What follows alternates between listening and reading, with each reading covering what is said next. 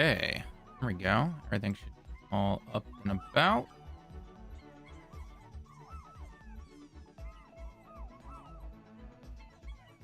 Over here on this end. Looks like everything's all good to go.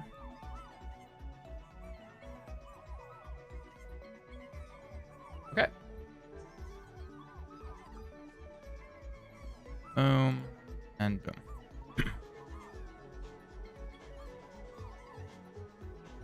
Awesome.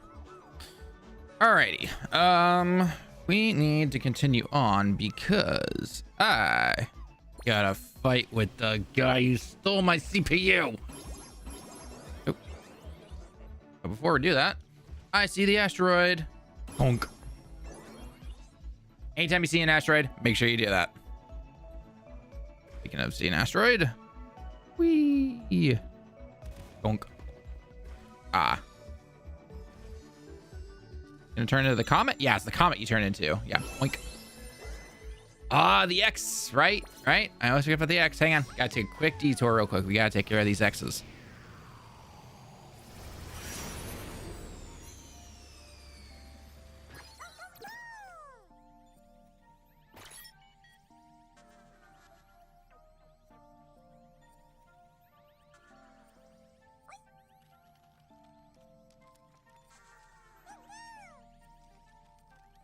There we go.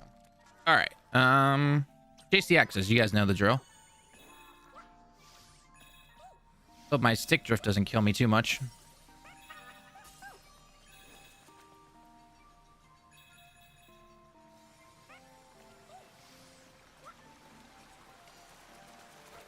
And these unlock the challenge levels, essentially is what these do. There's one for circle, X, triangle, and square. So, as you can see, right as we get back into the galaxy that we're going to be in, they spread across to 4 different areas. So, okay, hang on. Let me do something real quick. Hang on. So, a more hopeful Talon would have said yes. Hopefully, Sony learns from this. But I honestly don't think they will. When you have higher ups that have been doing this, not just in Sony, but in Activision and Microsoft and pretty much everyone except Nintendo, they've been doing this for the last 4 years, where you think this would be the thing that finally broke the camel's back and would make them understand, when in reality they don't. So will this teach Sony a lesson? Maybe, but part of me really doesn't think it will, just because of, again, learn from history, essentially. So, I don't know. I hope so. I really hope so, but I'm not really sure. But all I can say is, though, I am super glad that this particular game right here is doing extremely well. So,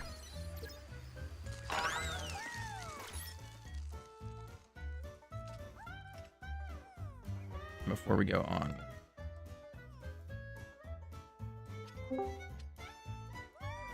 is that who I think it is? Hello. Yo, what up? Hey, I thought you died, man. I was worried. Nah, the old capture card decided to only put it at 1080, and I was just like, what the F, man? I should be able to just easily at 1440. So I'll be real with you. 99% of people are not going to see it at 1440. I know, but the thing is though, is that whenever I do all my recording stuff, that's at 1440. Okay, fair enough. That is why. Yeah, game of the year. It's up there for me. It truly is. It is definitely. It's either this or Rebirth, is what I have to say. Yeah, I mean, we'll have to see how Zelda does. I doubt Zelda's going to get that high of a score and be that critically loved. Yeah, but you never know. Maybe, I don't know. But other than that, yeah, I'd say Rebirth or Astro has it. Yeah, I want to say so too. And well deserved, because Astro is easily damn fine. It is absolutely an amazing game. So What am I doing? I forget how this works. I don't know. What are you doing? The new exotic mission in Destiny is part of the weekly quest. and I did it once the day it came out and haven't touched a game since. I don't think. So I'm like, how does this work? I just got lost in one of the like jumping puzzle sections for like 15 minutes. Oh, that's never fun. Yeah, it's just on me because I was like, I think there's something here that I remember this being really weird, and then I found it and I was like, oh yeah, I'm stupid. I mean, I've never platinumed a game in 36 hours, so I'm just gonna say that. So You know, I was shocked about that. I was like, damn, he just platinumed that game? What the F? yeah, Lethal did it too today. It's just good. Like I was like, I want to play it more, but I lent it to Chin so he can check it out. Hopefully he likes it. Oh, I think he'll like it. He really liked Astro's Playroom. Oh, okay then. Which yeah, is not normally. Well, I guess it is. Like, he likes platformers. I mean, he's normally like the Red Dead, Call of Duty, Battlefield kind of gamer. You know, like I like the serious games or FPS games. But yeah, he liked Mario Odyssey a lot. That's He good. likes I love Mario Sunshine. Odyssey too. So, and it's a good file size. How is this like 35 gigabytes when Mortal Kombat is pushing 170 after DLC? Because Mortal Kombat is one of those things. It's just like Concord. Like Concord should not have been as big as it was. How big was Concord? I was like 40 gigs, but there's like 12 maps and like 16 characters. That's not even. It should not be that size. Right. Oh, okay. I was like, what the hell am I supposed to do here? There we go. I don't know. What are you supposed to do? Oh, we got the light and invisible platforms. Are you live already? Yeah, I'm live right now. Oh, okay. Should I limit the profanity? I mean, I'd say for the first 5 minutes, and then you're good to go. Okay. What the heck? I already missed the bot. What the heck? Where was he? That's it. That was me, dude. I was like, where did I miss one? I'm like, I'm just like in the very beginning. I'm like, how did I miss a bot already? Yeah, this game is something special. Like, It is. please. It's just fun. That's the thing. Like anyone who says this game is not fun is like, dude, I think you need to like, you need to go reevaluate your childhood. Like you need a, you need to go sit down and just. Where the heck is that first bot that I missed? And I mean, when you start the game and the little Astro Bot song kicks on, oh my god. Dude, I really like the boss music. Yeah, the boss music is very good too. Where do I go? There you go. I think I'm supposed to do something with the chicken, but whatever. Yeah, I think I go here. Do this, right? I don't know if I need a Install light that. bulb, but yeah. This looks fun. Dude, it is super fun. It is, unless you die like I just did. This game is just. Oh, I know where you're at. Yeah. Fun. It is pure fun. Okay. Anyone who doesn't, I mean, again, is Astro Bot perfect for everybody? No. And, you know, there are gonna be some people who think, you know, like, oh, I would have preferred this. No, that's totally fine. But to say that this game is not just pure fun, it is just. God damn it, the fucking little. I can't believe after. Look, I played like 40 hours of Concord. I really liked Concord, right? But I can't believe after the absolute catastrophe that was Concord, they pulled their ass out of the fire immediately. Well, yeah, it's funny. Like, well, you know, honestly, is the funniest thing to me is that they released Astro Bot on the day that Concord goes offline. Yeah, they knew what they were doing. I still don't think they're gonna learn. I think they're still gonna try and do their live service push, unfortunately. Which, well, they're gonna do at least a few. Like they have to. I mean, like Fair Games has to come out. There's been so much like money put into that. It has to come out. You know. well, you could say the same thing about, I almost said Astro Bot, Concord, and unfortunately, Yep, and it came out, didn't it? it did. It definitely did come out. It technically And now they put did it out, come- and they refunded it so they can write it off on the taxes. Oh yeah, no, they're definitely gonna be. Smart move, by the way. Oh no, I mean it's typical business stuff. Everyone's been, anyone trying to do this live service push has done this. It's Yeah. nothing new. It's literally nothing new. What do I do? Oh, I put it right here. Oh, hey, it's the bird thing that tries to shock me. Ow. I thought I jumped. That guy went a lot faster than I thought he was going to. Okay, so I know where you are at now. What did you think of World 3, the ending? World 3 was... Ow. World 3 was the Uncharted one. Uncharted? Oh, yeah, that was a good one. I like that. I like that one a lot. That was like core PlayStation memory for me. I think God of War still beats it for me, though. Or is my favorite, is really good. Don't get me wrong, I really liked it. I mean, again, it's Astro Bot. Like, everything I've been playing is amazing. But yeah. I think something about the God of War music was just hitting all the nostalgia points for me. That I will say that was pretty good. Yeah. So that's I think why God of War has it for me. But again, Uncharted was still amazing. Plus, I just loved using the little gun and then reloading and everything. And plus, I love in these levels when you're running into the bot forms of all the main characters. Like when I ran into Sully and everything, and Elena, and I was just like, oh my god, trip down. Where you're on the course and then you shoot the guy and then the truck flips over like Uncharted 1. Oh yeah, I remember seeing that. Yeah, I remember when I played through Uncharted, the first one, I'm assuming. The first one, right? I had two 360s because when I was working at EA, right? I didn't get a console until quite a ways through that generation. I think it was 2008. So I was finally making money. I got everyone there played a 360. So I was like, okay, I got a 360. I had one die, and then I bought another one, and then I had another one die. And I was like, okay, yeah, two of them in a row. And I was like, I'm just not dealing with this anymore. And my friend Dan at the time was like, I know everybody likes 360, but the PS3's got some really great stuff. There's this game called Uncharted. I have it. You got to check it out. Wait, the 360? You mean the PlayStation? Oh, I'm sorry. He said everyone has a 360, but you should get a PS3 because it's got great stuff on it. That doesn't make any sense. My bad. I didn't iterate that well enough. But he was like, yeah, you gotta play this game. There's some really great games coming out on PlayStation. There's one called Uncharted. And he's like, oh, and there's some called Resistance. That was pretty good. But he's like, this game Uncharted, you gotta play it. And so he lent it to me, the first one, and I remember thinking using the controller to balance to go across the logs and just the gunplay being so smooth and stuff. I was just blown away. And I remember that scene, the truck scene in Uncharted, and going oh my god, I've never seen anything like this, a third-person action game. What is happening? Destiny 2 must not have a player base, and I must be suffering from latency because my character is just teleporting around.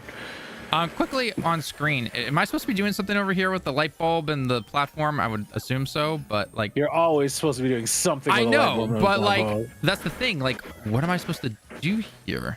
Go over to you jump across. Did you jump across? Oh, there.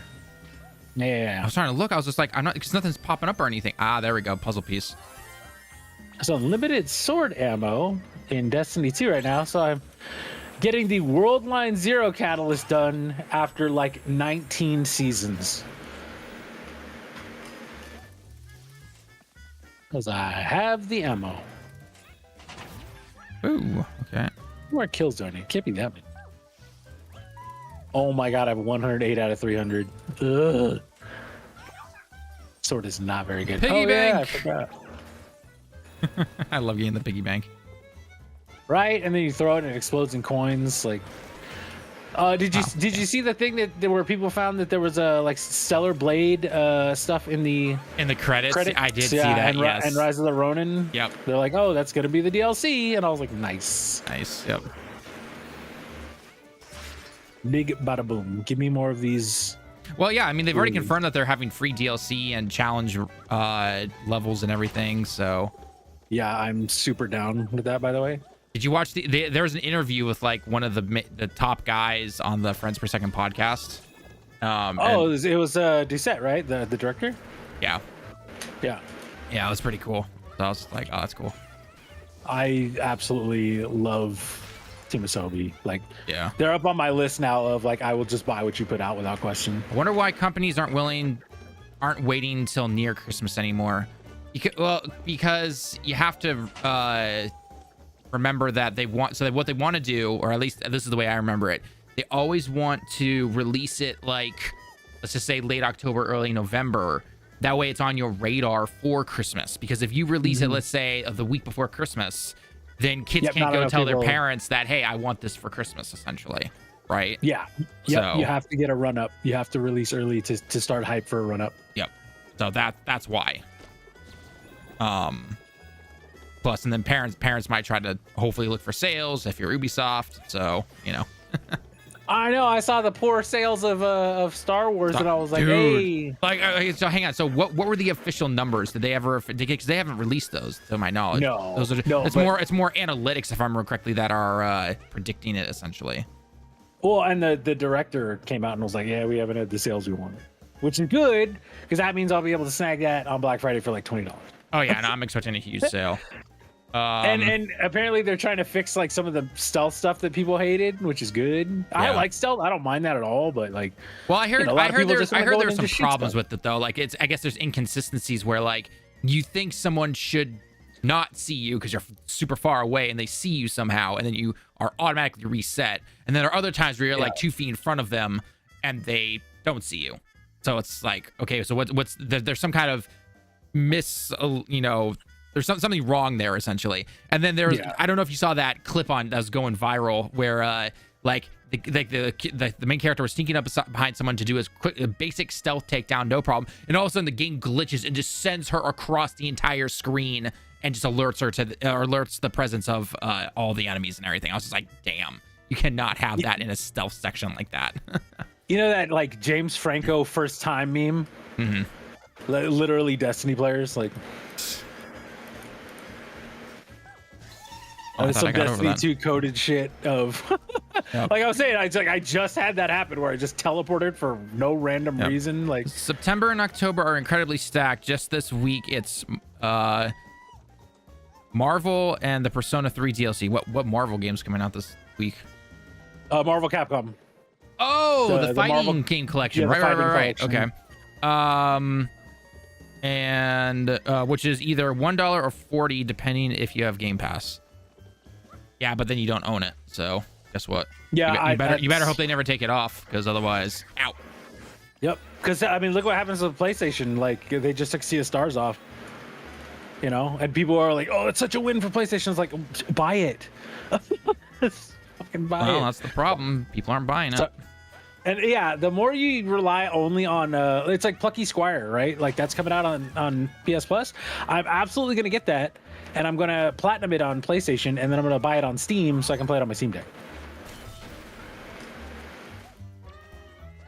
Because I want them to have my money. You and I have talked about this extensively for I feel like years almost, but I know it's only really been about a year, give or take, where the idea of these subscription services is great. You introduce the game to people who would never either hear of it or give it a second look, and then they try it out and then they go out and buy it to support it.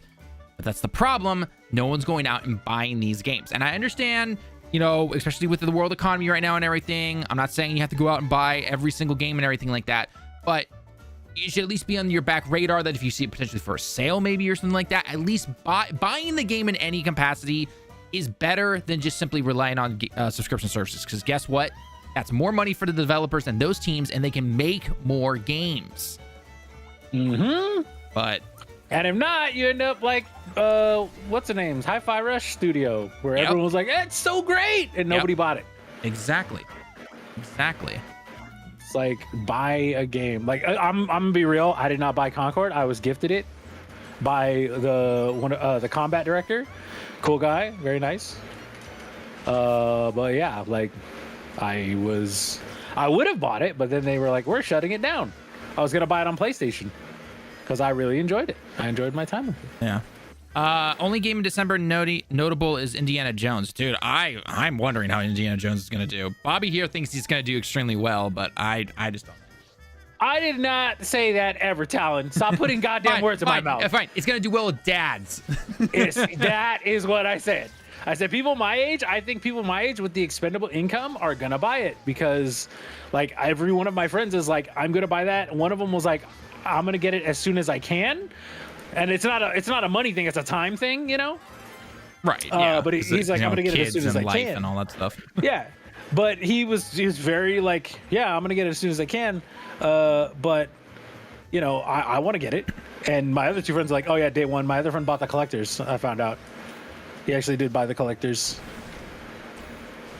Can I get both of these at the same time? No, I cannot. Okay. Is there any gothic dimensions in this game? I don't think so. I don't know. I haven't obviously beaten the game yet, so.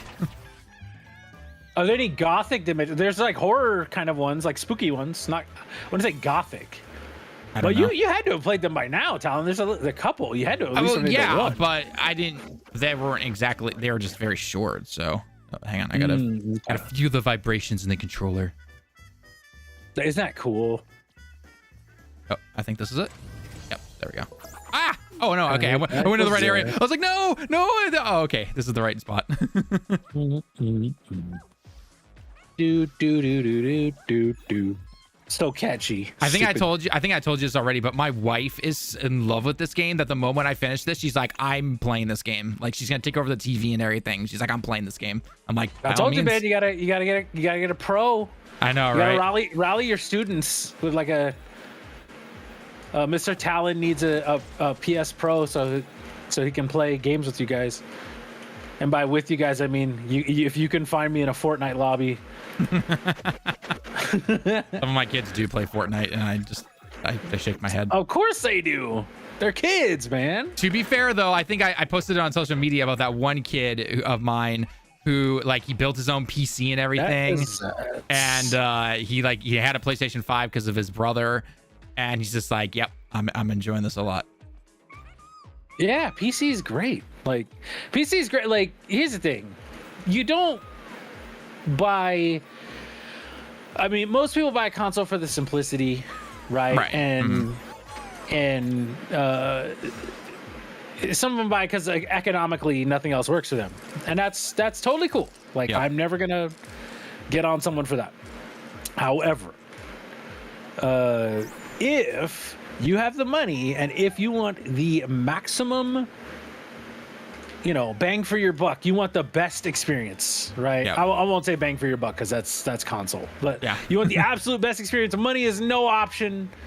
You're gonna get a PC because a PC is just like, right now I'm playing Destiny 2, 145 FPS. Computer's not even sweating because it's a computer. No, I mean, Destiny is an older game, but regardless, it doesn't matter. Like, yeah, I mean, but still, it's also a game that's really CPU intensive. That's right? true. Because it's always really weird seeing all the CPU like going up at the same where the GPU is. I'm like, how is it like this? Yeah, it's like what's it called, like a Space Marine, right now. Like, it's not doing so hot. I want to try that game out. That looks really fun. But I just that game is the PS Pro is necessary game. Like, so wait, how is it performing on PC and everything? PC, it's good. It's still a struggle. It's a game that it takes a lot of CPU, excuse me, because there's so many enemies on screen and stuff. Right, I've seen some of the clips and everything. Yeah, and so it sweats, and so, like, obviously, apparently they really optimize it, and this is one of the few times where the Series X has actually just crushing PlayStation in terms of performance.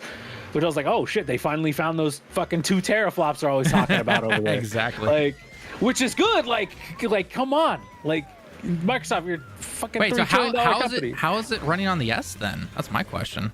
I didn't. Why I watched the Digital Foundry because I was just interested in, like, oh, how's it going on the Series X and on the Play? Because I would never buy a fucking Series S, unless I was looking for like a cheap emulation station. But again, Steam Deck exists and I have it, so yeah.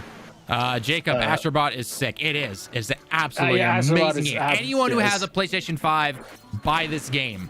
Okay, ignore all of the stupid stuff, and we're gonna talk about this later. Or ignore all the stupid comments about how short of a game it is, or all this stuff. Just stop listening to those people. Stay off of social media. Go play this game. It is. If you want a platformer that's longer than like at most 15 hours, there's something fucking wrong with you. Like I'm serious. Like I've never heard of anybody go, you know, that platformer really needs to be like 120 hours. Otherwise, it's just not worth it, dude. Yeah. Like, it's Cashier a at platformer. Target Like, tried to talk me out of buying this and buying something for Series X. oof. What? What? You ran into a console warrior at Target? Oh God. Sad. They're evolving, Talon. They're hiding in plain sight now. Yep. I can't. Look, I mean, buy whatever you want, but fine, they should not.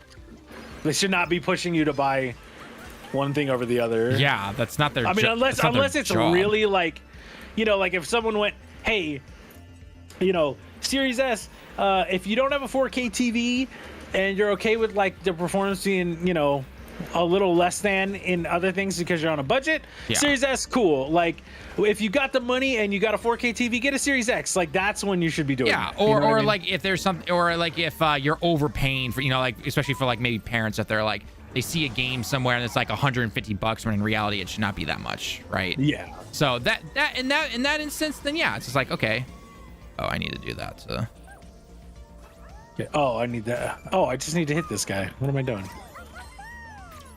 you know what's actually really weird is I don't even like like I'd say a good chunk of these cameo bots I like actually don't know some of them. I'm just like, wait, who the F is that? I would say there's a couple I wasn't sure of at first, and then, but like I grew up like PlayStation coded. Like we got a PlayStation as soon as it came out. You know what I mean? Back in the day, so I never had a PlayStation 1 because I was kind of, you know, a baby. I'm kind of like 4. You know? Yep.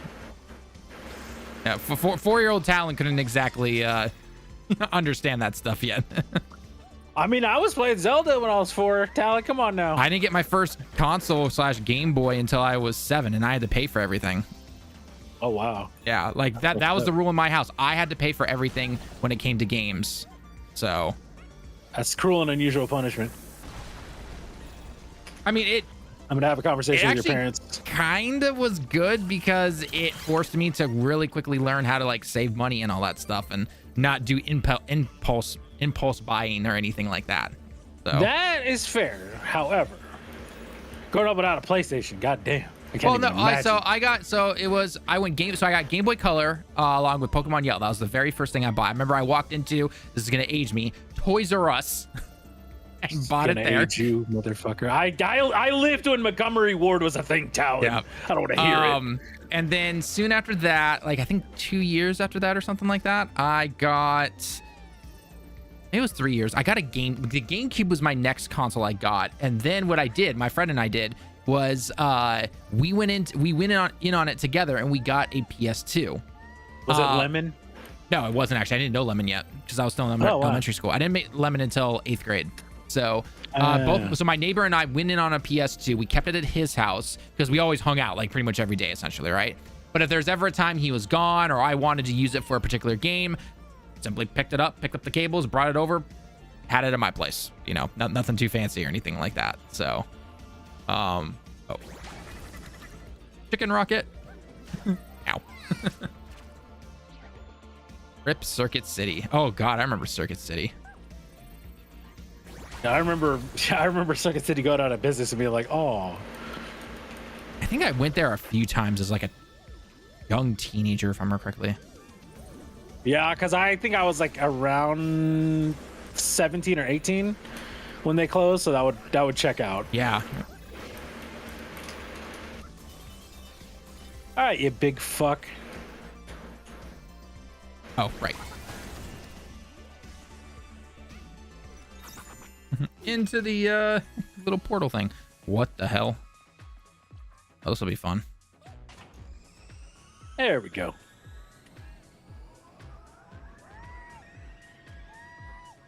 This is a really weird level, but okay.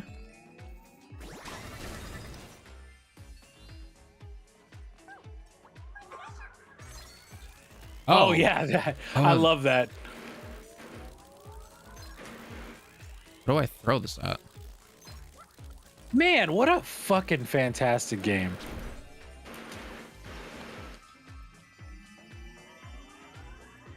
know if I need another one, but I'm gonna grab more. Oh shit. I wish they utilized this magnet power a little bit more so far in the game. That's about the only thing I think I quote unquote have a problem with when it comes to this game.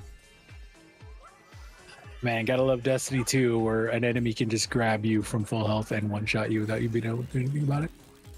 You're playing the exotic quest. I am. It's a long mission when you're doing it by yourself. And I'm at a part where it's got one of those, like, what are they called? Dementors or whatever. Oh, that thing. Yeah, the guys with the scythe who, like, nullify all your shit. Dude, what am I missing here? I feel like I'm doing something wrong.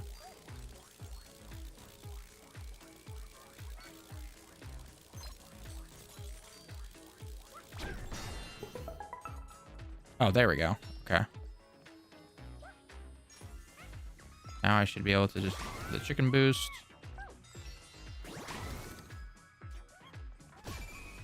I like how Astro's like solution to getting everything and fixing everything is just kicking it. Yep.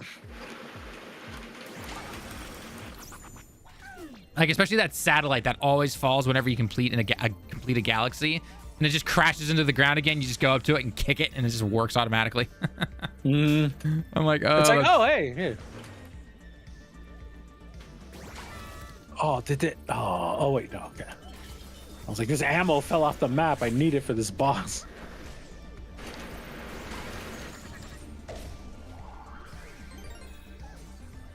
All right, what am I missing? Oh, I still haven't found it. I hate it when you're going through a level and you get like 5 bots out of 7 and you still haven't gotten a single puzzle piece yet. You're just like, oh god damn it, where did I miss it? Where did I freaking miss it?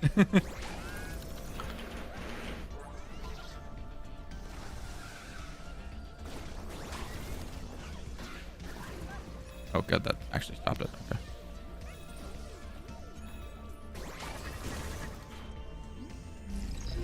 There we go.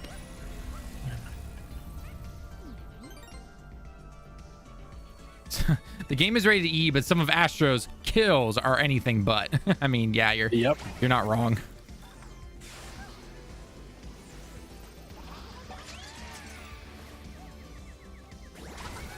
There we go. I will say the thing that has been cracking me up is the amount of people going, Herman Hulst needs to be removed because of Concord. It's like, he didn't have anything to do with Concord though. Like that was all Jim Ryan. Like, now to be fair, he did play it and say, hey, this is a fantastic game. And I like, some people liked it. I loved Concord. I really did. Like I would have kept just playing that game. Well, even if let's just say for example you didn't though, I think some people forget. Do you really think the head of a company is gonna come out and just blatantly say this game sucks ass? Yes, Herman Hulst, like next SIE like blog post was like, we interviewed Herman Hulst, and he's just like, guys, I knew that Concord was ass that whole time. So people love to bring that up, that he loves that game. I'm gonna go. Okay, let's play devil's advocate. I mean, again, not trying to do any console worship, but again, they're showing that there's the same. Phil Spencer was like, we are shocked at what was it? I can't even think of that trash game now. Redfall, yeah. Redfall. He said, oh, our internal reviews were saying Redfall was going to be much higher and everything. I'm like, what are your internal reviews? Like minimum 10 points higher? Yeah. I was just like, yeah. And again, it just comes back to that whole thing. Do you really think the heads of X company are going to come out and say, this is a pile of garbage? No. No, they're not going to. I mean, like, okay, let's say this, for example. Let's say you are the head of a company. It could be anything. It could be a coffee product. It could be food. It could be, again, electronics. It could be literally anything. Are you seriously going to come out and say flat out, this sucks? No, you're going to do one of two things. You're going to try and sell it if possible, or if you truly do miss the mark, for example, like Concord after its release, you're going to come out and say, look, this didn't go the way we thought it was. Refunds, take it offline, do whatever, bring the product back, whatever the case is. That's what you're going to do. You're just going to come out and say it's absolute garbage because guess what? All your investors and everything are going to look at you and go, are you feeling okay? And then they're gonna fire her ass. Essentially, that's what's gonna happen. Yeah, that's actually why Phil Spencer wasn't fired, because Xbox is such a small part of Microsoft, and none of the shareholders pay attention to that section, which is good. Now they do. Now they do. No, they do. The shareholders don't. The CEO does, because Of Activision. now his bonus is tied to it. But like, yeah, the shareholders still don't give a shit. So I just never understood that. So and again, I know it's mostly online stuff and all that. So it's just like, yeah, right. it's weird Twitter stuff. It like, is. Real talk, like Concord failed. People are like, okay, whatever. Like, who cares? Yeah, it's gone. Nobody cares. And it's like that's fine. Like, I'm always gonna remember. I had a fucking fun time in that game personally. But I enjoyed people didn't what like it. Was, but it definitely there was some stuff I think that needed to be improved, I would say. But anyone who was saying like the gameplay's way too slow, it's like, that is personal preference regardless of who you talk to. I prefer slower, time to kill or movement system and everything. Whereas people, if you want your twitchy, typical stuff, then it's like, yeah, okay, fine, go play those games that do that already. Like, yeah, this isn't for you. So I am dad in every way but having kids, you know what I mean? So like I loved it. It was very old school. It felt like Halo, like early Destiny, where it's very slow, methodical gameplay. And I was great with that, personally. Yeah, frog rockets.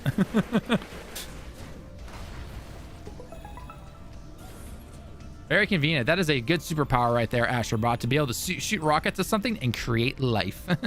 AKA platforms for me to jump on.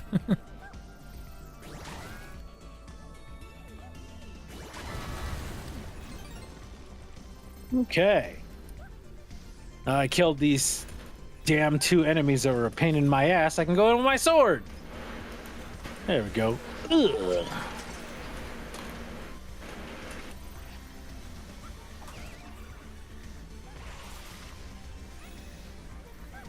Yeah, Astro's very special, I think. It is. It is a very special game.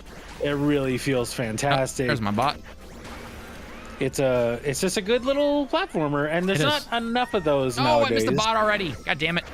But you know, I say that, and it could be worse. There could be just a bunch of shitty ones, which is probably what's going to happen. With Astro doing so well, there's probably going to be a ton of the PlayStation studios now going like, we'll make a platformer, and like half of them are going to be dog shit. Did you see that? What was it? The Days Gone guy or whatever? Did you hear about that? You see that on Twitter or whatever that game was? That guy. That game sucks. Like, sorry, my guy. Yeah, that game it's funny sucks. that a lot of people are like, it sold super well. That's because it was on sale like every other Tuesday. Yeah, like, I see it on sale on Steam for like $4 like every 2 weeks. Yeah. Because no one wants it. Yep. Sorry. I hate to fucking break it to you.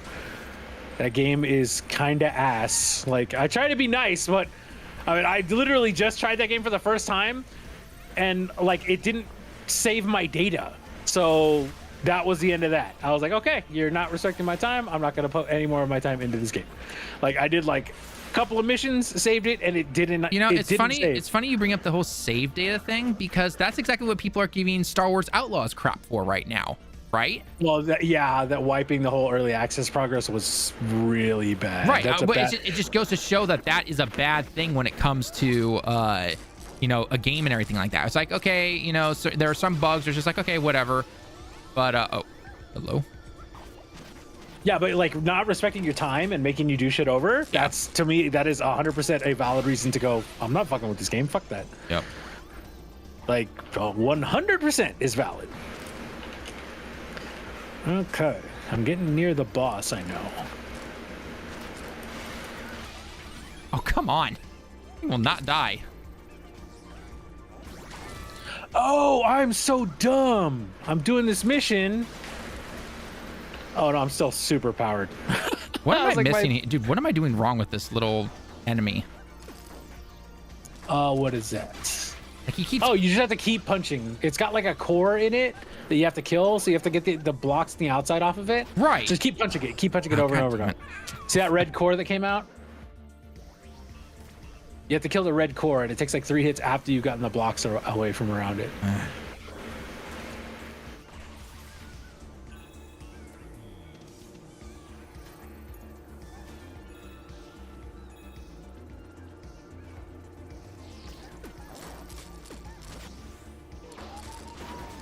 There we go. Finally. Yeah, those are a pain, and Yeah. they're in a lot of the special stages too, which it's like, ugh. Oh, lovely. These guys. Oh god damn it! What the? That kills me? Seriously? Okay, game.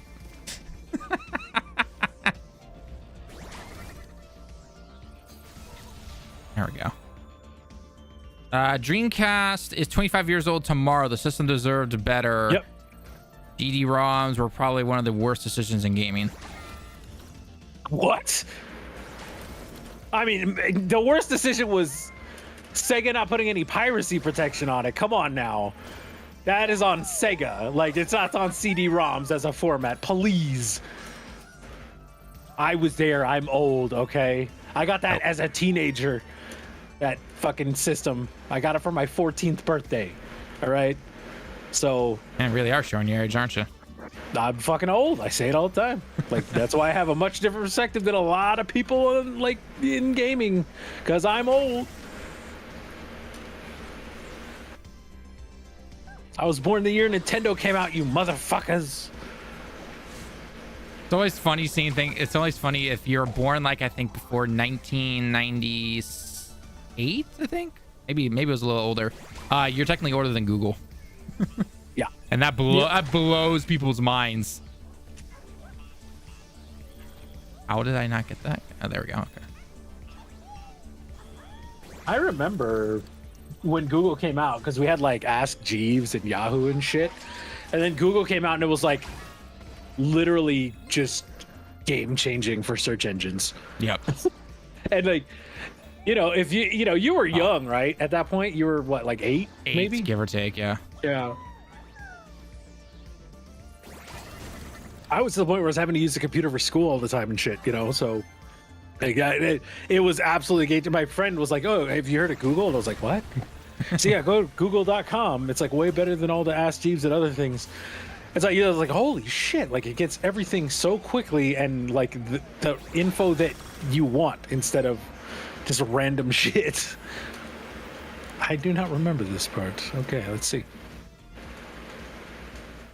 Skies of Arcadia, if I'm pronouncing that correctly, needs a reprint. Guides of Arcadia? Fucker. Not a fan of the dynamite enemies. The dynamite enemies? Yeah. Oh, the little, yeah, those guys, yeah. You just rock it up when they surround you. That's what I did.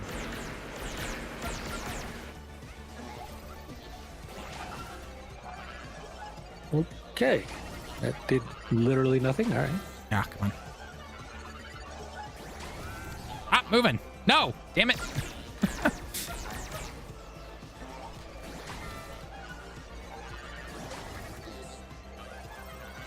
Oh, okay. That was easy. Come on. All right. I know this is the last boss. There we go. F you, buddy. It's kind of insane how good Whisper of the Worm is this season, since they added the sniper thing. I think we did that for boss DPS against the Witness. It's good. It's like disgustingly good. Oh.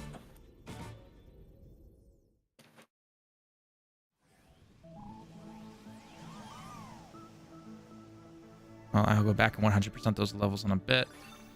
I want to complete this. Aw, that's cute. The boss needs 200 bots for me to be able to unlock it. Yeah, I've already got 255, so... God damn it, this fucking stick drift. Oof. I'll tell you, I will say that's the best thing out of my custom controller is the Hall effects. Like, like if my Astro Bot and my Spider-Man break, like that, I know that controller got me.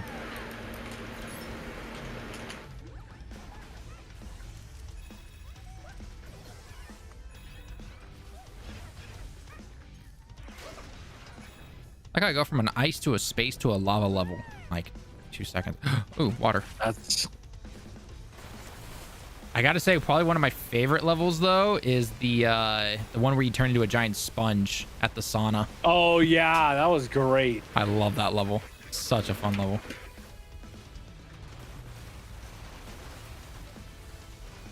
Thank you.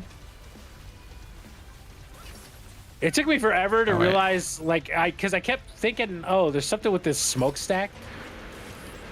And it took me forever to realize, like, you have to actually get on top of it and go inside. Oh, yeah, yeah. All right, is there any bots I need to, like... Oh. Okay. Give me a straight path.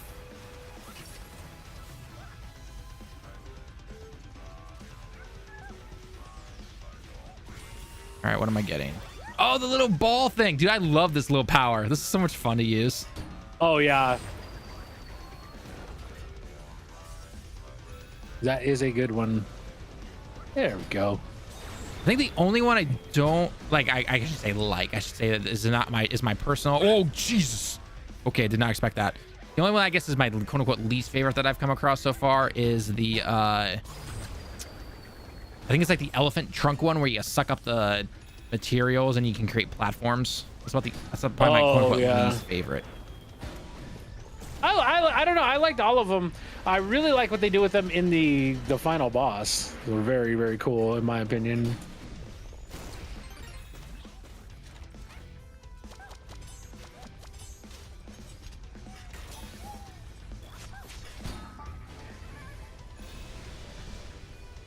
Right. Okay, so let's grab this.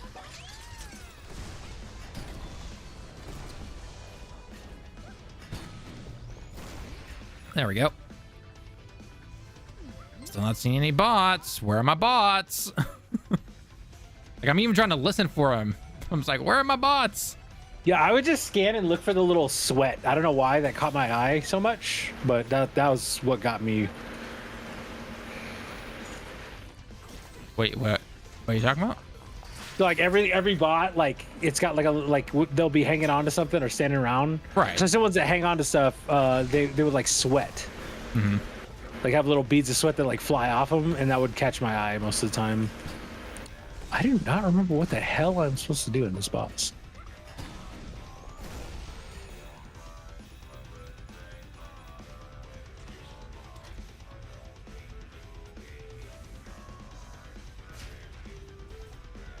Alligators always give me Is it over there first?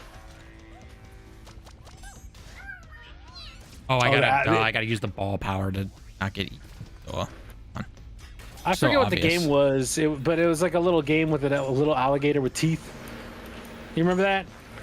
Oh yeah, in the vaguely 90s? I do. Yeah. Yeah, that's what it reminds me of. Forget what it was called, but it's exactly what that reminds me God of. damn it, spikes went up a lot faster. How long is the game? I think got it's the like, platinum in 14 hours. Yep. So But it is like one of the best extremely polished games I've ever played. It's just super fun. So if you're gonna judge a game solely based on its quote unquote length, then I think you're missing the point. But you know, that is such a weird thing. IMO. yeah. Like I get it to some extent in terms of like, you know, is the game, you know, like only 2 hours long and it costs you $70? Like I kind of get that, but Yeah.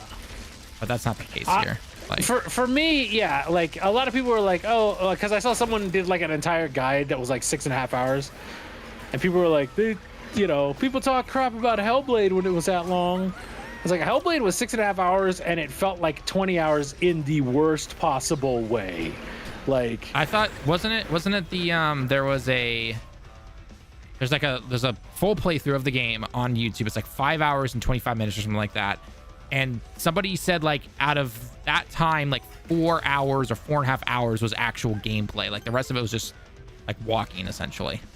Oh, I would say even more than that is just not just like bloated stuff to show off the visuals. Don't get me wrong, that game is one of, if not. Are you kidding me?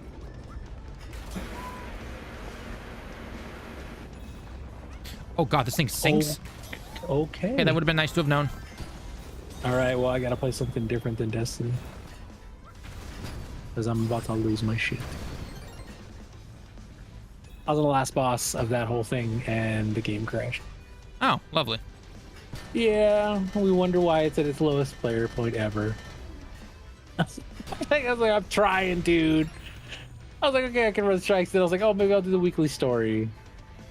I'll find someone who still plays the game. I don't think people do, but I looked at my friends list just a minute ago. No one, not a single, not my. Oh, barely anyone I know on my friends list plays right now. Yeah, including me, because I'm playing Astro Bot. So. Yeah, well, even then, like right now, like I was playing Concord over Destiny. You know, like, I used to love Destiny TV.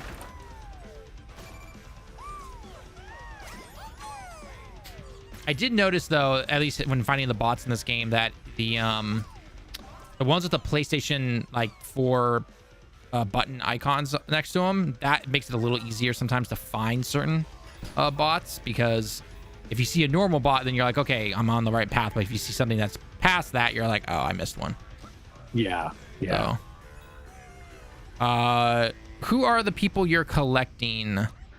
They're cameos and they're bot cameos of pretty much every PlayStation game in existence. Although funny enough, Final Fantasy is not part of it, which just weird. Is it like Astro's Playroom where you collect artifacts and go through the different worlds? Yes. It's a collectathon platformer like Mario. So, if you have a PlayStation 5, everyone has Playroom available. It is. That's my stick drift just killing me right now. You have another controller? So, unfortunately, I don't know. Astro's Playroom. This is free to everyone who has a PlayStation 5. You can download it even if you deleted it and everything. Go try it out. Super fun. And then Astro Bot is the game that we're currently playing right now. So, yeah, Astro Bot is very, very fun. It is. It is an extremely fun game. Near the last boss, not gonna lie, teared up a little bit. It's just such a great tribute to PlayStation that happens. I've been playing PlayStation for 30 years. Not 30, it came to US in 96, but we had one as soon as it came out. Which is, that was the one thing, we didn't have a ton of money, but my stepdad would always be like, okay, I know the kids like video games, so I'm gonna make sure we have the game systems. We wouldn't always have a ton of games, but we'd always have a system, you know what I mean? Right. We also had Sega Channel, which if anyone remembers that shit, that was the original Xbox Game Pass. And guess what? Sega went out of business after putting that shit out too. Because it doesn't work. Oh, this is where I have to use the controller to whole thing. What? I stayed in the ball. What? Oh, I guess the ball can't go in the lava. Got it. Okay. Well, I'll tell you right now, Talon, if you're limited on money, your best bet is gonna actually, believe it or not, be to get one of those stupid DualSense Edge, so you can just replace the sticks instead of replacing an entire controller. Funny, this is the first time I've ever had to. I'm gonna have to replace a controller. Out of my 20+ years of gaming, I've never had stick drift until now. This is the first time. Oh no, it's the last 2 gens. The people who make the sticks are just shit. They suck. Mason, you got a PlayStation this summer and only have a couple games. A PlayStation 5? Is this your first PlayStation? I'm curious. Yeah, I'm curious too. What games do you have? What kind of games are you into technically? All that stuff. I want to know. I feel like 3D platformer is core gamer now. Yep. Thank you, Mario. At least I'm getting the bots. So, all right, vacuum. Bonk. Bonk. I love doing that. It's your first PlayStation. It's PlayStation 5, I assume. No disrespect if you got a 4, because tons of people still use the 4. You're holding back gaming. I'm joking. Nah, I just played Spider-Man 2 and Black Myth Wukong. Ooh, very nice. I know Talon's been cracked on the Black Myth Wukong. Dude, I love Black Myth Wukong. I'd still be playing it right now. I will buy that game. Astro Bot literally is the reason I'm not playing that right now. That tells you how good Astro is, because Talon's been all over Wukong for 2 weeks. Yep. Oh man, Astro, like I've never platinumed a game in 36 hours in my life. I literally Friday I played it a bunch. I was helping my mom out because she's having issues with her back. And then ended up got all the puzzle pieces. All right, and we got one more bot. Let's do this. ended up playing just all day yesterday. Okay, where is the bot? Where is the bot? Where is the bot? Oh, hey. Oh, you'll find it. Yeah, you gotta go a little further. Yep, I found Oh, it. it's yeah. Oh, you found it. Okay. Yep. Yeah. I missed that one on my first run, and I was like, oh, you said to play the whole, just that one too. I found everything else except for that one, and I was like, it has to be on that ship. Like, Yep. the little bots are so cute. Platinum Spider-Man and Astro's Playroom though, nice. Very nice. Yeah, Astro Bot's definitely worth it. I will say platinums are like the one thing that like Xbox needs to find their equivalent of. Because like it's like cool to go like I got 1,000 gamer score, cool. Like that's not as cool as going like I platinumed the game. You know, just saying it feels better. Say I platinumed the game.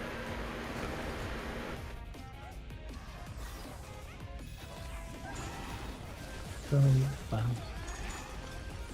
That stupid song has been stuck in my head. No, seriously, that got me. Okay, fine. Yeah, this boss is weird.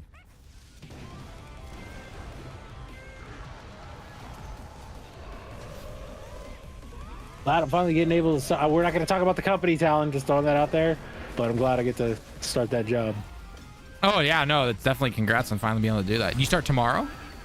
No, like next week. Oh, okay, that's still good. If it was tomorrow, I'd be like, no, I'm not hopping on this late. Sorry. Like I need to take melatonin and magnesium and sleep for 12 hours. No, God, stupid pumpkin peanut, whatever thing you shoot at me.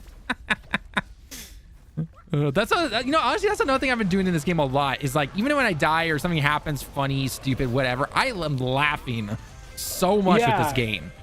I will say that even the sections, like the challenge levels, right? There's the challenge levels. Should I get God of War Ragnarok or Astro? Do you like 3D platformers or do you like action games more? That's the question. Because Ragnarok is fantastic action game. It's very long. So if game length is a thing that you like, it is. What would you say, like 30 hours ish? God of War. Yeah, for the story, it's like 25, 30. Story, I'd say is 20, 30. Yeah. Plus, you can probably find it on sale right now. Especially with the PC version coming out like in a couple weeks. Astro, if you like platformers though, Astro is just fucking fun. It is. Like it is. I platinumed it and I'm like, I lent it to my brother and I'm still like, I want to get back on it and just 100% another file. Yeah, because there's 3 save files. Like my wife is gonna be taking the TV and the PlayStation 5 after this. She's just like, I'm playing this game. You can't stop me. Talon's relegated to his Switch library, which is basically just Destiny 2 and probably like free to play. Games every few months or so. So like when a game lasts. Yeah. God of War will last you. God of War will last you. God of War will last you longer for a single playthrough. In my opinion, I think Astro is more replayable for most people. Yeah. So yeah, you have to weigh it that way. Like, yeah. Me personally, if I would recommend Astro if you are just like a core gamer. If you really like cinematic, big, huge action games, then go God of War. Although, hang on, we got to ask though, has he played? He hasn't played 2018. Though. Oh yeah, did you play 2018? Because if you didn't, yeah. So actually, here's what you can do. So you can actually save yourself a bit of money as well, and you get some awesome experiences.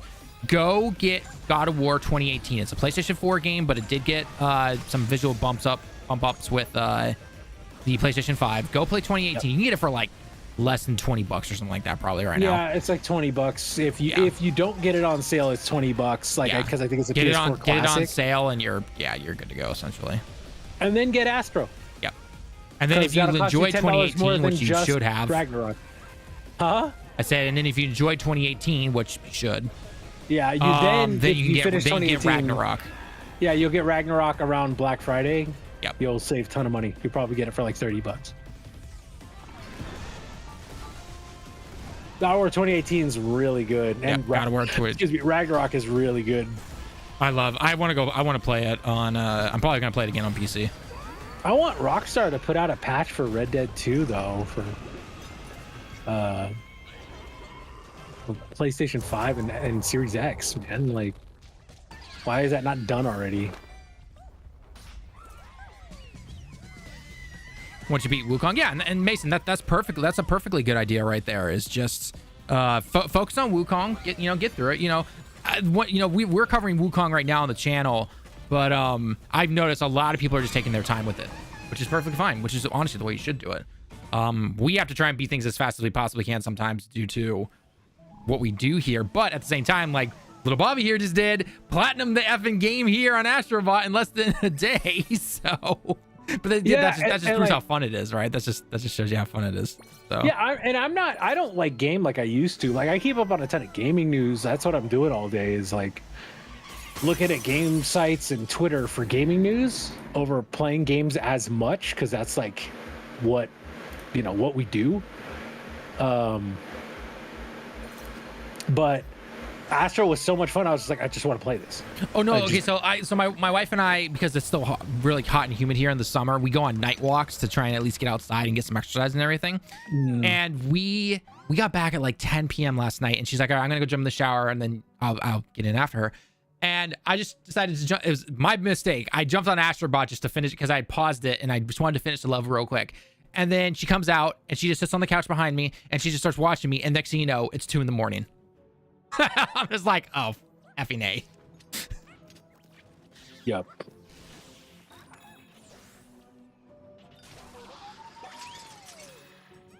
All right, so who's the boss here? Oh, birdies.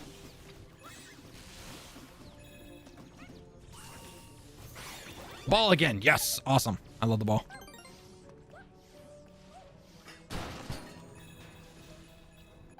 Yeah, it looks like he did confirm there is the free DLC challenge and speedrun levels, which I love the challenge levels. Yep, I do too. I haven't done many of them yet. We're gonna be doing that after we beat the final boss here. And there's gonna be a couple that. Really Astro Bot drains the controller's battery so fast. It does. It does because it uses the haptics so much. It does. If you are any level of tech savvy, like can you use a screwdriver? There is on Amazon, there are batteries for the PlayStation controller, the PS5 controller, that make your battery life crazy long. I will say on my custom controller, because the what's it called drains the battery? The back paddles. Oh yeah. Those drain the battery, and when I played Astro Bot, it only lasted like 4 hours. And I was like, oh my God. Because it already lasts. Fighting on top of a bird. It already lasts like 8 or 9 hours, right? Which versus a normal DualSense will last like with Astro Bot like 3 to 4. Right? Yep. So having that extra back paddle made the battery drain basically the same as a normal DualSense. My other one, like my Spider-Man controller, like I got the Spider-Man 2 controller, put the battery in that still lasted like 10 or 11 hours when normally it lasts like 15. But yeah, I would recommend anyone who's got the capability to do so. It's really not hard. Get those batteries from Amazon for your DualSense. You will like just love it because it saves so much time. And like me, I have 2 DualSense controllers and I'm never without a controller because of the batteries anymore. No, it pushed me off. Damn it. I still have to get out of the way. Okay. Yeah, you got 3 lives, you're fine. Believe in you, Tal. The only boss I lost to was the chameleon. But it wasn't even the boss itself. It was the can I not get over there? Oh, there we go. Boink. Was it the little guys? It was when you had to do the shuriken things, or you had to freeze the shurikens. Yeah, those are so fun. Yeah. This game's so fun. It's just fun. Like that. It's one of those things of like games. Like everyone expects every game to be just like this big epic, like Last of Us, God of War thing now, and it's like it doesn't need to do that. Like some games do. Like you want those. Like I want those. I want the Red Dead 2s. I want the God of War Ragnaroks, the Last of Us and Last of Us Part 2s. I want those. But I also want like Astro Bot. Like just give me something stupid and short and fun is yeah, just you could turn the haptics to low, I think. I have it on low. I personally have it on. No, God damn it. Birds. Throwing birds. You can turn the haptics to low. That's what I have them at. And you'll be fine. I don't know that you can turn them off. You can turn you up the can microphone. technically, yes, but there are some levels you need them. So yeah, like the little like finding the thing on the wall. Yeah, you need that. What I didn't understand what that was forever. Like I was like, what am I supposed to do? Yep. It took me forever to figure out what exactly they were asking me to do. And I was like, oh. And then once I figured it out, I was like, oh my god. Like. There we go. I own so many games that I gave mid-ass reviews to now because of stupid Humble Bundle. So that minigun thing, it's really loud. Oh god damn it! I should not be reading chat while trying to fight a boss. That minigun, to my knowledge, is actually not in this game.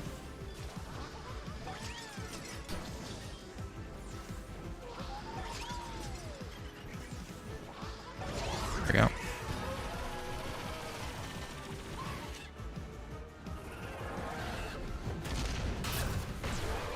Go.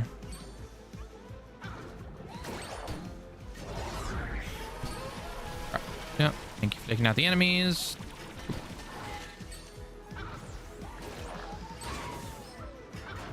There we go. Yeah, if you're looking for a game, like, if you're looking for a game that's gonna last you, ask Talon about Rebirth. Oh, Rebirth, I 100% recommend.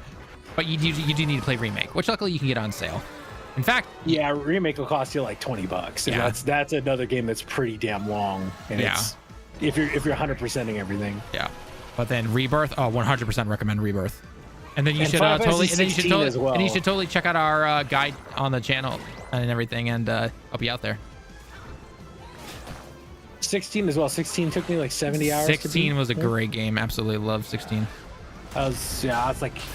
Part of me's like, I'm gonna have money. Do I want to buy that on PC and play it in ultra wide? Kind of do, but am I going to? I don't know.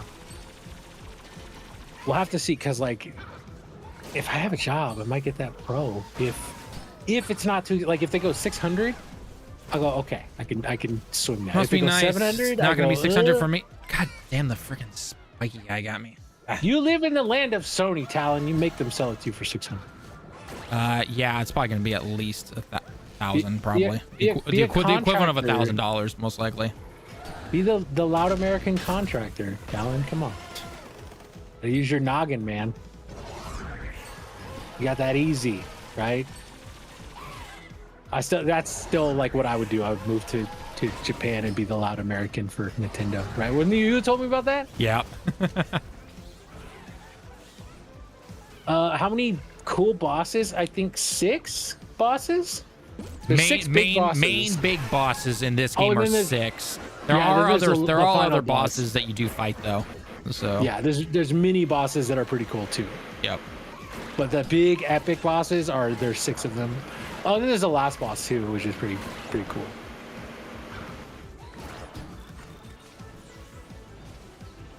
Oh, what the? I fell off myself. God damn it. It's cracking me up. The Xbox fanboy reaction to Astro Bot. Why? What are they saying? Oh, they are upset. Yeah, they're hurt. Oh, because they don't get like Crash Bandicoot or anything. No, it's like they're like, oh, it's 6 hours. It's like, what's not? First of all, it's not. Like, if you know where everything is and you're doing a new playthrough, you could probably get through it in 6 hours. Which I think the playthrough that came out was someone who probably had a review copy, found everything, and then memorized it and made the full playthrough guide in like 6.5 hours. Right, exactly. That's 2 games that need to be, and both are super fun. Yeah. Yeah, and just remember, one of the big things, like, you know, we have to play new games to be able to talk about them because that's what we do. Right. Here, right. So, like, yeah, we're gonna buy Astro Bot day 1, Wukong day 1, right? I will say, even if I wasn't doing this, I would buy Astro Bot day 1. I would have bought it day 1. Yeah, I would have bought it anyway because, I mean, you know, we're not really doing guides or any like big content on it, but it's still fun to something play we can and talk stream and about. Yeah, and really talk about the reception of it and how people are just loving it. But But yeah, like it's just wild to me how people are just angry about this game. There's Nintendo fanboys that are angry too. They're like, it's just ripping off Mario. I see some of the Nintendo fan. I'm like, why would you guys be mad about this? That's more platformers. Like, yeah, and it's a good platformer. Yes, every platformer is ripping off Mario. Let's be real. Like, let's be real. Every platformer is ripping off Mario. You want to be really, really real? Every game technically has ripped off something from the past in some form or fashion. Get over it.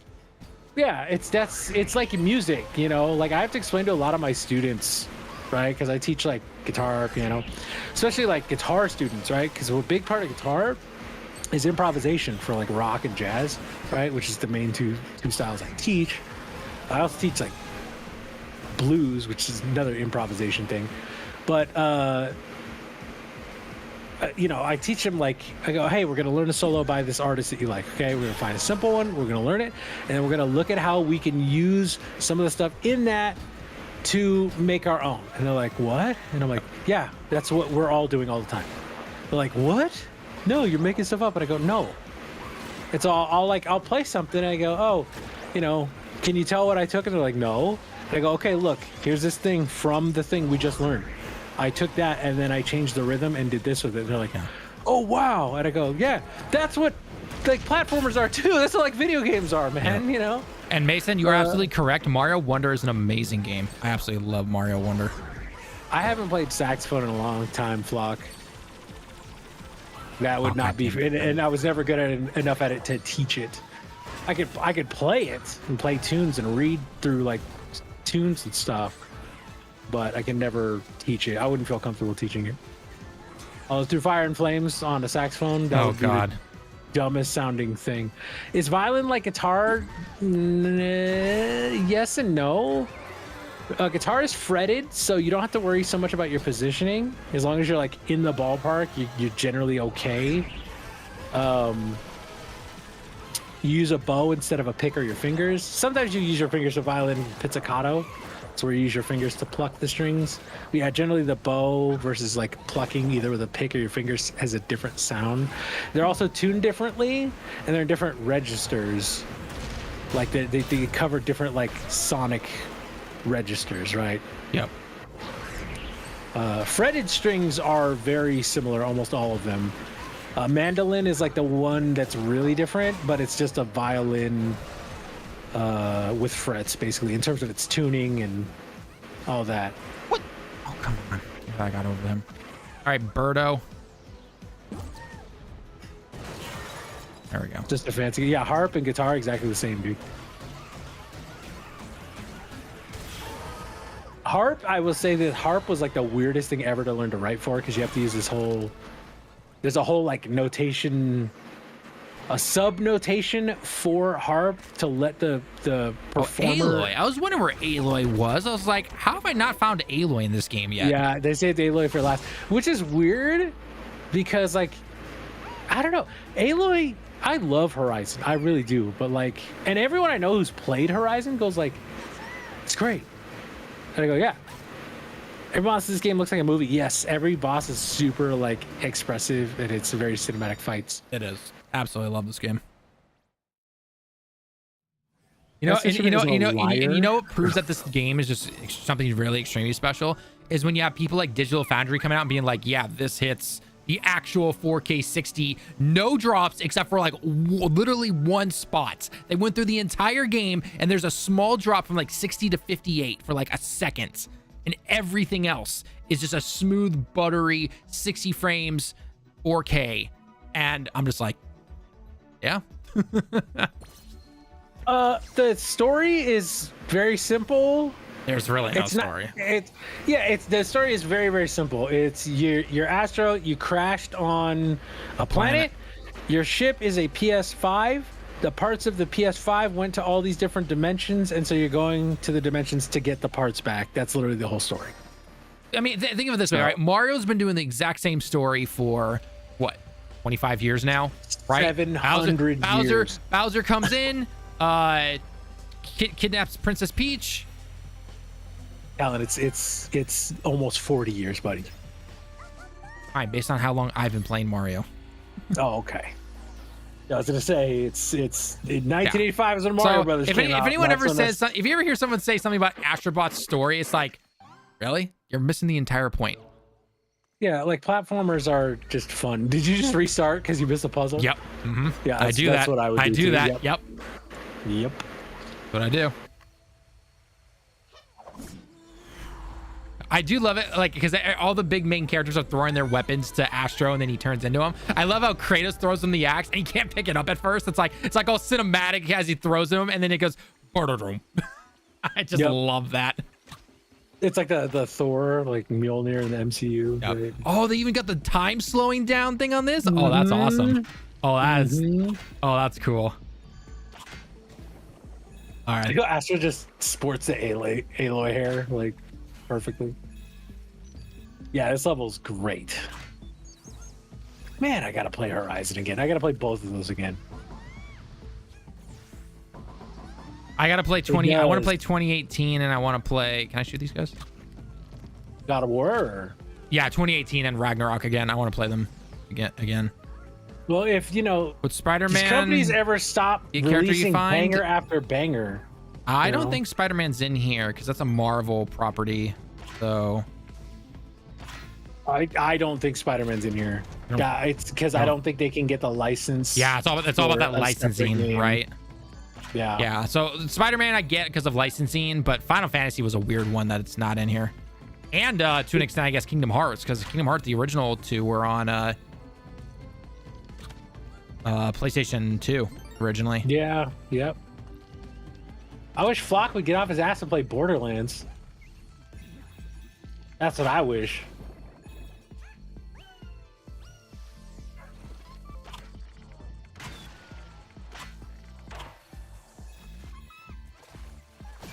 And first character is the axe dude or the big hammer dude. Yeah. I don't remember his name. Yeah.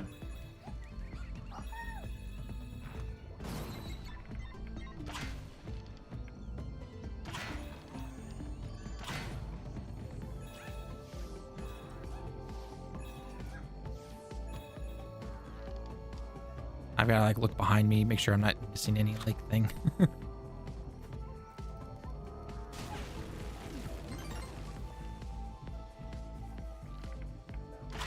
I like how they recreated the enemies. The movie, and you didn't play the game. Oh my god, I'm done. Wait, what happened? I can't see the chat right now. Tell me what he said. Flock said the reason I haven't played, or I haven't played Borderlands, but I saw the movie. Surely it's the same thing. Oh god, Flock, I want to slap you across the face right now. This guy plays Destiny. He's never. I swear he's doing this just to get a reaction out of us. I swear this is the only reason he's doing it. One boss in Wukong Chapter 1 is next to water and tree, and it's pretty much on 30 frames the whole fight. Yeah, the water boss is if you're playing on PlayStation 5, yeah, it's clear there's a lot of issues when it comes to the. Okay, that's pretty funny. I'm not gonna lie. I'm playing in Horizon, which is supposed to be this futuristic yet apocalyptic, Stone Age type of world. I shoot a switch and it throws out the PS1 controller cable for me to jump across. That's just something special right there. It does that in other levels too. It's just, I know. It's just something you don't notice it. Yeah, you don't really notice it out like that. Yeah. 100% only do it for access. Play Borderlands. For the love of God, please. Borderlands is such you can skip Borderlands 1 if you want to, but at least play 2. At least play 2. Play Borderlands 2. Like, you don't have to play Borderlands 1, play Borderlands 2. Yeah, you need to play Borderlands 2. One helps kind of establish the world, but the story is not critical. The Borderlands 1 story is very, like, it's passable. Kind of whatever. Yeah.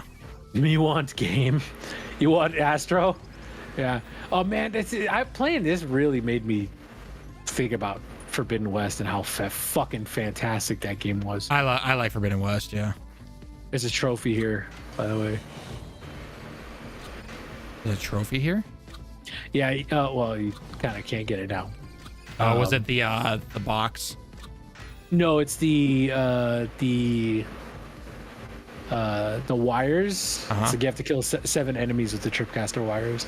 But they don't even come through. So how am I supposed to kill them? You have to bait them You have to get on the side, bait them, and then jump over. Oh, like that? I'm delayed, so I'll tell you. Oh, I just got 4 of them, but unfortunately, yeah, it's not 7. So, all yeah, right. if you die, you can restart. It counts 7 all. Oh, well, let's do that then. I have a lot of time to game anymore, but also the game isn't 60 FPS. I'm good. Yeah, exactly that right there. Yep. Yep. You just gotta aggro them. Get your eye surgery. What are you having eye surgery? There's a puzzle piece near you, Talon, on that left where that rock you were standing on, by the way. There we go. Huh? On the left down here? No, you know where you're on the cliff, you're standing on the rock and kind of looking around, and then you saw that box that was above. Oh, yeah. Uh-huh. Yeah, go back to that rock. There is a puzzle piece over there.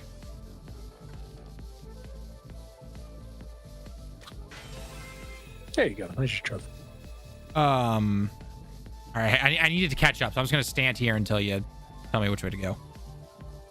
Oh, are you at the rock? I'm still in the same area with the tripwires. So you're saying that there's a puzzle piece around here. So yeah, so where the tripwires are, right? Uh-huh. On the left, there was that little area Right. that had a rock on it that you stood on. Go Yes. over there and stand on that rock again. Okay. And then you'll look out over the cliff. Oh, and there's gonna be whoa. like a thing way in the distance. Yeah. Jeez, yeah. That Holy. took me forever to find. How the what the? That's all. I'm just gonna tell him because that one sucks.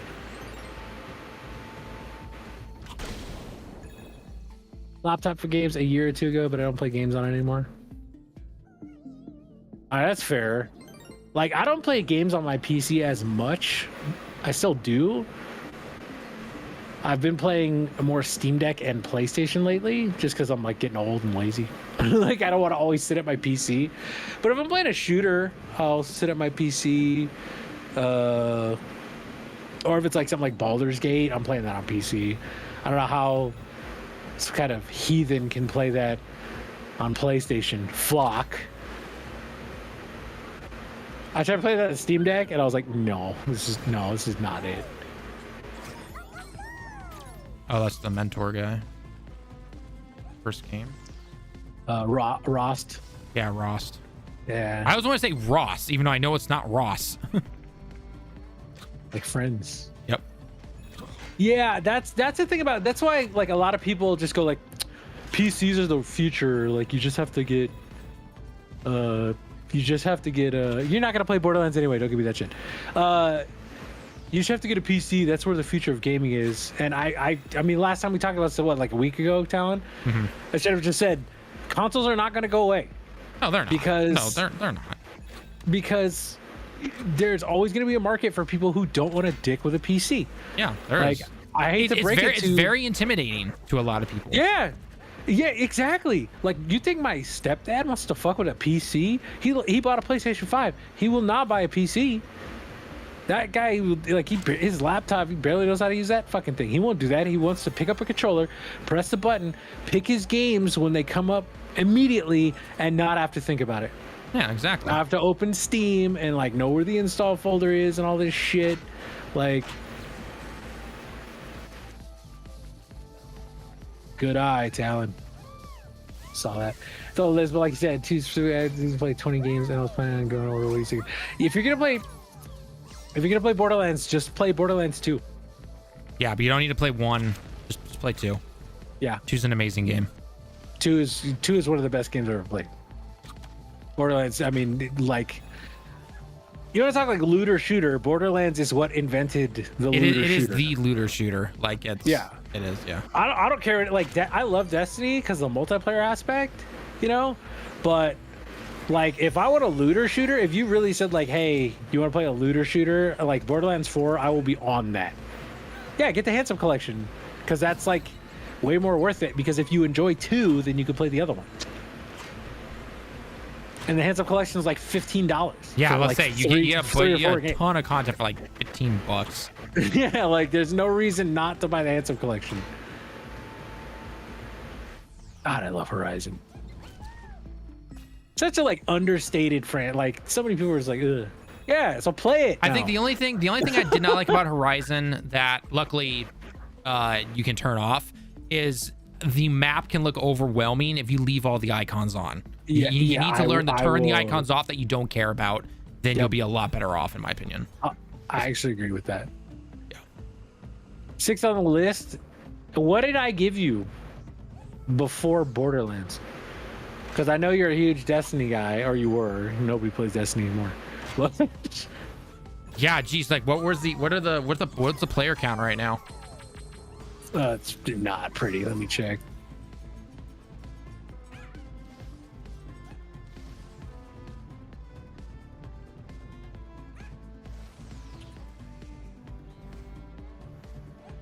I mean, let's be realistic. It's better than a lot of other games, but 19,000. That's for Destiny. That's pretty low. That's not it. Pretty low. It's really low. It's. They had their lowest the other day, I guess. Oh no, that was a maintenance. Oh shit, that killed me. I didn't expect the acid to kill me like that. Dude, okay. I was actually shocked when I was playing Concord because like I played it with a controller for the first like week, and I was like, "This feels good. This feels like Halo good." I mean, Halo people are playing Horizon, yeah. Platformer on Switch. Was it Mario Odyssey, which is like the platformer of platformers? Wukong counts? No, Wukong is linear, isn't it, Talon? Yeah, Wukong is very linear. It actually takes a lot of inspiration from God of War 2018 and Ragnarok, I would say, though. Like, it has open areas. Yeah, which that's cool. You know, open area like where you can like Last of Us 2 did that too, where you can just like explore and you can like, freely go back to those areas whenever you want. So I never had a problem with that. If it worked for God of War 2018, I don't see why I can't work for God of War or for Wukong. The big thing with Wukong, and I've never been, defending of this, is that the performance on PlayStation is not the greatest. It just isn't. So if you have a choice to play it between PC and PlayStation, play it on PC. Like, as long as it can handle it, I should say. Yeah, that's a giant T-Rex. Okay. I'm on the contract right now, but if I get pulled on for a permanent position, with my tax return next year, I'm 100% building a PC. And apparently that's the rumored time when the 9800 X3D would come out, and so that's what I'd be getting.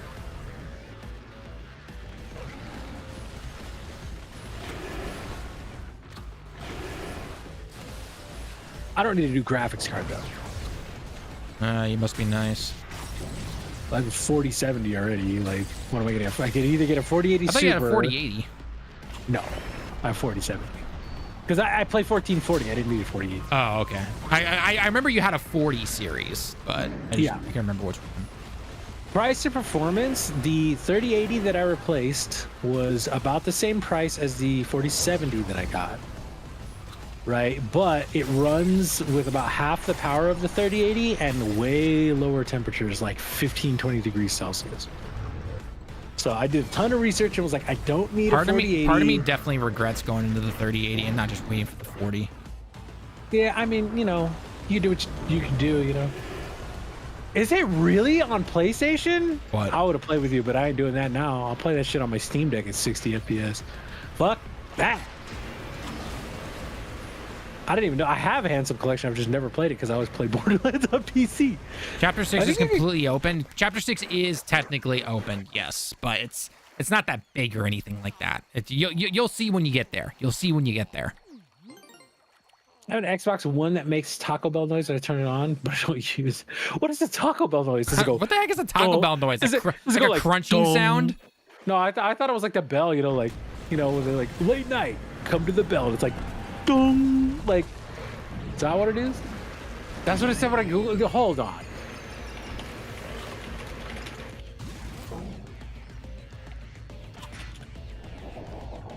Your effing head up. There we go.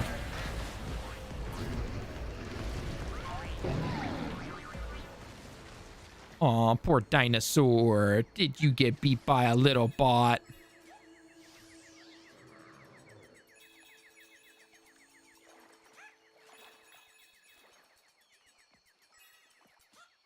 Block, what are you talking about? Everyone here says it runs at 60 FPS, but it will have frame drops on the PS4, which probably won't happen on a PS5.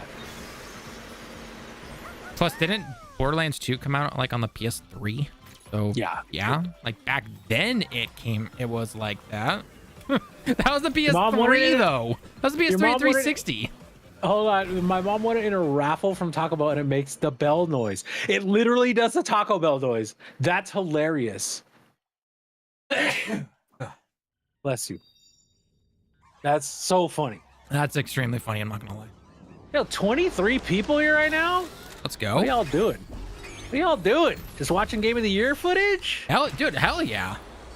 Dude, I thought I do plan on making some kind of discussion video thing, like fully edited and everything. But I'm thinking I'm already thinking of like a subtitle: Platinum Astro Bot with a drift controller. There you go. And it's true. Came with a year of Game Pass too, which was nice. I got a laptop, and I ended up taking it back because it was like not very good. But they gave me like a month of Game Pass, and I was like, okay. They just get like, you buy anything Windows now, and they just give you a month of Game Pass. They're like, please sign up for our for our service, please. Yeah, but they want you to stick with it, which most people don't. Nope. And when I do get it, I buy it from CD Keys because it's way cheaper. I'm not paying them $20 a month. I'll pay someone on CD Keys like $9.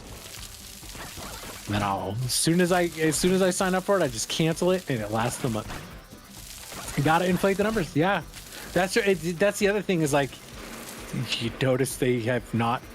They said at the business update 7 months ago, like, oh, we have 35 million users now, because people had been like, how come you haven't talked about user counts in like a year? So now they tried to casually drop we have 35 million users now after they converted all Xbox Live people to Game Pass. Yep, they had to make that big changeover. I do remember that. Yeah. Only game I have an Xbox for my computer is XO1. I have Halo Master Chief, Hi-Fi Rush, which but that Hi-Fi Rush video still gets comments on it. I'll bet it does, because people are just mad because I didn't like the game. Like, it's like, sorry, I did not think that the game, like, okay, it's supposed to be a fun platformer. Like, the platforming felt like ass in that game. It felt so bad. And it's because they tied it to the rhythm. Like, they were trying to tie everything to the rhythm. So, like, when you jump, it goes the duration of a beat, and the whole game's going like, do, do, do, do. So you jump and it's like, voo, voo. Like, you go what the heck is this? PlayStation 1, red, blue, and oh god, these cables. Oh, I know. I saw that. I was like, what? What the heck? I like the screws. There's probably so many people are going to think there's screws on the side of the PS5. Oh, I know, right? Is there a little gambling thing for coins? No, there's a gotcha machine. There's a gotcha machine, but it's all in-game coins. I'll show you here in a second. Yeah, it's you buy you get like sprays for your ship and costumes, and you also get like little collectibles for all the bots that you find. Yep. I love how I'm always surfing around on a PS1 memory card. Yep. Although one thing I didn't do, I should get the game back from. I'll grab it tomorrow. Like, well, Chim's at work. Is I didn't finish the gacha. I have more than enough coins. I just got the 150, and I was like, okay, got the trophy. I'm gonna go get the rest of the trophies.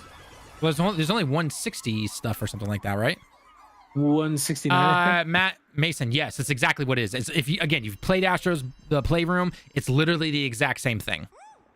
Oh, yep. Am I gonna have to go punch the satellite again? Or not? Oh, let me guess. What? Big creepy alien dude. Hey, give me back my CPU. It's a CPU, right? I think it is. Man, see, this is why I didn't want as much shit as I talk about Xbox, because they fuck up all the time. There are infamous bots, but there's no infamous world. Yeah, as much as I talk shit about Xbox because they fuck up all the time. Now Sony's like started inflating their price of their controllers here. Oh, your controller prices are going up? Mm-hmm. So now the purple and the red ones are $80. Yes. Yeah, right now they're $100 here essentially. In yen. Yeah. Yep. And that's the basic white one. If you want to get the colored one, those are $120. And Talon's a teacher, so it takes him like 6 months to make that much money. I'm kidding. You're only half kidding, honestly. Well, at least it's not like American teachers where they make like 30 grand. Still. It's ridiculous. Well, Like I'm plus- a private like music teacher, so I charge a lot of money. But like it's like a school teacher should make enough to live off of. Like come on, easily. Like you're teaching the children. Yeah, that's what I'm saying though. Like why? Because they used to be the same price. There's nothing different than just putting dye in there. It does not cost an extra $5. You can eat that cost for your consumers. Sorry, not okay. I love PlayStation, but unacceptable. You don't need to do that.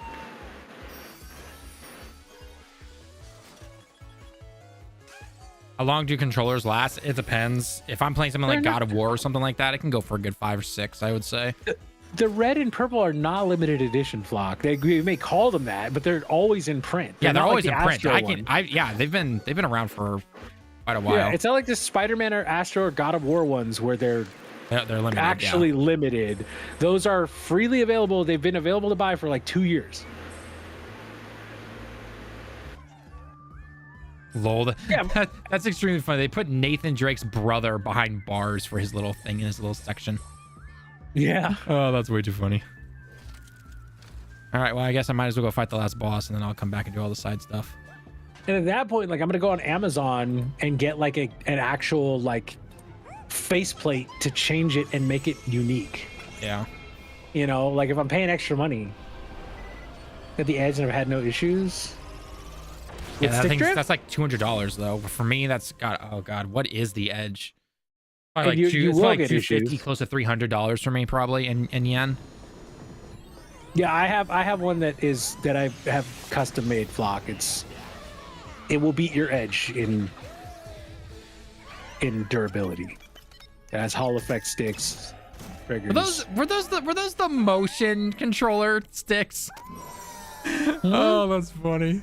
The old Joy-Con things from like the PlayStation 3 days where they tried to copy the motion controls. Oh yeah. Oh my god, this is just nostalgia at the best way possible. This last boss fight is, if you are someone who grew up with PlayStation like me, it actually hits different. It's really special. Like I actually really love this last boss this is fight. awesome.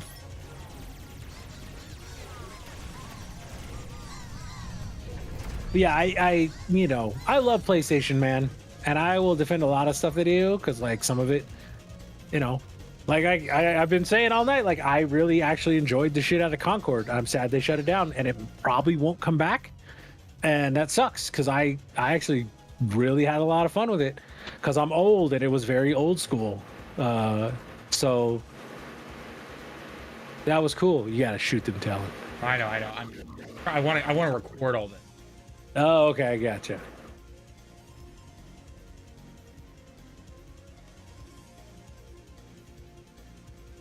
Like I've had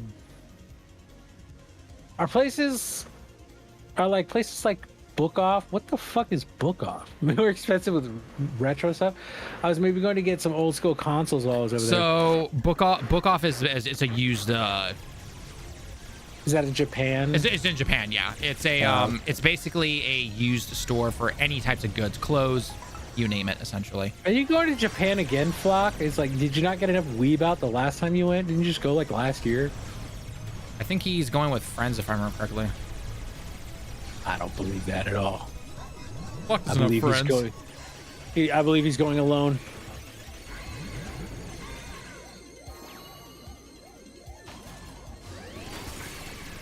Yeah, dude, everything with retro consoles right now is super inflated. Oh yeah, no, they're all super inflated. Which is like, now that they're reprinting games like, the old school games. Oh shit, like, I died. It's good.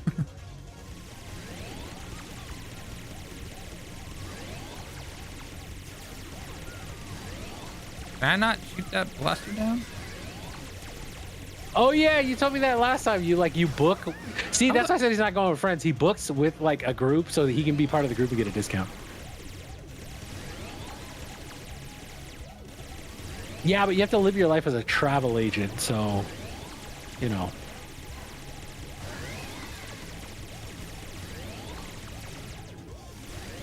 I'm kidding, Flock. It's not something I would do, but if it makes you happy, that is what it is. And you get to travel, so that's cool. I do want to travel. I want to go to Europe. I want to go to, yeah, going to Europe is super. Like, one of them is in the D2 clan. I don't believe you. Any names, references? Jack and Dexter? Or not Jack and Dexter, sorry. Why am I blanking on his name? Rift Apart guys. God. Ratchet and Clank. Ratchet and Clank. There we go. I'm like, why am I blanking on these effing names? I just played the game like a couple months ago, which is another fun game you should definitely get. That's another of those great platformers in PS5. I think I don't like doing the whole potions. Cake. Yeah.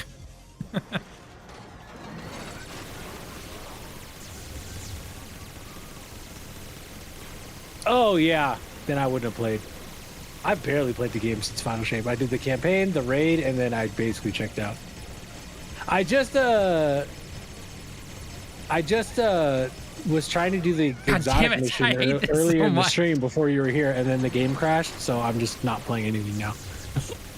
I was like, I'm trying to give Destiny 2 my time, and then your game crashes, so fuck right off. Like, I'm gonna see what they got tomorrow. I've never heard you mention a friend from Norway. Maybe you're thinking you spoke with somebody else. Also, I don't believe any Norwegian person has friends, so. I'm kidding. My grandmother was Norwegian. PS2. All right, we did the PlayStation 1. We're doing the PlayStation 2. Let me guess, Nathan Drake is going to be PlayStation 3 most likely. Is there any better representation of PlayStation 3? No. There is, in this game, no, there isn't. Mission is hella buggy. Yeah, it's part of like the week. Like I did it the day it came out and it was fine, and then I was doing it as the as part of the weekly quest to do it again, and game crashed. I was like, all right, I'm just not gonna put time into your game. Sorry, you don't respect my time because your shit crashed. Oh god. I had a Vita. I still have it somewhere. It's rare, but I do see people occasionally playing the Vita here in Japan. I won it from a mini golf course. They had like the arcade like crane game, the modern ones. Oh yeah.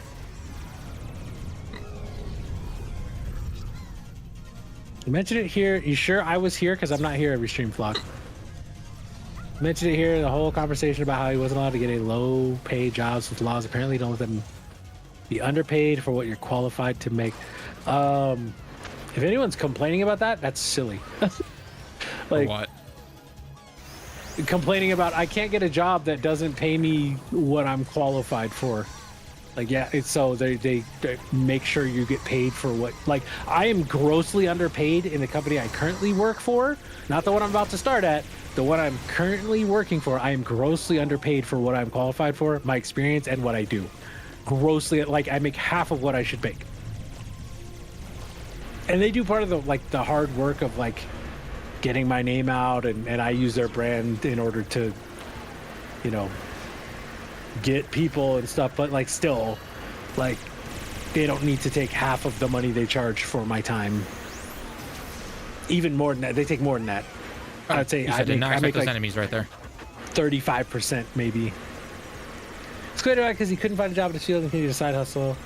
So he did, so he was on. Most of our generation need a quote-unquote side hustle, second job, unfortunately. Oh yeah, in America especially, which fucking sucks. It's wild in Norway, because Norway you can go be like, can you like live off of working at McDonald's?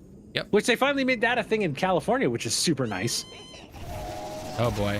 All right, final boss, let's do it. I'm assuming this is the final boss.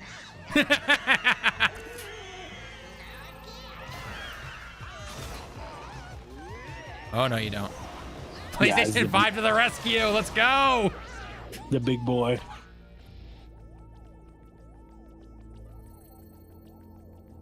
Yeah, this isn't a trap at all.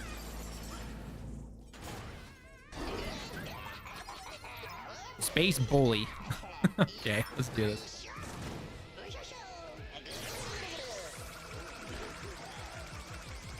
Kratos, give me it. Yes.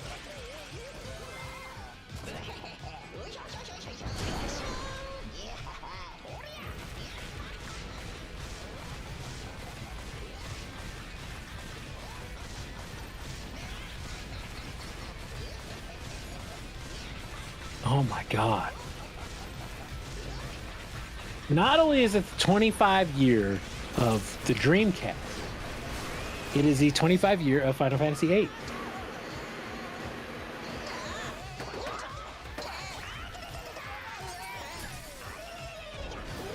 Oh. Okay. Wait, say that again. It's 25 years of Dreamcast, but it's also 25 years of Final Fantasy VIII. Oh yeah.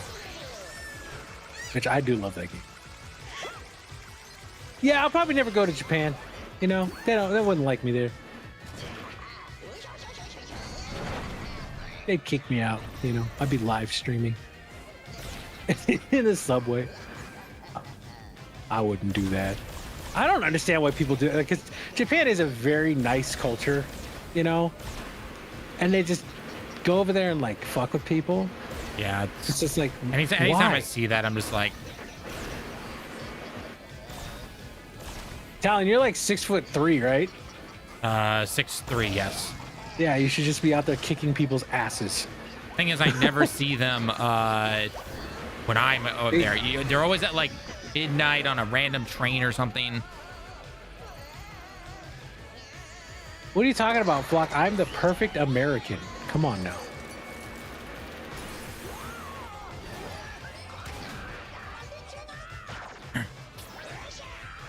All right, hopefully last one. Do this. Americans love me. Americans love what? Love me. Yeah, I said they wouldn't like me in Japan. He said, we don't like you here. Yes, oh, the rocket.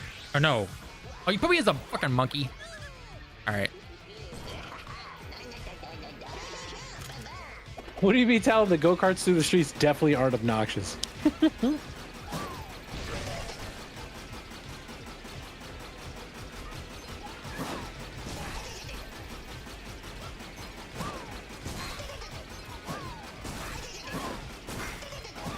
I wonder...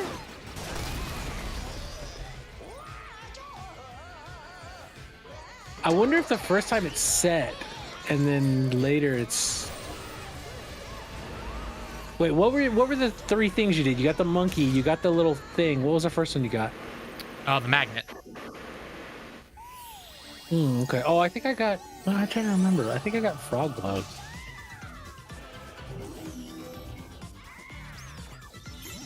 Because I got the monkey for the last one too, and he flipped it to the monkey. I wonder if it's like set or not, or maybe I'm misremembering. I don't remember.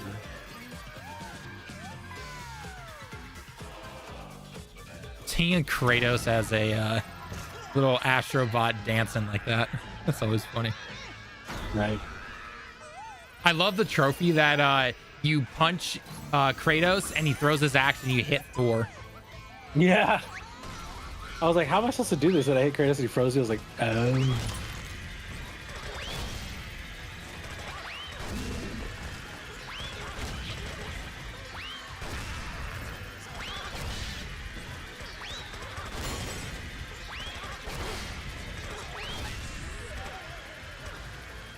The hell?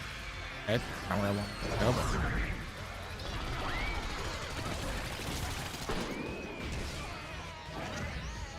All right, see, all they need to do now with Astro Bot is just make this guy the recurring boss and just make tons of more platforms now. All I have to do. I mean, if Mario can get away with it for 40 years, I mean... Yeah, really, it just comes down to... how good the levels are and everything. Yeah, it comes down to the levels, and it comes down to you have to iterate. You cannot just, like, sit and make Astro, like, have the same moveset every game. Yep. You know, like, they went from tech demo of Playroom to proof of concept, which is this. Yep. Now, like, Sony, keep them funded. We need to get one of these every few years. No! And we need a Sobi. Dude, that breaks my heart. No! We need a Sobi actually iterating and really, like, pushing the boundary of what they can do with the franchise. Dude, no! Oh man, that hits differently. Oh man. I know. What? Dude! No!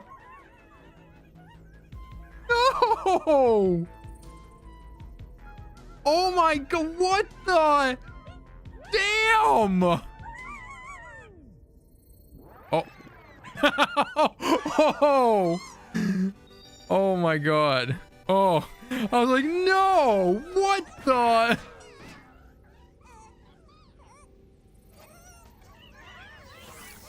26th to the 31st. I thought you were there through New Year. It's not through New Year. I've been lied to. Oh, are you still in Japan, but you're going like to Kyoto or something? I don't know. Where else is there in Japan, Dylan? There's Kyoto, Tokyo. Kyoto, Osaka, Hiroshima. I definitely recommend going Okinawa. up to Okinawa depends. I definitely recommend Hokkaido. Good. You could take or leave Okinawa. But yeah, so.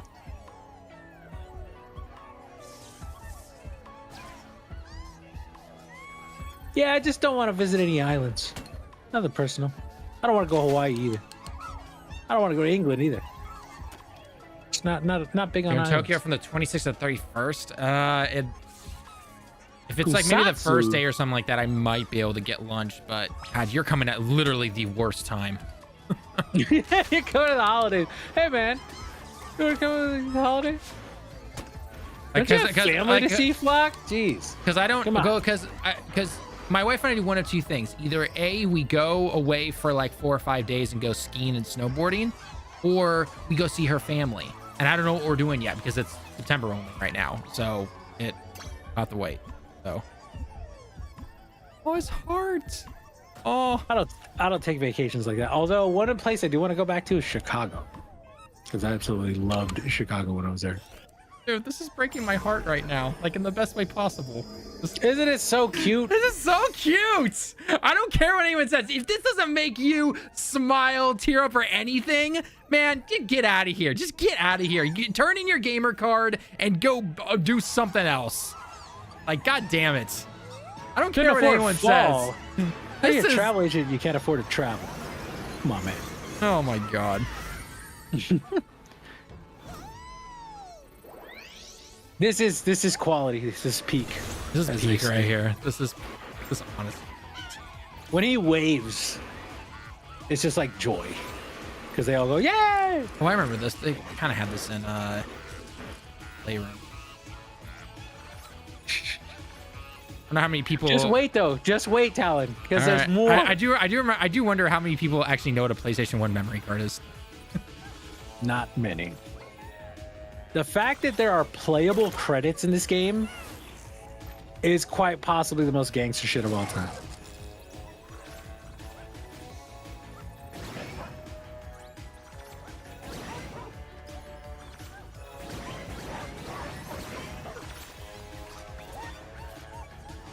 People going couldn't afford the fall? Ugh.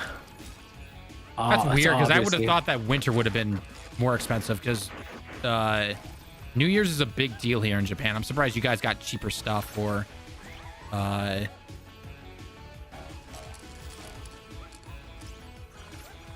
excited that my Halloween trip, which is just going to Disneyland for like 2 days in a row,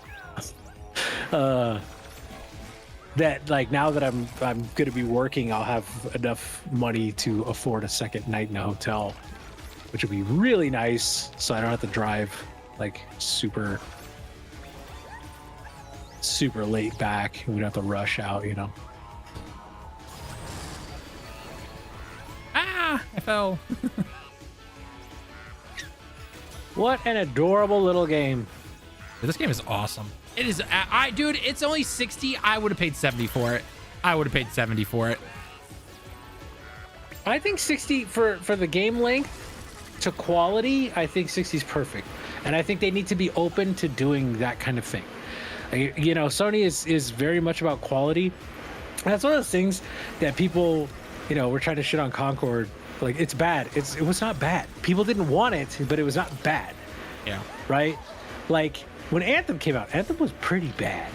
Right? When Avengers came out, it was pretty bad. They fixed a lot of the really egregious shit in those games.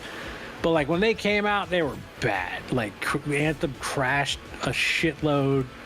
And Avengers, like, shit would, like, fall through the map, and you wouldn't be able to complete levels, so you'd have to just completely restart in the campaign. It's like, ugh. But that being said, like, Concord, like, functioned perfectly. Everything about it, like, worked great.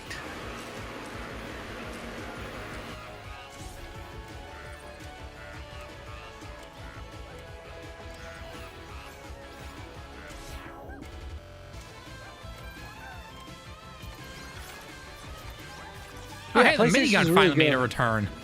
Yeah, I was gonna say I didn't want to ruin it and say, oh yeah, it'll be back. Don't worry. But yeah, PlayStation aims for quality, and if they make quality and make smaller stuff, like, can you imagine how they make like a 15-20 hour Sly, and they have it be a budget like 40 50 million? Yeah. Let let one of the smaller studios they have like take a crack at it. Well, I think and it's weird because that whole, and we'll get into this, but that whole thing where like the head or whatever was like, we don't have enough original IP, and a lot of people are obviously clowning on that comment and everything, but it's because a lot of the things that we want made or anything, there's two reasons they haven't been made. One, because they clearly have not sold well in the past, or B, that whoever for example, I would love to have another Killzone game, but the team that would make that is doing all the Horizon stuff right now, and we don't know how much power or say they have to not give it to somebody else, essentially. I'm telling you, what needs to happen is that they're not going to bring back Concord. They need to keep that team from Firewalk, and they need to be the team that works Marathon after it's live, because their PvP chops are excellent, and they half of them worked on Destiny, so they're familiar with Bungie's shit already.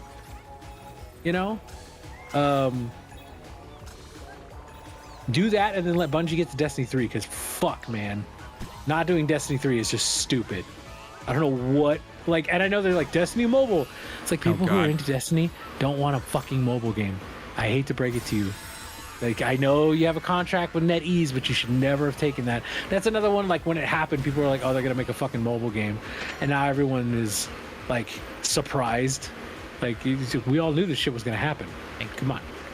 Oh man, this game is special. This game is really special. It literally, this is the closest thing to a perfect game I think I've ever played, where there's not a goddamn single issue with it that I found.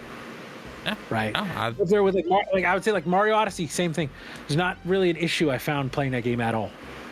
I could say Tears of the Kingdom, frame rate, that shit pisses me off. It sucks. There's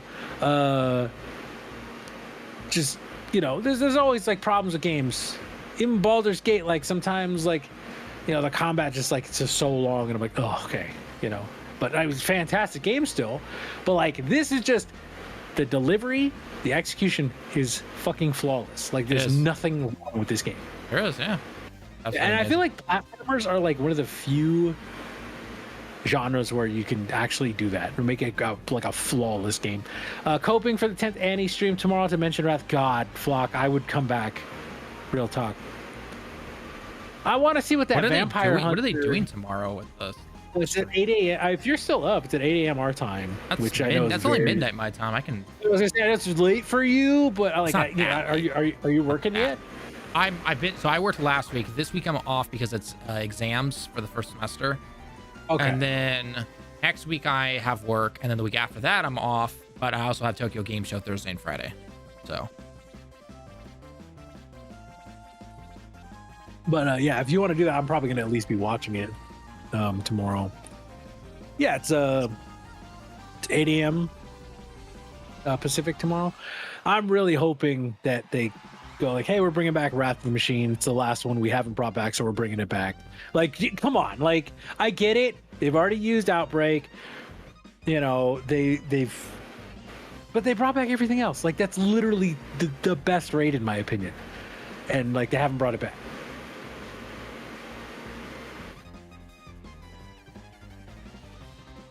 Yeah, Talon, bring me over there and tell him I will teach him how to play rock and or roll.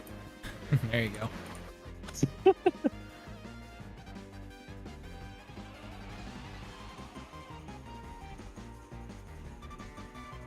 No, I actually don't think I actually fought that snowman. Yeah, the Kratos axe. Yeah. Oh, you'll have to see it. Oh my god, I didn't even realize this. What? The things you have to drill into the ground, you have to spin and go to the ground, little marks. Yeah. The guy from Insomniac, the community manager, he said, "Did you spot these obvious references to Astro Bot? I bet you didn't. It's a blue version of the original Xbox logo, and it is." Oh. I didn't even realize slap in the face to Xbox fans from Sony. That's how confident Sony is now. We got to update our sub goal there, Talon, because we're cruising past 61 now. Yep. All right. I updated it on the YouTube channel. I know that. I need to update it there on the thing. Aww. For you bosses taking care. Snake, just eat them all. Just eat them all, Snake. The Rivals video is at 138.4. Oh, that Marvel Rivals video? Yeah. Oh, nice. That's nutty. Well, that game comes out in 2025, doesn't it? Oh, there's a secret It's at level. worst top 3. Yes, it's at worst top 3 ever. Yep. There is a secret level after you get everything in every other level, and it's Lethal's like, I cleared it in 2 runs. It's like, fuck you, dude. That took me like 45 minutes. And it was just, I think it was just because I was getting like to the point where I was tired. But well, I've done all of the, I did all of the Lost Galaxy stuff. Like all the Lost Galaxy stuff is all done, perfect and everything. So first things first, let's go drop the bots off real quick. Go to the challenge stages. That's what I want to see. Yeah, we'll do that in a second. Yeah, 3, we'll do that in a second. Just all the bots, the puzzle pieces. I know I don't have all the puzzle pieces yet. Rid the world of that evil bully and save the day, but there's still many lost bosses to rescue. Find them all. Oh, you bet your ass I will. You bet your sweet Bippy. You gotta throw out like that like, you know, Mr. Burns, Joe Biden speak of where someone just so old that they just say some shit from like the early 1900s. As like normal, like, you know, like Biden said malarkey, and Mr. Burns says like ragamuffin, like that kind of shit, you know, archaic English. We're gonna take off for the night. Town when it gets closer. When there, I'll shoot you a message. Try and see if we can link up. No worries. If not, though, have a good night. Good night, Flock. Right, play some easy, Borderlands and Horizon and whatever else I told you to, because you're missing like core gaming stuff. Don't worry. Man, we gave Mason a bunch of games he can play. So yeah. There you go. Get that trophy, Talon. There it is. Did you fight Ken and Ryu yet? I don't think I've unlocked them yet. That's the thing. I haven't found them. Oh, I think they're special stage guys. That's why. Oh, that would be why. I think like they're in the challenge stages. Oh, did it get when you beat the boss? Did it give you the special things? Special thing? Yeah, when I beat. Oh no, that might have been the last stage. You're a gaming mark. I don't know what that means. I don't know what that means. Yeah.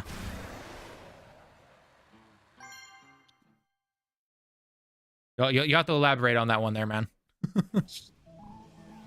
Okay, so does that mean like con men are gonna come in and try and like take us for all we got, or? I have no idea. All right, so we've got perfect. The ice cream level we don't. What am I missing?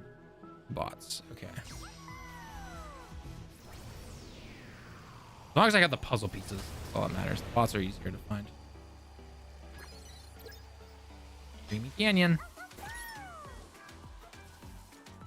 So I went to Disneyland this last week with wasn't it on the day that the Concord news came out? Yeah, I don't think. but like I'm at work, you're there, and I'm just like, are you kidding? Like literally today. So I went, and I went with a buddy who he had not been to Disneyland. He said since. Wait, did it say 0? Cost 0 coins? Yeah, because you used it the first time already. If you come back, then it doesn't cost anything after that. It's only the first time you activate it. Oh, did you not get them all with activate? No, because I was trying to find the Lost Galaxy thing. Oh, the exit. Why. Yeah, okay. Yeah. Oh. So I need one more bot. I didn't know. That's cool. That's like extremely cool, actually. I didn't know that, because like I used like 1 or 2 of these. Like I really did my best, but if I did a stage like 4 times and couldn't find what I was looking for, yeah, I would use it. That's why it took me so long, because some people were like, oh, I was able to do the platinum in like 12 hours. It's like, well, it took me a couple extra hours because I really tried not to use the birds if I can help it. It was this seal thing, trying to get that to unlock, essentially. That's what. Yeah, that for me, that took me a minute to find. I was like, there's got to be something with this stupid seal. And then I finally realized I could throw the pig at it. It's like, Okay, according to the bird, the thing is under. Oh, Chin must be home from the gym because I smell something cooking. That's one of those things that we both do. Is like as soon as we get home, we just cook something to eat.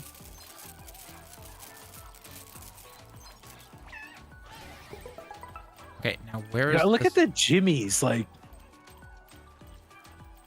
that's so cool. Like, this is what we need to be using next gen power for. Not like finding the pores on Kratos' face. Like, don't get me wrong. Like Kratos' face, like the pores and stuff, it's very cool. But oh, there it is. I was like, what am I missing? Here we go. Xbox logo. See? All right, there we go. Got all the bots rescued on this area, and I already had the puzzle piece and everything, so I can move the planet.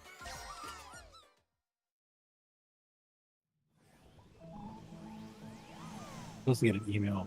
So I had two different people tell me two different things about when I'm starting. So I got to figure that out this week because it's either Saturday or in like a week. I've completed all the things. Yep. Yeah, you got everything. Yeah, that's what I did. The really cool thing is like the second you get the collectible, you can just leave planet. Yep. Retro Rampage 1. Oh, these are so fun, dude.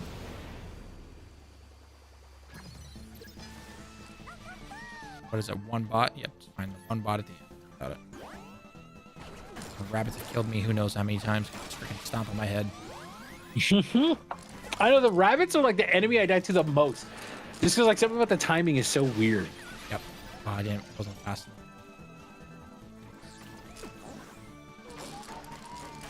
There we go. Oh, hey. Speaking of Ken. There you go. Or no, that's Ryu. Sorry. And has the red. I haven't played Street Fighter in forever. Don't at me. Callan, I'm an American. It's pronounced Ryu. Okay. It's Ryu. I'm not going to take that from some dude who's lived in Japan for 10 years, okay? All right, so that should be everything from the... What trophy did you get? Collect all the bots in the gorilla nebula. Oh, yeah. Yep. Because the gorilla's the one without the actual challenge stages in it yet. Yeah. Which those are, oh my god, you're gonna mauled Talon. Okay, where's the comet? Come on. Every time you Talon, hit the why is asteroid. Black Myth Wukong in the hashtags for this stream? Oh yeah, we were talking about. That's why. I guess. Are we? Oh, we did. Oh, here's Black Myth Wukong. I was wondering where this freaking triangle void was. I was like, geez, I found all the other ones except for the triangle one. That would explain. Okay. Yeah. Did you do all the other ones yet? No, I haven't touched them yet. So I figured these were the big, challenge courses. I wanted to beat the game first before I attempted them. These are very fun. I've heard they're very fun. I've heard they're very fun. They're very fun, but like Lethal, one of the square ones, Lethal was like, I fucking hated that so much. I just wonder how much my stick drift is gonna affect it. I was like, I did that one in like, I don't know, like 2-3 times. I'm so happy I pre-ordered Zelda from Best Buy because the morning it comes out, I get a little diorama with the adorable little Zelda on You're it. covering that. I'm at Tokyo Game Show, so I guess I could do like dungeon guides. Those are gonna be long as fuck though. Okay, there is a lot to do in this area, so let's get started. We'll do the crumble rumble. Can you imagine it comes out, it gets like a 65. I'd be so upset. Zelda? Dude, Zelda, I don't think Zelda's ever gotten below an 8. Like, Even Lethal, when he played it, he was like, okay, actually, I'm a believer now. And I was like, dude, played like, what? Don't.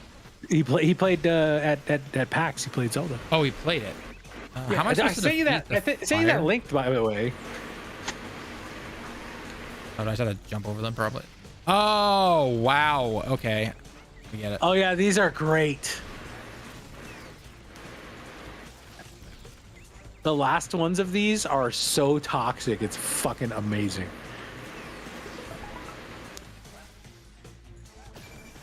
What the heck is that? Pro golfer. Oh, okay. I was like, who the heck's the goal?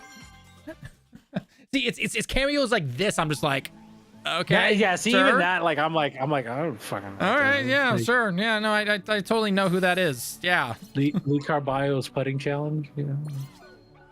All right. I'm missing. Oh, I'm missing one bot. I think so. Right.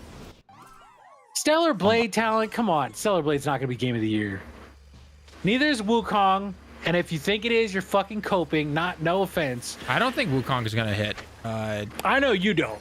I know you're aware, but there's some people like, no, it's got to be Wukong. It sold so much.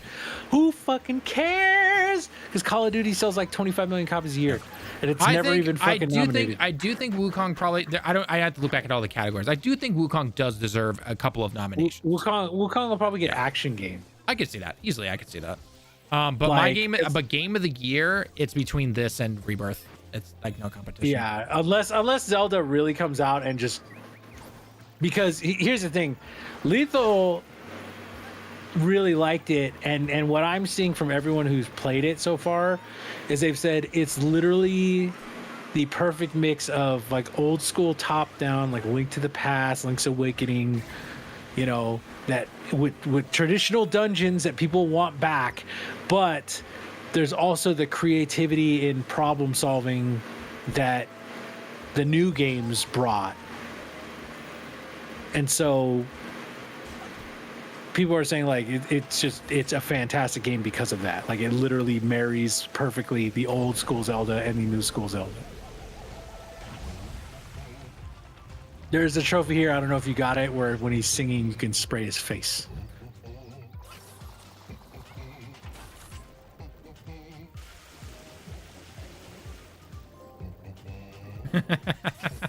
That's funny. That was literally my last trophy. I looked at the trophy list and I was like, what the fuck am I missing? That explains why your platinum was literally at the tree. Yeah. So Wukong is sick. Wukong's very fun. I like Wukong. It's a very fun game. Very fun game. Yeah, and then like power to you if you like Wukong. There's nothing wrong with liking Wukong. The reality of the situation, and this is what I've been trying to tell people, is that the Game Awards, right, which is like I'm not saying it's the only thing, right? Obviously there's like the DICE Awards and there's all the outlets that give their own awards, but the Game Awards is like the Oscars of games, right? Yep. Like, let's be real, when people say Game of the Year, they're talking about the Game Awards, right? Most of the time.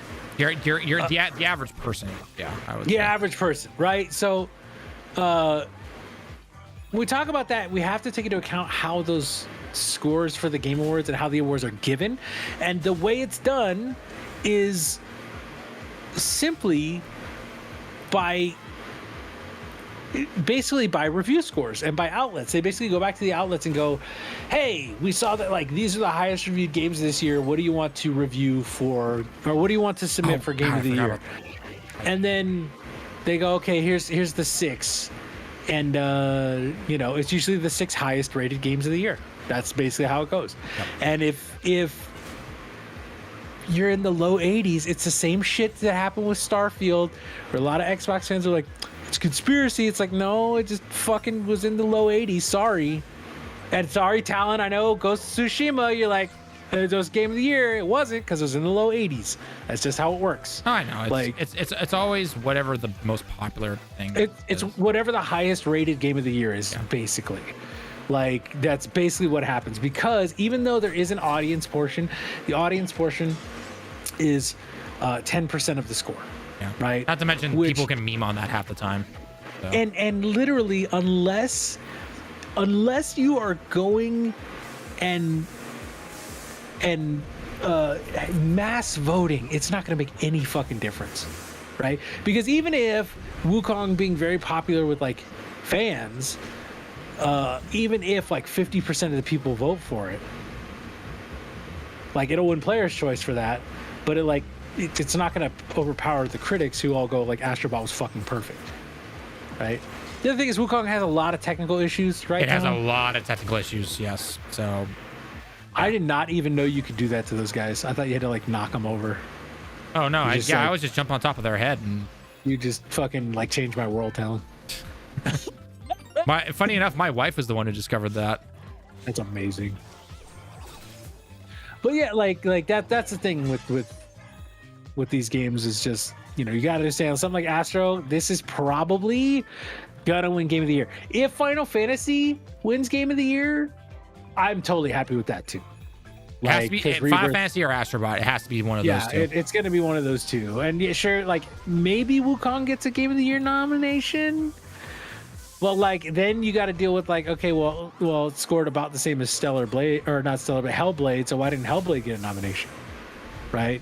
Then you're gonna have to deal with that shit, you know. And then, you know, Jeff has to deal with the he hates Xbox. It's like, no, Xbox just hasn't made anything that's Game of the Year worthy since Forza. And like, there's no way that a racing game is winning Game of the Year, which just, you know, sucks for them, but that's just how it was.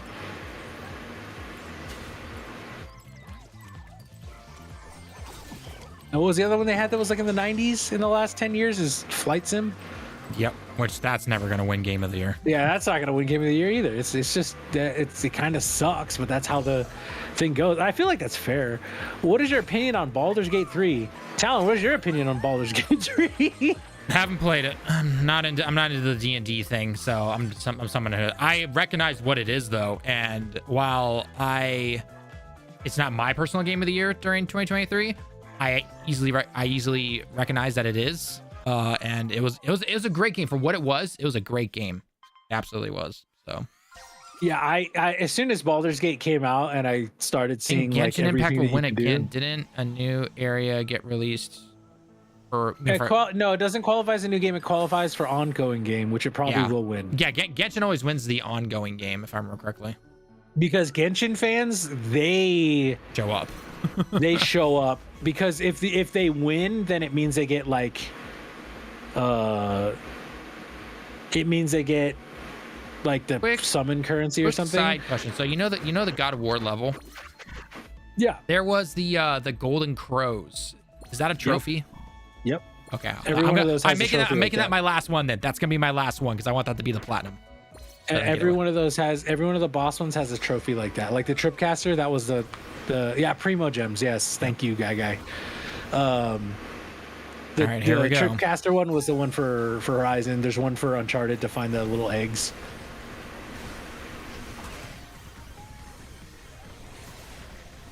I don't technically have to do this, but I want to just because it gives me coins.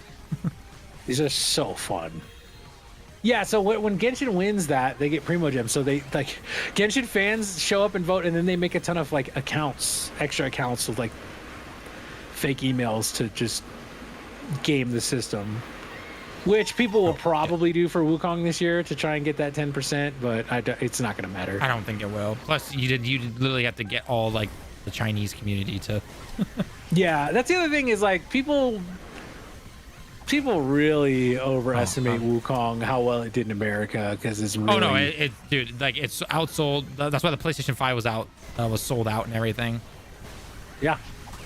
So yeah, especially with the culture war drama. Yes, man, I cannot begin to tell you how goddamn sick of that shit I am. I'm so sick of it.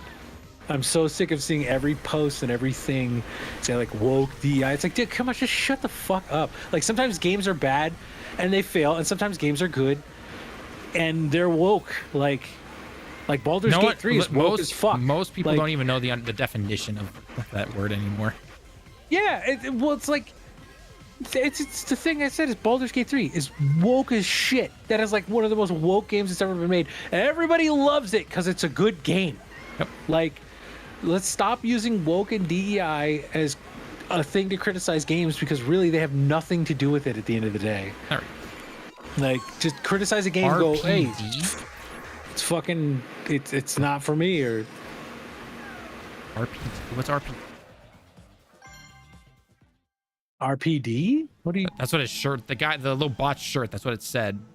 Raccoon Police Department, Raccoon City. Oh, jeez. Wow, that's a callback. Yeah, Resident Evil. Jeez, I'm like, I don't recognize that. And like, there it is. Okay. I'm gonna be real. When I heard Game of the Year discussion, there's a reason. My first question was, what are your opinion of Baldur's Gate? Baldur's Gate's fucking ridiculous. That game is insanely good. Just the amount of choice you like. I am very much in the last few years, like all about the amount of freedom I have in a game. Because as much as I love something that looks like Horizon, that looks like God of War, like that should not be what we're fucking focused on anymore. Like graphics are as good as they're gonna get and as good as they need to be, in my opinion. Like, look at Astro. I love Astro because like, you know, you go in the snow level or in the level that's supposed to be like Japan, and like the sakura like flowers, or not flowers, the leaves damn it. are like everywhere. You know what I mean? Stick drift is affecting me. Pain. Yeah, the challenge, you yeah, if I get a job, I'm gonna just send you one of these down. These fucking controllers. Anti-DEI Steam recommendation thing on Steam, and they complain about Darkest Dungeon having women characters and black people in universe without magic. It's gender. Yeah, that's what I'm talking about. Is like, and maybe this is because I grew up in the San Francisco Bay Area, but like, I don't have a problem with women or different races. No, damn it. You know, but seeing just complaints like that is just so stupid. Well, they're the vocal minority. That's all they are. They really are, and it's fucking. But they're just so goddamn annoying. They like, are. It's just, you guys are annoying. You don't understand. That got me a couple times. That last little jump. Yep. Yeah, that. But yeah, like, it's wild. It's wild when you just see like, and the thing is like, look, some people are racist, and it's uncool.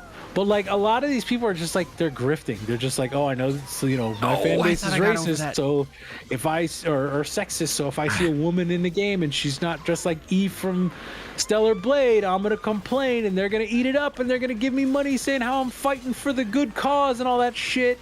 And then they still complained about that game because there's an inch of skin to the left. Yeah, it's so fucking dumb. It is. Like, it's so just, oh god, it gives me a headache every single time I see it. I will never understand that whole movement, man. Gamergate really fucked up a lot of stuff, and then now with Gamergate quote unquote 2.0, where Sweet Baby Inc. ruins everything, DEI. It's like, oh, shut the fuck up. No, please. those people never understood what that is. It's they don't get they don't get the final say and everything. No, damn it, the stick drift. Stick drift. Every time Talon dies, the drift, it was a drift. It's okay, Talon. It's okay to just rage. No, oh, I see what's gonna happen. This is bad. Oh, I saw it too. Oh no. I started playing Warhammer 40k at the worst possible time. A traditionally male group got a female character, and a certain group started writing about women existing. That's what I'm talking about. That's fucking dumb. Like, or like what was it? The whole for Wukong. Oh shit! No, damn it, that's my fault. For Wukong, like that, like there are a couple of those reviews which obviously don't take serious because they're like, there's not enough diversity in the game, and I'm like, did you play past level 2? Because there's a lot of women in Wukong after chapter 2. Like, yeah, I'm not gonna say that there isn't a certain thing going on with the other side of that, where people have to make it like, well, everything has to be super representative, you know, and like we have like. Because that's like kind of like, okay, like that's not a legitimate complaint in Wukong where you're a fucking monkey and like the game is about like animals and shit most of the time. You know what I mean?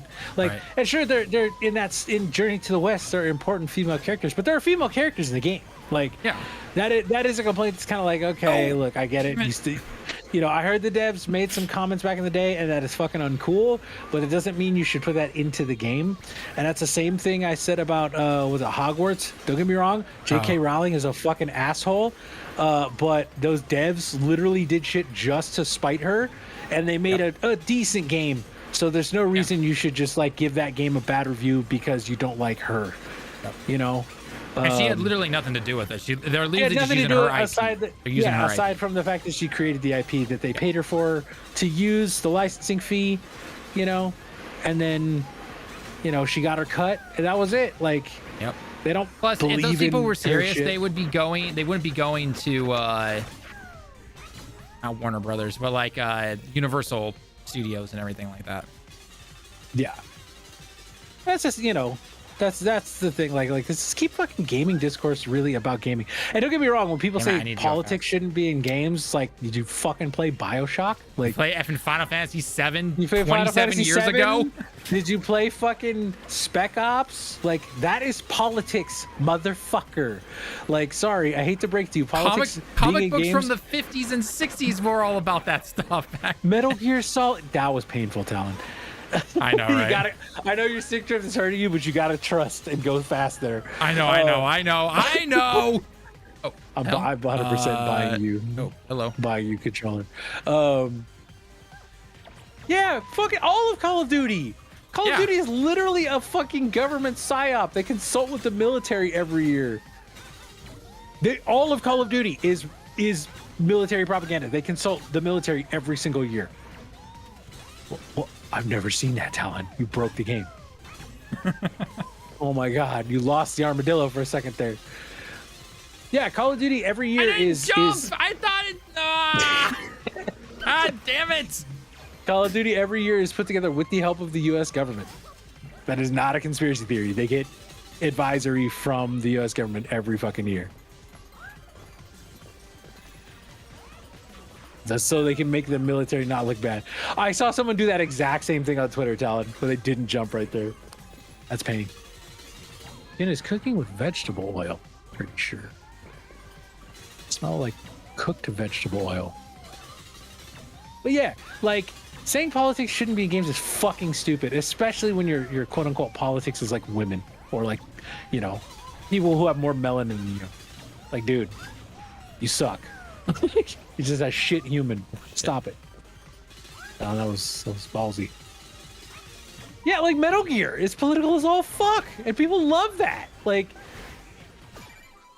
who the heck is the bot in the adorable shadow? Catch them in the midnight channel. That I don't know. That one I didn't know. See, it's all these like challenge levels. I'm just like, what the what?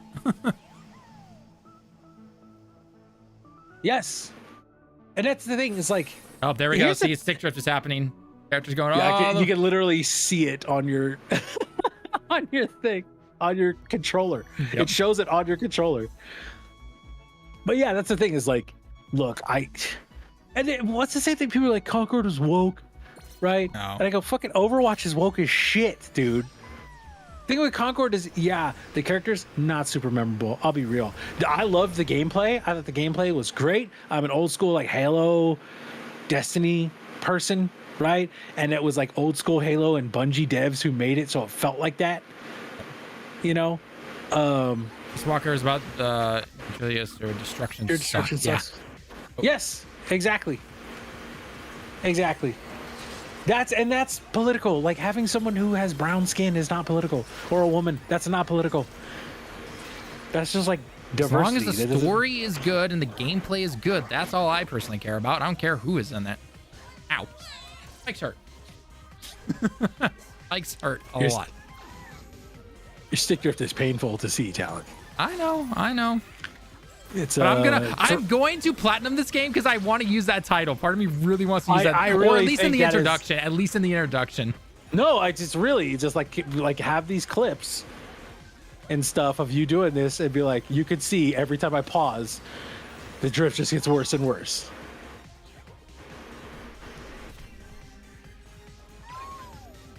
Yeah, exactly. And that is what like a lot of people don't understand. Here's the thing, is you notice that, you know, I would say a good 85% of the people who how the fuck is this game of the year, bro? This is one of the best games that's been released in several years. Yep. And it's worse than Subway. All right, he's just farming for attention. Yeah, just you could chill and have a conversation. Yeah.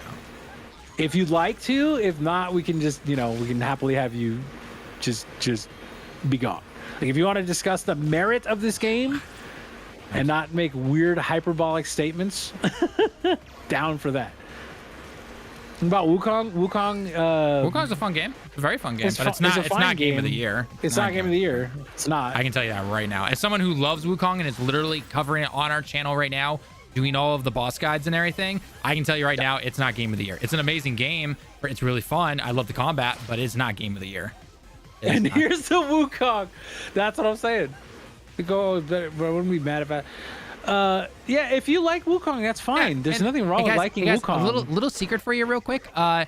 Game of the year is all just people's opinions. That's all it is.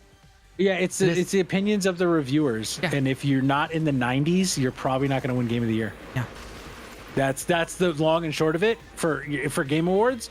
If you're not in the 90s, you're not going to win Game of the Year. Hold on, let's see. The only game that might not be in the 90s, I think it is though. What? Is It Takes Two. I'm pretty sure it is. It's like 91 or something. I thought they got like 91 or 92 or something like that. Apparently Metacritic is long as all fuck. I don't know why it's taking forever. 88. That's the only game I've seen, I think, that here it says 89 PS4. Yeah, so 89. But remember, that was a year when not a lot of stuff came out. The only thing that came out that was higher scored than that was Forza, and a racing game is not going to win Game of the Year under any circumstances. I've said that 5,000 times. I think the MG3 remake will be good. I don't know. It is Konami. God, Yeah, it's that hit me. I'm getting killed by these little projectiles all over the place. the amount of quality graphics don't matter. Yeah, graphics really don't matter. It Takes Two won over Deathloop. Like Deathloop looked fantastic. It had solid scores, but It Takes Two won. And Because- Wukong has a ton of technical issues, so Wukong is also not accessible. Like Talon loves Wukong. I was like, I'll maybe get that on sale later. Like I was like, okay, cool. Like I'm more interested in like Enslaved Odyssey to the West than Wukong as like a Journey to the West story, because it's something different and not just like Journey to the West as a Souls like boss rush game. You know. And I know it's not a Souls like, but it's just a boss rush game with really pretty graphics, God, which is cool. Damn it! I would not And based expect on that. Journey to the West, like, and that's, cool. Where you take Astro Bot, this is incredibly appealing to tons of gamers. It's a genre that traditionally does well. It is absolutely a boss rush. Talon, in that game, you play a boss and then you go through a little hallway with a couple enemies and you play another boss. That's basically the game. Level 1 is that. That is level 1. Level 2 and on is a little bit more like God of War Ragnarok, where you're going into different areas. You explore not the open world, but the open area that you're in, essentially. Is there puzzle solving? There are a few puzzles you got to do, but not much. There's very little. It is mainly just fight bosses and hitting bosses, essentially. So it's mainly a boss rush. See, chapter 3. Chapter 3 is the spider. No, that's chapter 4. Chapter 3 is the snow world, right? Chapter 3 is massive. Chapter 3 is a massive one. Chapter 4 is pretty big. It's a lot more vertical, I would say, in terms of how big it is. Any old games you wish were more popular? Oh God. Encore. I'm kidding. The Saboteur. I fucking love that game. I worked on that game, so I'm a little biased, but I fucking love that game. And that was a game that not enough people played. It was like one of the best GTA clones. Talon, do the thing where you push your controller in, your stick, and then you pull it out and rotate it and then push it back in. Try that. That might help. That helped when my drift was going. Wait, the right or the left, or both of them? The one that's drifting, either one. Okay, so press it in, circle it once and out. Press it in, and then you pull it out, and you'll feel it kind of like disconnect, but it won't be disconnected. Like it'll be fine. And then circle it while you have it like disconnected, pulled out, and then push it back in. I played a bunch of old multiplayer single player games from last year. It's insane how many dead multiplayer games would be crazy if released today. All right, pull this out, pull the stick out. I'm confused. Yeah, like so push it in like you're trying to push the button, like you're trying to melee in Call of Duty, right? And then put your fingers under the stick and pull it up. You'll feel it kind of click a little bit. like it's pulled out a little bit. And then once you've pulled it out like that, circle it around a couple times to the left and then the right, and then push it back in. Oh, hey, you're all right. Oh, yeah. Okay, there we go. A lot of the time, there's some kind of like grime or something in there. Okay, well, I just did that, so we'll see if I get any more drift after this. So. Yeah, I mean, it still happens, but it might help alleviate it for a little bit. At least it worked with mine. Because if it's something like hair or something, or like dirt, then that can help like loosen it up. Skin oils, like any controller would get. Yep. Metal Gear Survive was still... I saw this community on Xbox, and its multiplayer is fun as hell. I don't remember that game, perfectly honest. Or that multiplayer, I should say. I thought everyone clowned on that game. Didn't I they? don't remember that either. Well, I mean, it's it's subjective. Like people like different things. It's like I said, I really did enjoy my time with Concord. I was one of the like proud 100 playing it on PC. You know what I mean? Like, I liked it. I thought it was fun. You know, I'm old. I like old school games like that. That was right up my alley, and people didn't like it. So like, you know. It is what it is. It's dead now and moving on. No, God, I hate these freaking guys blasting the little bubble things at me. Ah, I hate them so much. Oh, little slimes. Yeah, absolutely hate them. Absolutely hate them too. Yep.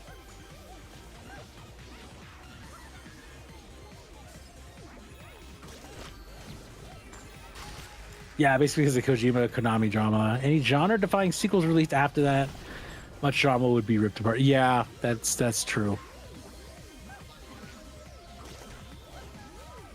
It's gonna sound really, really weird. Finally, there we go. Got it. You got it, nice. I'm like 15 seconds behind here, so I'm trying. But... Now there's a comment I saw earlier. Old games. We already talked about that. Holy shit, by the way, this is like the most people we've had discussing stuff, and we appreciate it. We have these conversations like what, every week about? Yep. Every Saturday or Sunday. We're on here. All right. Oh, no. Stick drift is not fixed. No. Sorry, I tried. That worked for me.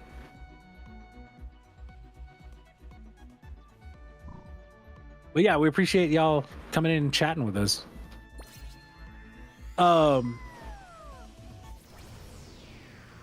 I know we're supposed to be doing those discussions, but I'm just hanging live for almost 2.5 hours. I was gonna say I can't like stay too much longer, so I don't know if we're gonna have I want to at least do one conversation. So yeah. Oh shit. Okay. No, so play what you're playing. We can do one. Just take your time. Enjoy it. All right. Well, this is the last one for this particular galaxy. So. God. I don't think Shadow of the Erdtree should be nominated for Game of the Year. Nope. I don't think a DLC should. I don't think so either. Can it win ongoing? Yes, I would be happy if it won ongoing. You can win ongoing easily. If they started a best DLC category just glass for it, thing. Jeez. Okay, that's what it is. Sorry. Continue the conversation. I was saying if they started a new category of like best DLC, I'm down with that. Like Shadow of the Erdtree was fucking fantastic. No, I'm not saying Shadow of the Erdtree wasn't good. I'm saying it should not be in a Game of the Year category. It's a DLC. Yeah. First of all, Elden Ring already won Game of the Year. Yep. And like, look, like I thought Ragnarok should win that year, but I understand why Elden Ring won that year. Yep. But that's my personal preference, right?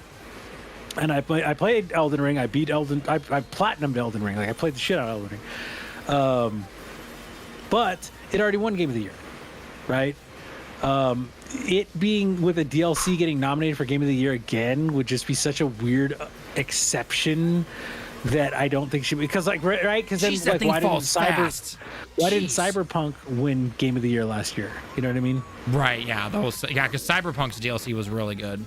Yeah. Like, and that, I mean, if you're talking about that got in the high 90s, or not high 90s, but like low 90s, right, as a DLC.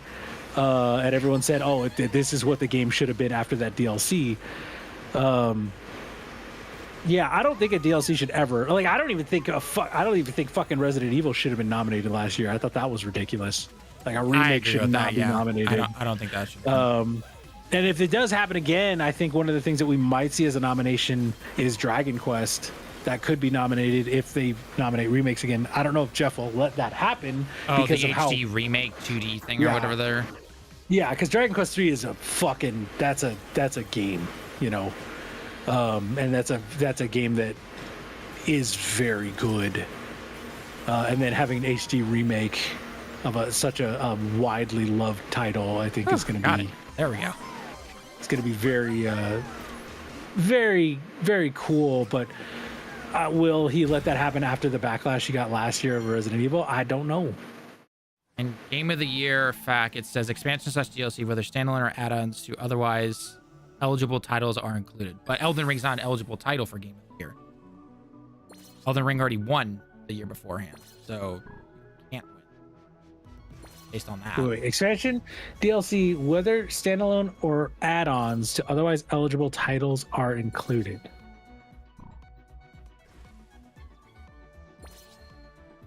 To otherwise eligible titles, yeah, because Elden Ring's not eligible because it won 2 years ago. It won 2 years. Yeah, it came out 2 years ago. So yeah, so that by would that be definition if, right there, you can't. That would be if like Shadow of the Erdtree came out the same year. Yeah. At least by what I'm reading, because Elden Ring is not eligible at this time. Like I said, it could win Best Ongoing, but that's I mean we've never seen DLC because there have been DLCs that have absolutely blown other shit out of the way. Like, you know what I mean? Like there have been like Destiny, like when Witch Queen came out, that would have been nominated for Game of the Year. You know, but Destiny was not eligible because Destiny 2 came out fucking 5 years before that. But Witch Queen was like one of the highest reviewed things that year. Same thing this year with the Final Shape. Yep. Like that got like 91. It was one of the highest rated things this year. Maybe 92, something like that. Let's see the Final Shape. Yeah, I think it was like 91 or 92. Oh, it's back down to 89. Well, let's see. View all platforms. 90 on PS5. Okay. I think it went down after a while. But yeah, it's 29 reviews, so that's pretty good. But 29 reviews isn't that much. But yeah, it's still one of the highest rated things this year. You know? Persona 3 reference? I don't know. Persona's in the Astro Bot. Oh, Persona. Oh, I thought that was the. Didn't they do a Persona 3? Oh, I'm thinking remake. I'm stupid. Yes. Persona 3, yes, reference in Astro Bot. I was like, because you know, like they name the Persona shit, fucking weird stuff. My old brain got confused. Oh, this looks challenging. What are you at?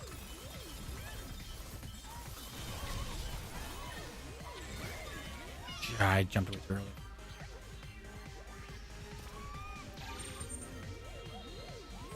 I don't think I got to do this week before I start the new job is clean my room. Oh, this is the one that I saw a bunch of people on Twitter going, I hate this level. And I was like, really? This one took me, I think, 2 tries. It's all about timing. That's all it is. Yeah. Except for getting hit like that. the beat one, that one for me sucked, which is weird. It's like, you know why? It's because there's a latency between the beat and what actually happens on screen. And so when I lock in and have to do something to a beat, it fucks me up because it actually lags, and I'm just always listening because music. I think that's what fucked me up at Hi-Fi Rush too. Because I was like, this is not on the beat, and it wasn't. Damn, that thing is. It's because very far. I should jump out. Got this talent, I believe. There you go. I believe. Hi, kitty cat.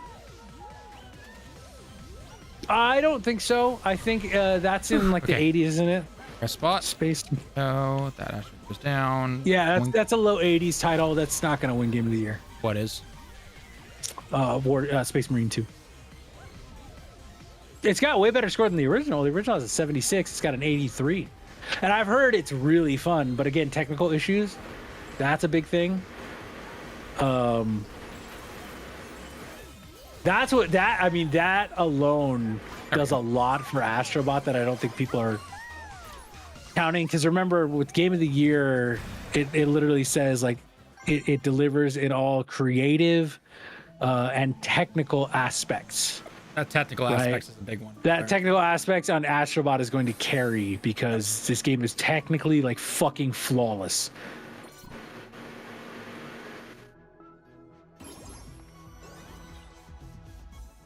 Is that Direct cheating on his wife with gaming again? What? What? Rain, that is the weirdest thing I've ever seen in this chat. And we just had something weird earlier. Yeah.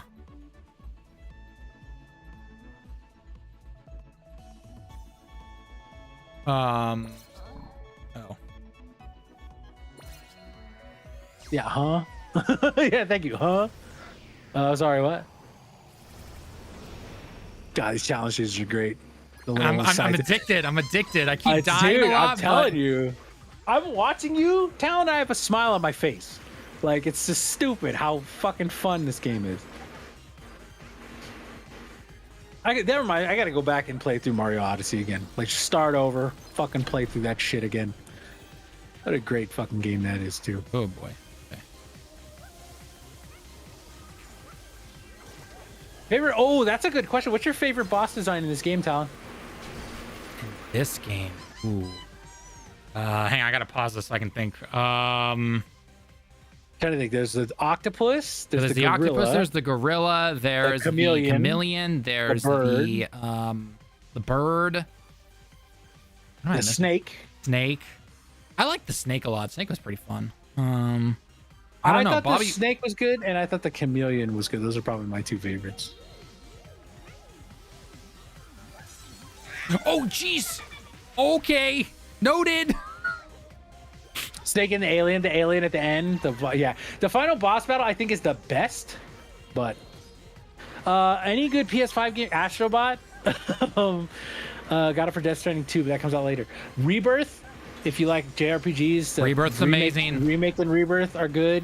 Final Fantasy VII Rebirth and Remake. Final Fantasy 16 is fantastic as well. God of War Ragnarok, God of War Horizon Forbidden West. Returnal, if you like roguelikes and want something different than the traditional roguelike. Yep. Returnal's really good, but it's fucking hard. It is. It's very hard, so I hope you're ready. It's really good, though. It takes a long time to get through, like, the first couple things, because, like, you have to learn exactly where shit is. Rebirth is the... It's the sequel. It's the sequel to the the second remake. part. Sequel to the remake. Yeah. It's part 2 of the remake. And I'm so glad I ended up... Freaking, it's always the squid shooting enemies. I hate these guys. I'm so glad I ended up waiting on playing remake, because I played it when it came out, and then I wanted to play through it again. I just never got around to it, and then I waited till PS5, and like having the 60 FPS and all that. Yeah, there's going to be a part 3. It's projected for 2027, which would coincide with a 30-year anniversary. 30th anniversary, makes sense. Yeah. Okay, I can get Final Fantasy 7 is like Crash Bandicoot and Naughty Dog. It's just one of those foundational PlayStation things.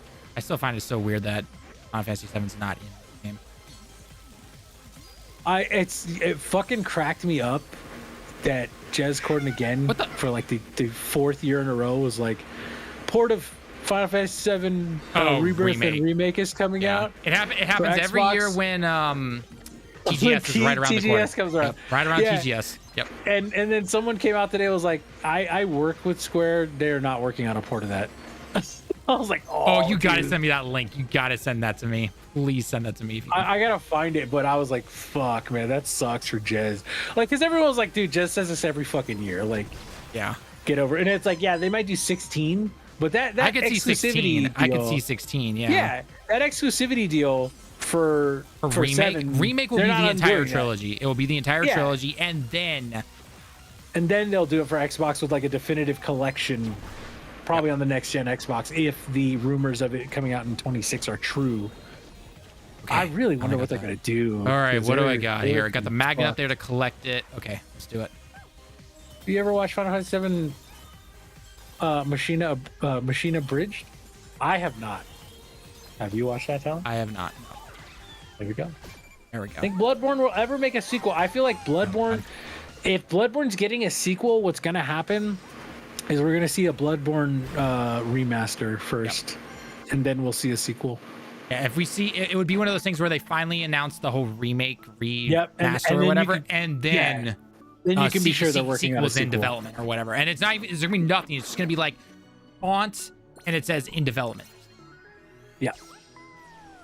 I promise this will be my last challenge, and then we're gonna finally do our discussion. Okay. I promise. Good, man. No, because I want to get that discussion because then enjoyed I want that to be a video. So that's yeah, why. that's fair. Guys, if you're new here, feel free to subscribe. We appreciate y'all coming in, hanging out, talking. If you subscribe and hit the bell, you'll know when we're streaming as well as when we put out our videos. We do videos with guides. We do videos with just discussions on games, and a lot of discussions take part here in the stream, and then we turn them into videos. And so if you're here and you're part of the discussion in chat, either on Twitch or YouTube, you will likely be referenced in the video when we like to take your guys' comments and put them in the video. So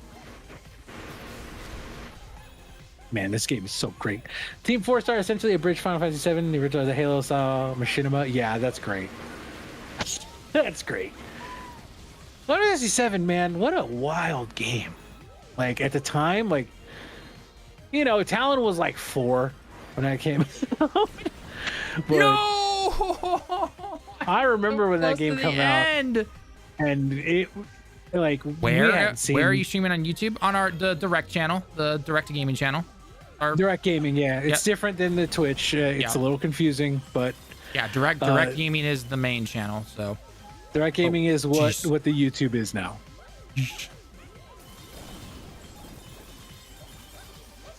I think it's at direct gaming, right? Yep, just direct gaming. Yeah. Yeah. Woo.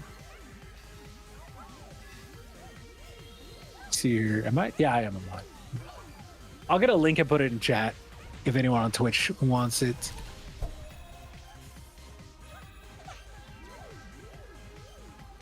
$61.20. Whew.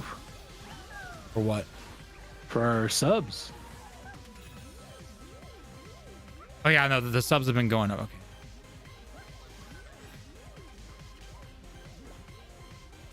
Oh god, that almost hit me. No! Oh my god! Oh my god! I'm putting the link in the Twitch chat if anyone wants it. Oh my god. Yeah, we try and make sure that that all viewers are able to access things. Oh. And a lot of people watch YouTube streams, especially on mobile now. You know, that was one of those things God. that we talked about. Like, oh my god, I saved that. The drift on the little thing at the end there was terrifying. I'm telling you, the drift on this. The drift. This controller is going in the garbage the moment I platinum this game. Yeah, exactly. Right? Like, oh my god. It's one of those things that you have to be willing to pivot on. God. Because we originally had everything set up with Twitch, and then we realized like, hey, we can stream once we got monetized, right? Yeah. Here. Once we got monetized here, we were like, hey, let's just move it to YouTube primarily. Because we wanted to keep it separate from Twitch and let the old school like 5.9 stuff go on Twitch. Damn, there we go. Just platinum Bloodborne. I gotta do that one day. I know that's a fucking endeavor, but I platinum Elden Ring, so probably do Bloodborne. Yeah. So like with it was like the idea of adding the mobile, like, came out recently, right? Didn't we do this like 3 months ago or something? We started adding the vertical. Yeah, the vertical was about 3-4 months ago. Yep. Yeah, a lot of people watch it there. Yeah, we like it, and it's recommended more. Streams are recommended more. Yep. When it gets people to just check out the channel. So. Yeah. And now we get to have convos with all of you. Exactly. Easiest 100% any FromSoft game? Really? Even easier than Elden Ring? Because Elden Ring was pretty easy. Or easier than I thought a FromSoft game would be. Let's go. Rocket Chicken is best chicken? Yep.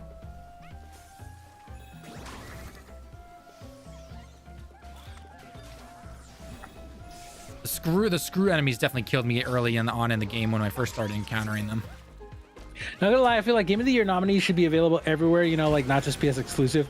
This is one of those things that's come up a lot recently, and I feel like this narrative is being very highly pushed by Microsoft because of their position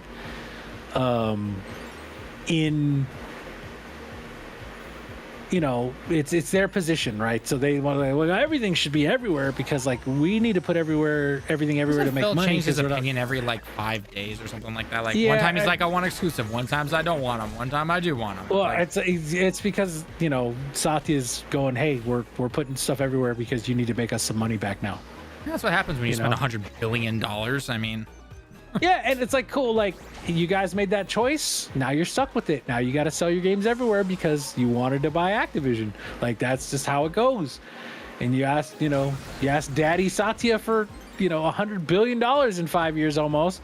He's gonna want that money back.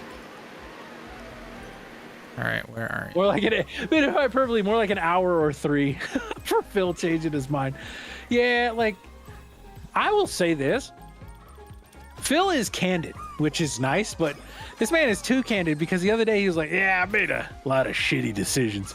And I'm like, yo, dude, you can't like say that, man. Like you just can't, you can't say like, I made a lot of really bad decisions for my brand. Like, oh, okay, more min-max stats and blood work. Okay. Oh, so that's what makes it easy? Is it you get max stats with it? Yeah, they had that in Elden Ring too. I'm not gonna lie, I did that. I farmed the chicken, and then I farmed the little guys right next to the chicken. But you gotta buy a fucking PS5 now just to play GTA. You don't, because that'll be available on Xbox. But if you're on PC, you're fucking stuck. And that's how Rockstar works. They always do PC like a year later.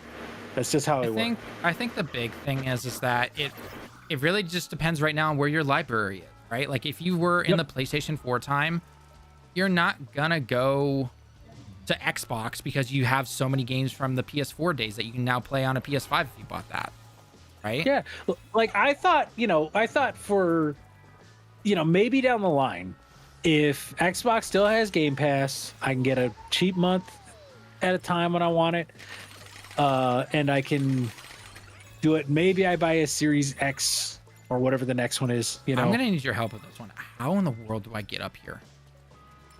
Bird is telling me I have okay, yeah. Like once I see it, once I catch up, I'll tell you because it was fucking weird.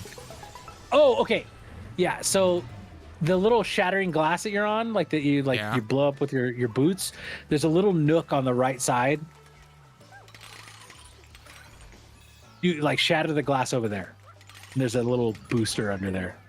Oh my god! Like it's a jump. Yeah, that took me fucking forever. I was like, where? How do I get up? I was trying to jump from the rocks and stuff. Like,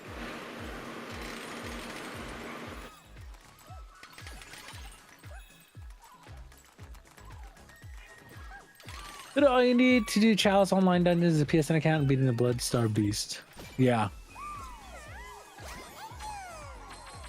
A woman in a wedding dress. Takes a lot of effort to wake her up. That's amazing. But yeah, like if you're an Xbox fan, like that's cool. Like I have problems with Xbox just because I had 2 360s die on me like immediately. I think each one died within like 2 months back in the Red Ring days, and I was like, I'm just not buying an Xbox after this. But I've said a million times, like I want them to make good games. I want them to give me a reason. Like, here's the thing. I'm not buying an Xbox because I've had them break, right?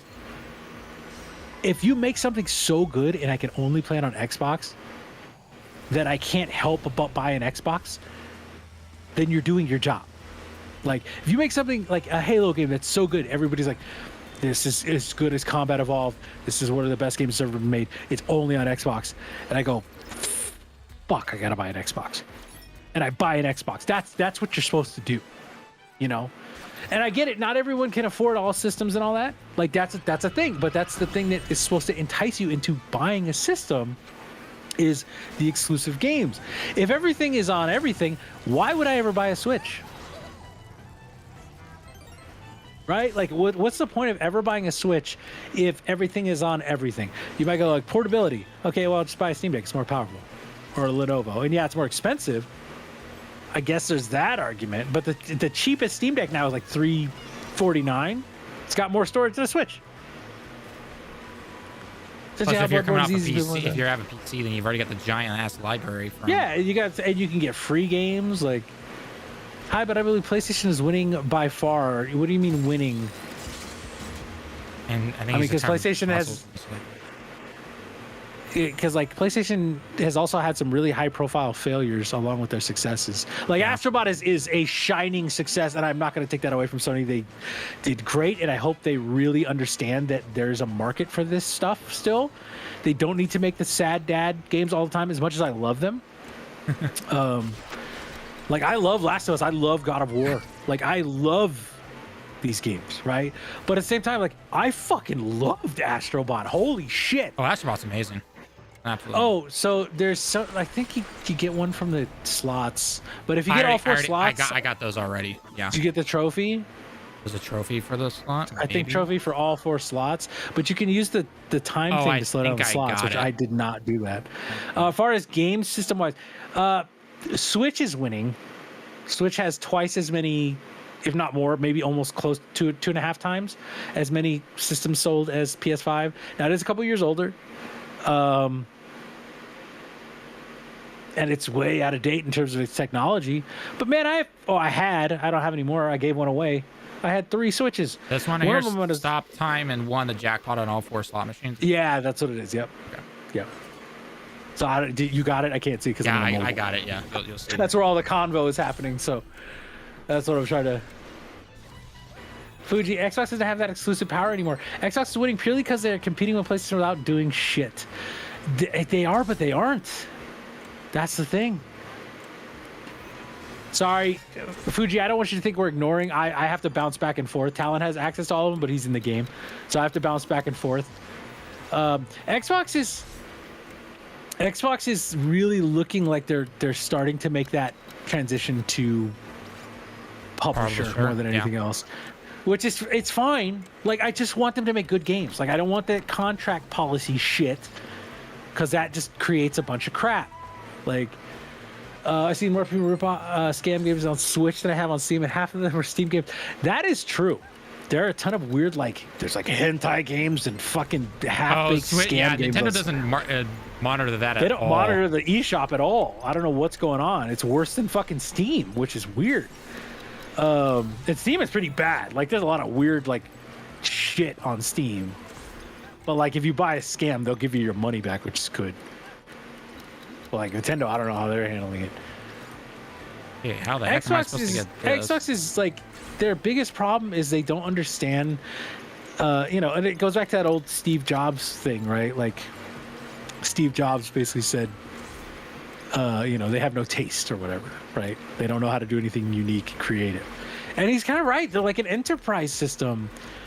And that's the problem. Like, they need to understand that creative and enterprise are very different. All the good non-Nintendo games are ports. Yeah, I mean, every game is a port. Hey, Sly Cooper, let's go. Right, like, unless it's like the original thing it was developed on. The Witcher 3 runs on Switch, yeah, but they don't have any of the nice upgrades. None of the nice new gen upgrades. Because I was shocked that like the ray tracing and stuff worked on Xbox and PlayStation. Sorry, how much ray tracing tanks performance for a lot of things. Oh god, you use ray tracing on Elden Ring on PS5. It shit runs like 20 frames. It's bad. Actually, you know what my favorite little power thing is? It's this time stopping mechanic. I love that. Yeah, it's really fun. Is your advertisers for Switch ports so they sell horribly? I mean, the worst selling Switch games are still outsell a lot of other games, like because there's just so many Switches. No, hang on. There's that list of all the Switch games and everything like that, and even the like B or C games and everything. Like everyone's like Mario versus Donkey Kong did terrible, or this game did this. They're still selling millions of copies. And that's Mario better vs. than Donkey Kong sold like 1 million copies. It's doing better than PlayStation and Xbox games are. Yeah. The Switch games just sell. They just sell. Plus, it probably helps having 154 million, consoles out there. Just saying. Well, and if you put Mario on a game or Kirby, like it's gonna sell something. Oh yeah. I mean, heck, even they have that, and Kirby's considered the B squad. Yeah, like Metroid. Metroid's starting to sell now too, which is nuts. Yeah. Because that series has really. That's like why, for a long time when you were like, oh, let's get Metroid like remastered, I was like, I don't know, man, like this shit hasn't sold very well. And then Dread came out and it actually sold, and so they're like, okay, well, let's remaster Prime.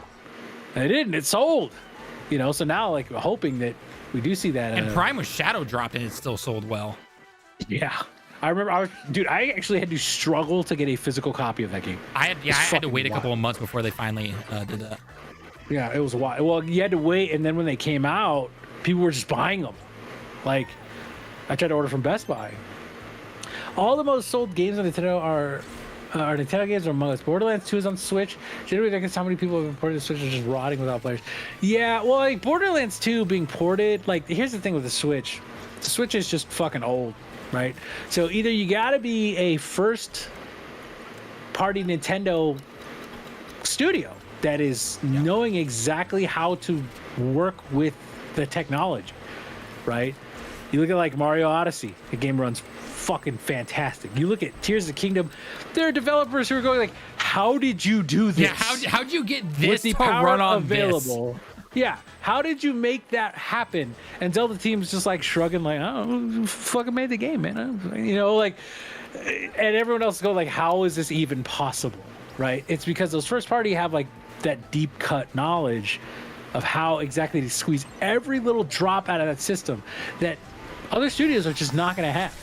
Right? Even though systems it kind of helps when they actually let them do, you know, technical bugs and tests and all that stuff, and they don't rush the game out. I mean, wasn't Tears of the Kingdom delayed like an extra year? Yeah, for optimization, right? But like Gearbox isn't going to do that shit. They're just going to put it out.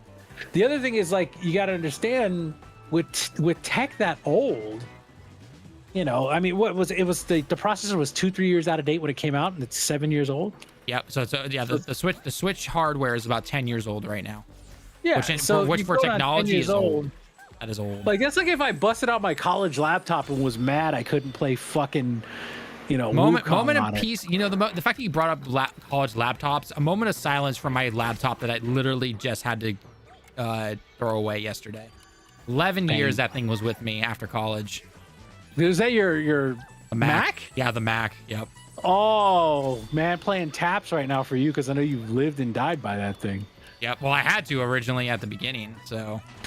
Yeah. But I mean, even now you're like, I still use a Mac because like I have my Final Cut and that's what it works on. Yeah. Well, I have a Mac Mini. Okay, how am I missing a bot and a puzzle piece? The bird never went off. F. You have to be close. I can tell you where something is. So if you go back down, you're at the top, right? Yeah. So if you go back down where you did the darts, like and the 2 darts that came out and you went towards where you're at now. I got that the first time I came through here. You got the one on the other side? Yeah. Here, I'll come back over here. The one that's on top of the dartboard right there. Yeah. I got to see it's a coin right Okay. Now. Yeah. Okay. I can't see it from. I'm delayed. Yeah. So. Okay. So go back then. Oh, here, down here. Oh yeah. There. Yep. Okay. Yeah, it's weird because like I had that happen too. I was like, why the fuck did this bird never go off? Okay, I got all the puzzle pieces. Now I'm just missing a bot. And it's a normal one, of course. It's not like a PlayStation. Yep. I got that one up there.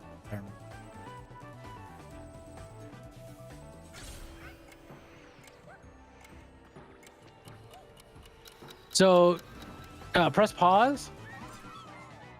So Sly, where you release Sly, was before where the other bot should be.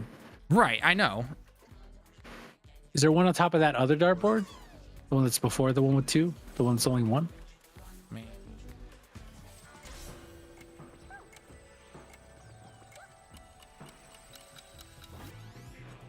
I got this one the first time I went. Which really runs the Switch, regardless how well it runs, is black. Yeah, that's the thing. But again, when did Witcher 3 come out? It was like 2014? No, you can't go inside where the darts come from.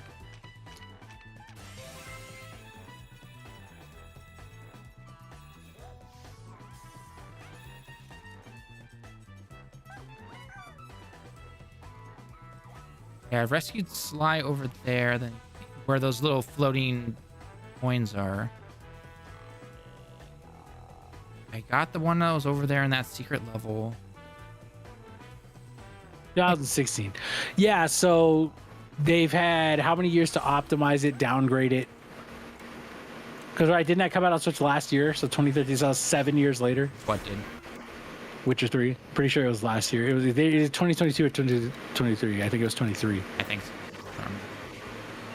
Oh, I don't know how you could get back there now. I don't think you can. I don't Let's think I start can. over. Yeah. Yeah, you might be right. I think it was 2016.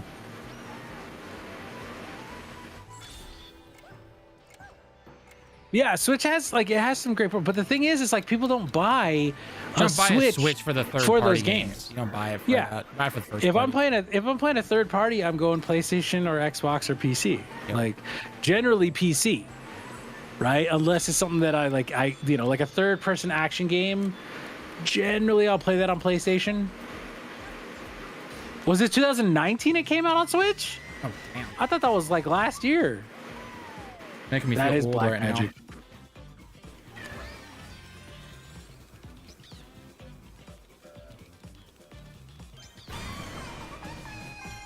My cat doesn't know where I am, even though I'm just talking, and my door is wide open. He's out in the hall, like crying. Oh wow! You could have just restarted. Hey, what's up, buddy? I want to get the 100 coins from there. Oh, All right, we yeah. need to get this discussion because I don't want to keep you up too late. So let me just go to the planet. It's a shame for Sony, though, because they ruined all goodwill with the player base because of their new requirements for the PlayStation games, basically locking all. Oh. Okay, so first off, few things for that. So first off, technically, it's their right to the whole PlayStation online requirement thing. Because a lot of those countries, again, right or wrong, it's their choice, but a lot of those countries make it an issue for companies to make, login services like that and everything. So Sony looked at it and said, look, we're not going to do this. That's their choice. Right or wrong, it's their choice to do that. Yeah. So that's one thing. Plus, let's be honest, like one of the countries was like Antarctica. So Yeah, that's so, it's one of those things. Is like you can't like people always tout that. It's like there's a ton of countries that Nintendo doesn't work in. There's a ton of countries that Steam doesn't work in. Yeah, there's Steam, a ton of countries that Xbox doesn't work in. Exactly. So so if you're gonna blame one, you gotta blame them all. Just saying. Okay. Second, the whole account thing and all that stuff. People are like, oh, this is gonna kill it for them and everything. Ghost of Tsushima is their best-selling first-party game on the platform. And it's single player, and it required an online, PSN login thing. People just bought it. So we'll see what God of War Ragnarok does. I have a feeling it's going to do pretty good. That's going to do numbers, I think. In terms of Square Enix, okay, so Square Enix, couple of things. One, Square Enix is absolutely horrendous at marketing their games. So that's on them. Yep. Two, they have unrealistic goals whenever any other games come out, so they're terrible at it. Three, I understand why Square would go exclusive for a while when it came to Sony because of that relationship they've had for 30 plus years together. Like those those people at both those companies here in Japan, they grew up together. Like I wouldn't be surprised if some of them knew each other in elementary school. Like I'm dead serious about that. Now their push to multi-platform is great, but one thing I would still not be surprised about is the fact of how slow they work with getting certain ports out. And Square Enix developers have come out and said they like being able to focus on one platform and then go to another. They like that. So if they're gonna, I'm not saying that Square's not gonna go multi-platform. They obviously still do PC, Switch, and PlayStation and everything. Certain games will just come out at different times. It wouldn't surprise me if that happens. Which, by the way, funny enough, everyone always like, Sony has all the Square exclusive. Switch actually has way more Square Enix exclusives. It's just that Sony gets the big, the big fancy ones, aka Final Fantasy 16 Rebirth and Remake. So, I don't think Xbox is going to say, all of a sudden make up this huge amount of revenue and everything unless Xbox players actually come out and buy them, because guess what? They're not going to be on Game Pass. So, well, yeah, that's the thing too. Is like you got to understand from Square's perspective, they put a lot of work into 15. And like, well, wasn't it like 8% of the sales were on Xbox? something like that. Something ludicrously low, where it was like 50,000 copies sold on Xbox, and you might be like, well, that's enough. It's like, well, Concord just got shut down for selling like 25,000 copies. If there's not enough on a certain thing, like if there's not enough sales on a certain platform, they're just gonna go, why should we bother? Which is what that's happening with a lot of stuff with Xbox right now, because the whole Game Pass effect. It sucks, but that's just what happens when you give people a way to play games, quote unquote, for free, right, through a very low cost price point. Yeah. So now it's like, I just saw a thing that was the other day. Oh, it was Jez Corden. He put out a poll, and he was like, oh, are you going to be buying Final Fantasy games if they come to Xbox? And it was like 40% of the people said yes, and then 60% was I don't know or no, flat out. And then a bunch of people in the Twitter thread were like, oh, well, I'll check it out if it comes to Game Pass. And it's like, that's such an Xbox gamer attitude now, which is why a lot of companies are like, oh, we want to sell games. We don't want to like rent it out to Microsoft for a year to like help their service. We want to sell copies of our games. Yeah. And that's just the reality of it. We talked about this earlier.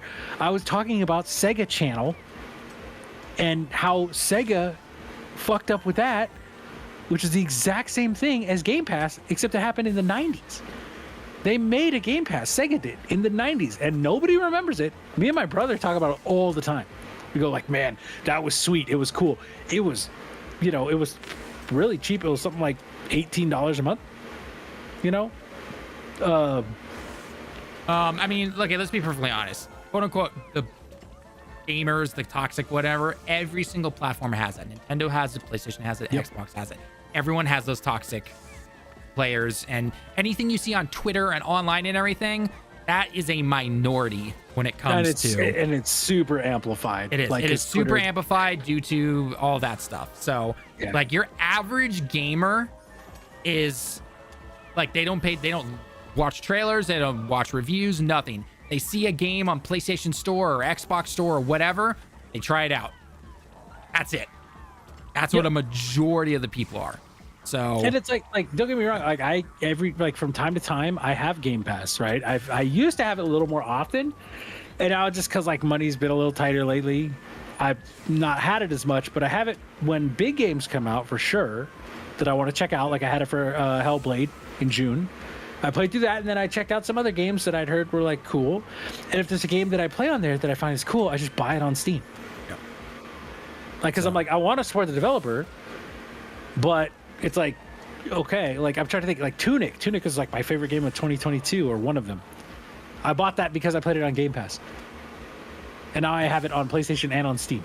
And we even said at this stream, like, the idea of Game Pass is amazing, right? It should be that you introduce a lot of these games to players who would never hear about it or see them or anything, and then the hope is that they would go out maybe like on a sale, or heck, if you have the financial availability to do it, you'd go out and buy the game. That would support the developers. It would get you, and then word of mouth, you can tell your friends about it and everything. That's how theoretically it should work, but it doesn't, unfortunately. It just doesn't. And again, I know, and I just said this a couple hours ago, I know financial, it's hard times right now. As someone who works a full-time job, tries to do this, and I can buy maybe one game a month, that's just the way it is, unfortunately, right now. Anyway, I want to get into the discussion though, because I know you need to get going to bed, so I'm gonna be hitting the record button. Hold on, because there's something I want to talk about. Two really great comments. Fuji says, average gamer buys Call of Duty and their favorite sports game every year on console with all their friends are on, or one they built the most profile with. Yes, that is very, very true, and that is one of those things that, like, that's why PlayStation is so dominant now, because last gen so many people went to PlayStation after that Xbox One debacle. Oh yeah. Right.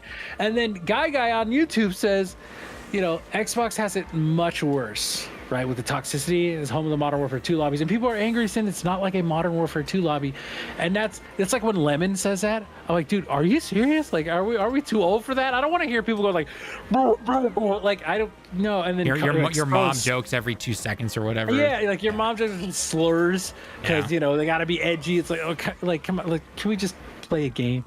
You know, like just play a game. That's why like nobody joins chats anymore. That's why. Yeah, the whole like it you know I do recognize that like nobody joins lobby chats or anything, or even when what was it, like even with Helldivers 2 and everything like that, right? A good chunk of the people would not be in, like I'd actually have my mic open because I'm like, okay guys, let's have 2 of us go this way and 2 of us go this way so we can just coordinate and get this, you know, stuff done before the timer runs out, and nobody would be talking. I was just like, okay, thanks. Yeah, okay. So, like, again, I get it. You know, sometimes you just want to relax and game. I do that all the time myself, too. But the days of, like, those Modern Warfare lobbies and everything, dude, I muted those all the time. They're so annoying to listen to. Did it have some funny moments? Sure, absolutely. But the only time I ever found those lobby things to actually be fun is when I was with my friends that I knew, right? And we made up that lobby. Yep. Not the randos, but when it was my friends and people I knew in that lobby, that's when it was fun. That's when those are the fun times. The randos, maybe 5% of the time it was fun. Other 95%, I wanted to throw my mic out the window, essentially. Big agree. Yeah, big agree. All right, so what are we discussing? To answer that particular question, we are going to be talking about, since Astro Bot brought this up because of how well it's been doing and everything, a big question was posed by some journalists and some people who deal with analytics and everything. Should companies like Microsoft and Sony make these quote unquote smaller games that are between 15 to 20 hours? And then the question that was then posed on that was, yes, we'll probably see this, but they're gonna be for $70. And this has lit up the discussion space like crazy. So I want to talk about it because I've got some thoughts on it. Okay. So what we're going to do, this is how it's going to go. This will be up on YouTube, by the way. So for anyone in the chat right now, if you want your comment to be seen, get ready after we've talked real quick. I'm going to have my point. I want to ask Bobby his point, and then we'll open up for discussion where we can grab a couple of comments. Those will be posted on the screen when this is turned into a video and everything. And we're going to go from there. Okay. Go ahead and start up the recording. You heard him, chat. Yep. So I've got some water real quick. Perfect. That is good. Now, okay. So.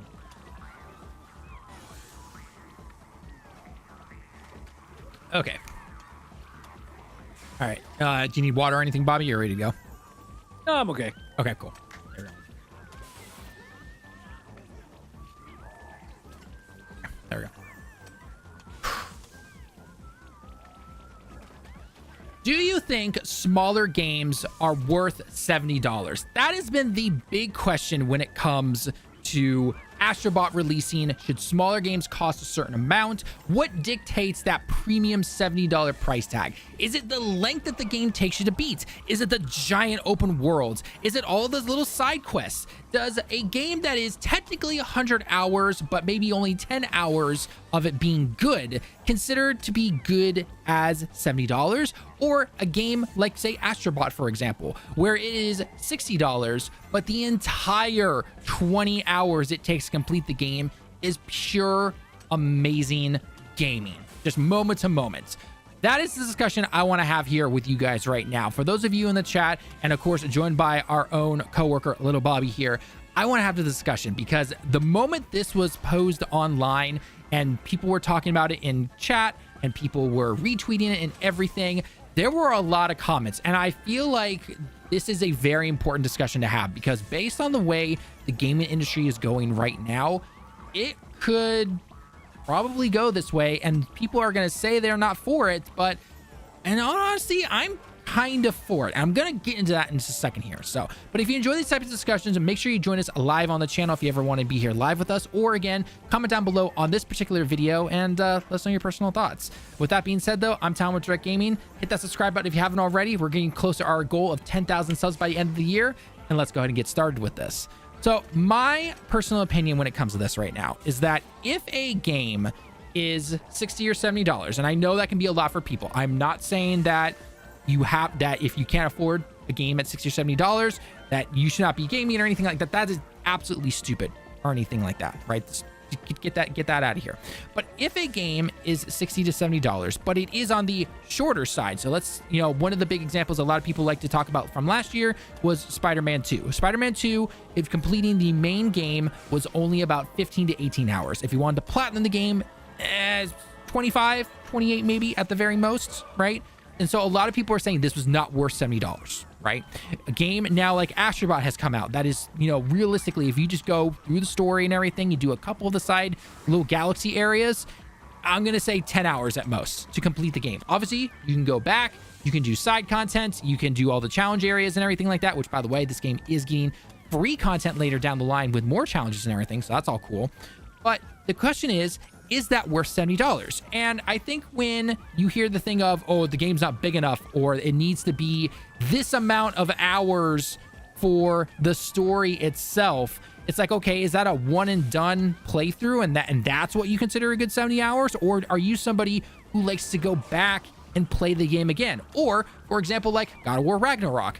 I went through that original game, played through it, beat it, and I came back like 4 to 5 months later and I played through it again on New Game Plus and everything because I wanted to do that, or a game like Horizon or a game like GTA or any big open world game. Is that the only time that you would say $70 is worth it? Or is it worth that because it's bloated big open world areas or anything like that? Regardless if you like the stories or anything, right?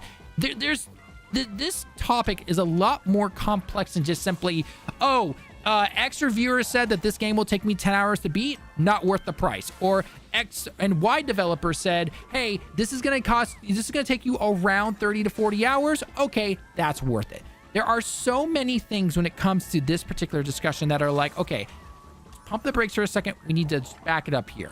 When I look at a game, again, I'm going to use an Astro Bot a lot here for this example, but when I look at a game like Astro Bot, right, it is, yes, generally I'd say around 10 hours or so, give or take, to beat just the game itself. There's obviously some side stuff. There are hidden bots and things to find, challenge galaxies, the whole 9 yards, right? And I'd say to platinum it for an average person would probably take you, I don't know, maybe 40 hours at that, maybe, depending on how good you are. Obviously, different people have different skill levels, and I understand that completely 100%.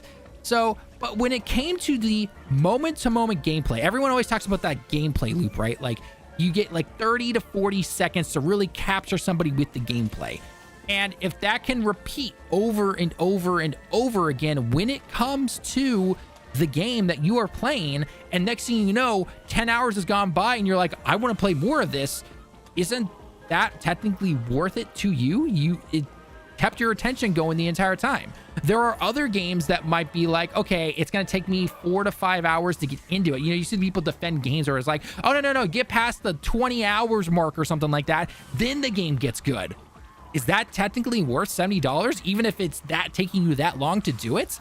I don't personally think so. I would look at that and go, no, this was absolutely not worth it or anything like that, right? And, even simple things, whether it is considered New Game Plus or doing side content or just starting the game over again, right? Because one thing that I always like to do when it comes to games, especially once I got into my 20s and everything, is I would buy a game, I would play through it, and then I would come back later on.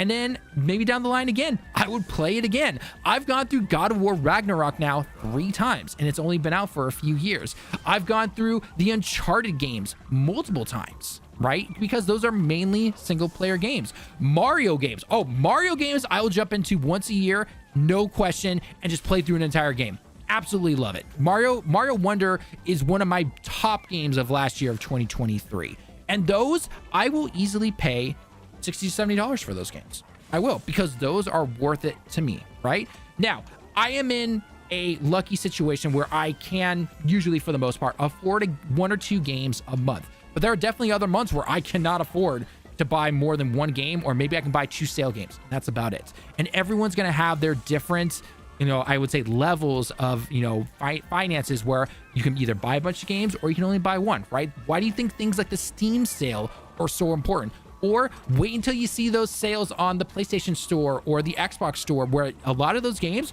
will go on sale for like over half off. That's your chance right there to get a bunch of good games right there. So it's one of those discussions, I think, where no matter what, it is not as simple as, oh, game is only X amount of hours long, it's worth it, or it's not worth it. It is never that simple. And I feel like the people who potentially say something like that are kind of missing the points. Because when you get a special game, again, like Astro Bot, like we have right here, this game is just pure video. It's pure video game. That's all it is. I won't even say it cheesy lying, like it's pure video game magic or something like that, which technically it is. But it is just pure video games. It's a platformer celebrating 30 years of all these different characters and games that have come out over the years. Heck, let's jump back to a classic that everyone knows. Mario. Look at Mario Wonder, Mario Odyssey, all the Mario games. Look at Smash Brothers, for crying out loud. We haven't had a Smash Brothers game in years, and we probably won't for a while because of Ultimate and everything. That thing is literally a beat-em-up celebration of video games itself. I'd pay $70 for that if it was coming out right now. But again, it always comes down to just simply a lot of different factors. What kind of financial position are you in? Is it a game that you even think you're gonna like, right? Like, for example, a game that a lot of people will like and say like, oh, it's got hundreds of hours and everything, is something like Starfield, right? Or Oblivion or anything like that. I've just never really enjoyed Bethesda games like that. I've never been into that kind of Bethesda RPG, not to mention the whole jank and the crazy, bugs and everything that are in it. That's just never been personally for me. And that's fine. I'm not going to come out and judge every single person and be like, wow, you paid $70 for that much of a game? No, thanks. That's just not the way it is, right? So I think when people say like, this isn't worth it, or it is worth it, okay, it's not worth it to you, but it could be worth it to somebody else.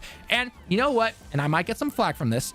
I even think something like if you take a $40 price point or a $30 price point and you put it onto a live service game like Concord had a lot of issues. It had a lot of issues in terms of character designs, how bland parts of it were and everything like that. But if it had that stuff fixed and it came out for that price, guess what?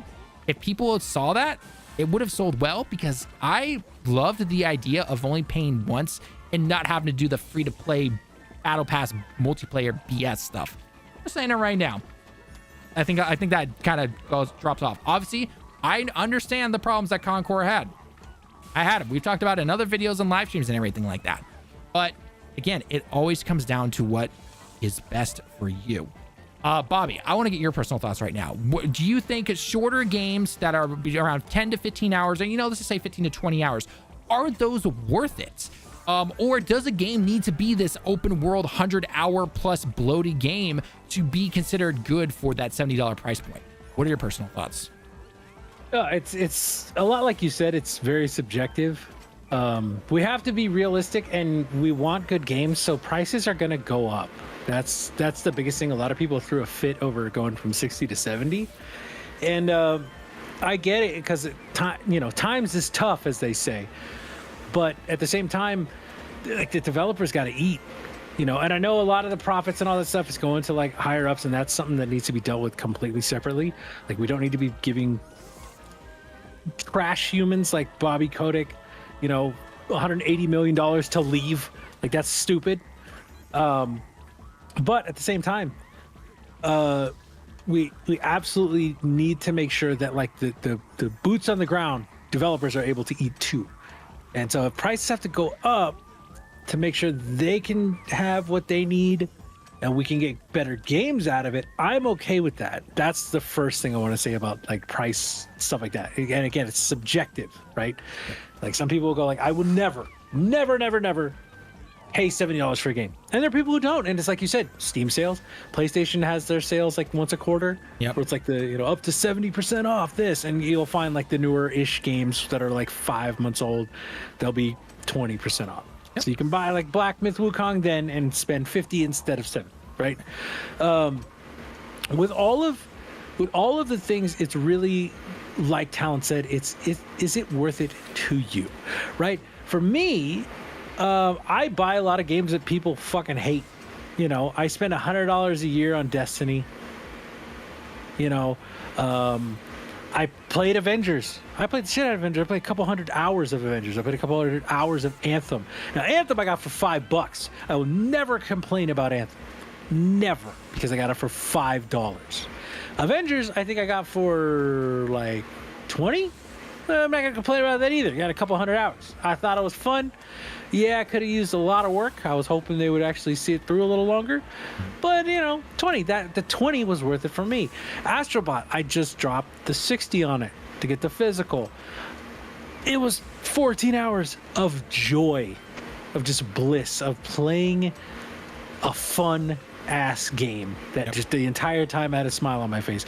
It's so good that I did a platinum, and like I want my brother to play through it, but once he's done, I'm probably going to go 100% another save file.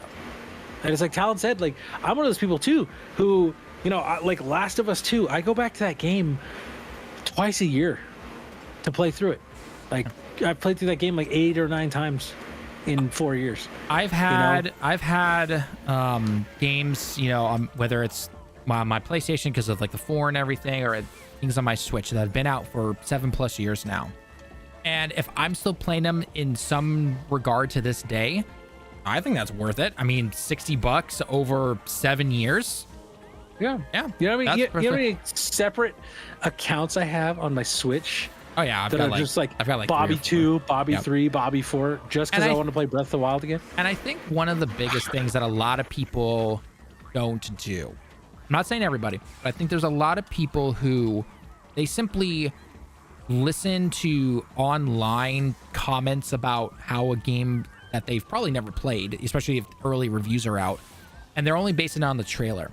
And I think what people really need to start doing, especially if something like $60 or $70 is a lot for you, which to a lot of us it is.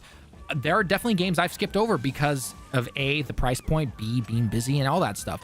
But do your own research, right?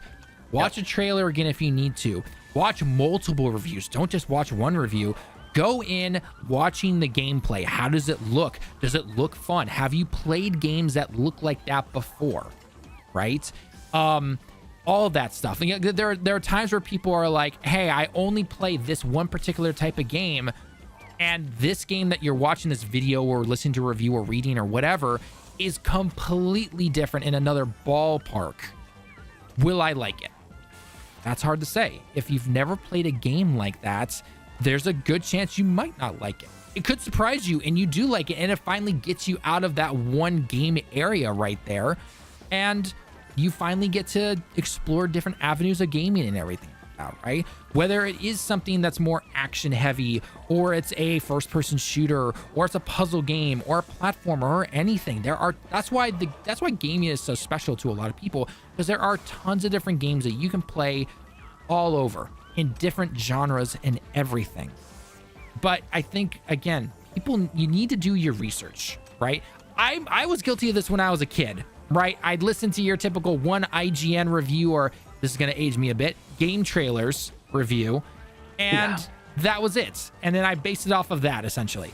But the older I got into, like, you know, high school and everything, I started to do my own research. You know, whether it was Googling something or watching multiple reviews, or back then reading more reviews and everything like that. And then especially if there's a demo out, right? I would always look for demos if possible, which I know are not always there, but that there are demos, try it out yourself, right? Or if you have a friend who plays the game or got the game, see if you can go over and just try it out for like half an hour if possible.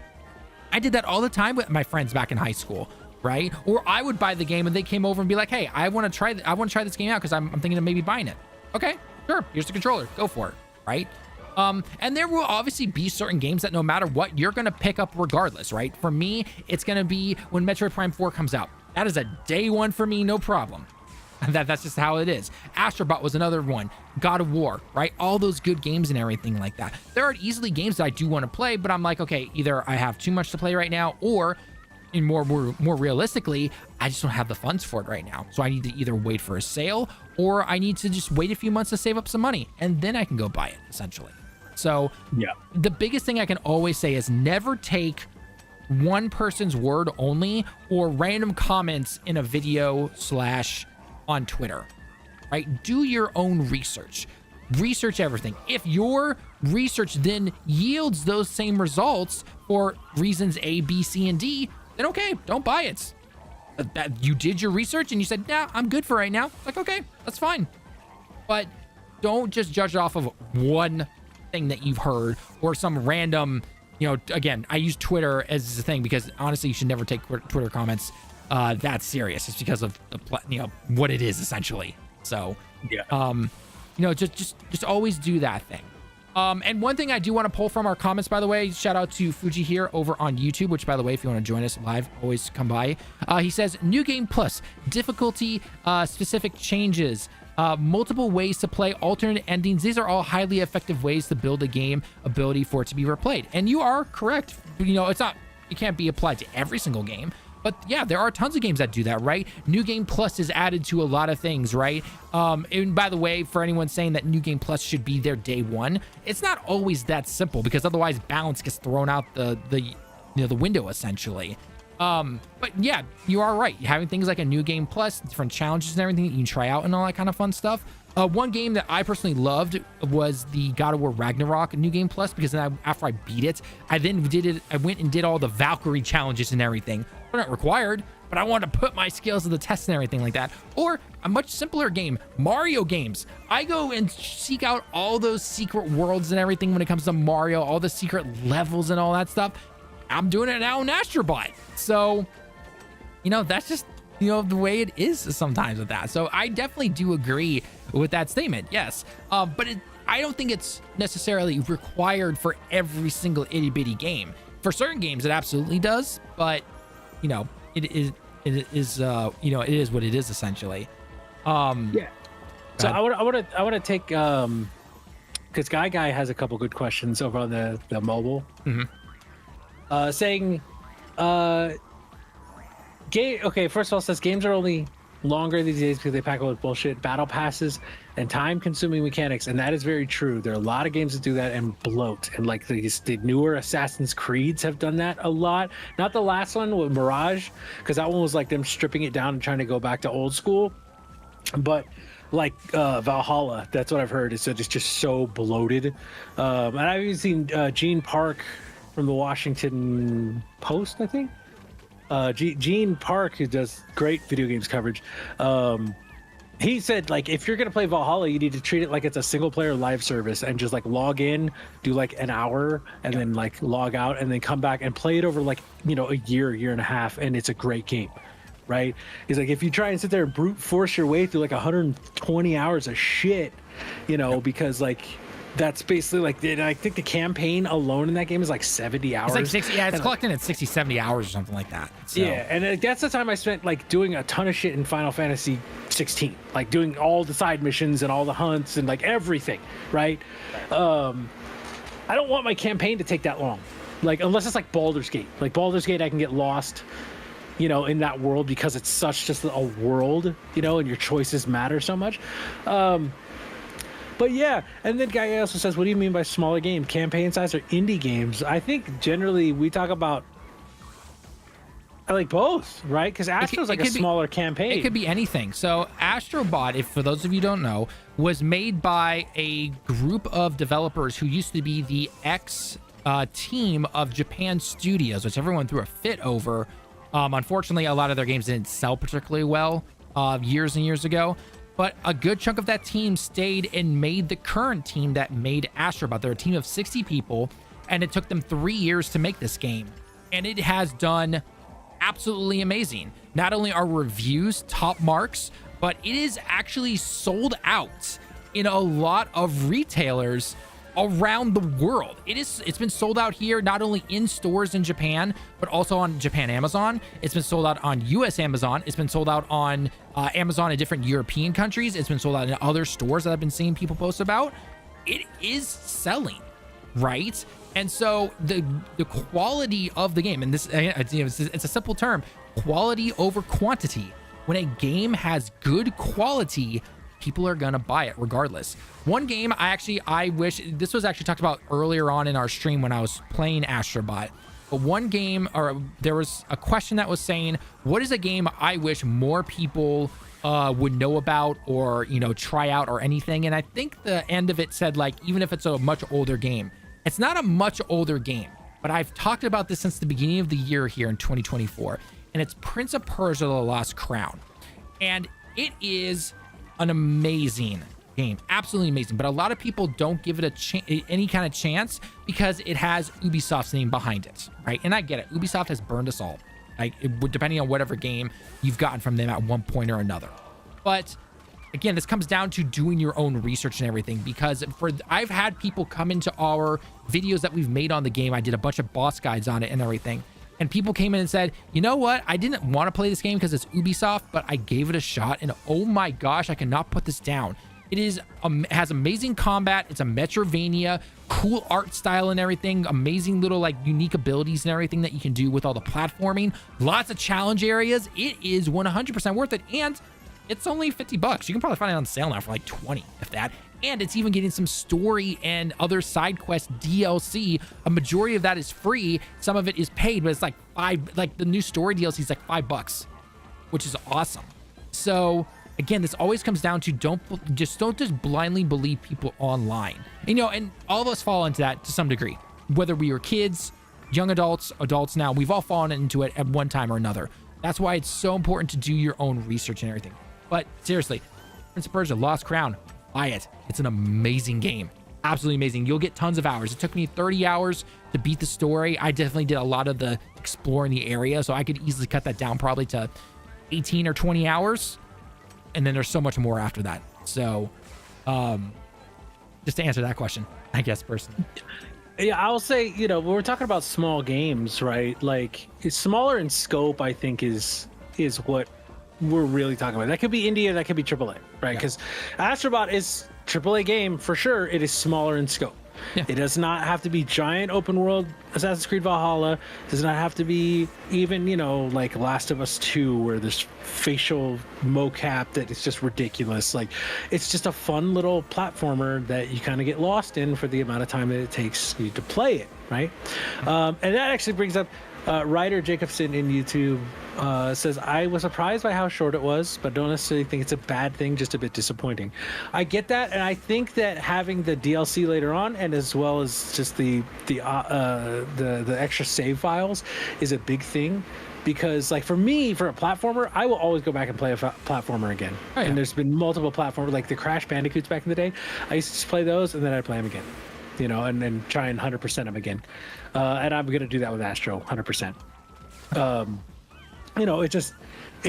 It really is about scope, I think, and scope creep a lot of the time, because if you think about it, like, a lot of games just talk about scope creep. And here's another comment on YouTube from Fuji. It says, the only time I care for how long a game is if the story itself suffers from length, or is an open world game. If a game is open world, but it's like Starfield where it's a mirage, that is bad. And yes, see, that is a game where the scope got so far out of their control, and they're like, okay, we need 1,000 planets. Why? Well, because 1,000 sounds awesome, and if they're all procedurally generated, we don't really have to make them. We just have to make like 10 things that pop up randomly on the planet, and then kind of get mixed around a little bit, and that'll take care of the whole thing. And then once you get into Starfield, and you realize, oh, like you said, Fuji, it's a mirage. Telling y'all it's sabotage. Sorry, I'm old. But once you get into that and realize that, hey, like, there's not really all that much here. Like, I'm just wandering around on this planet, and I'm in this mine that I've been in on like 16 other planets already.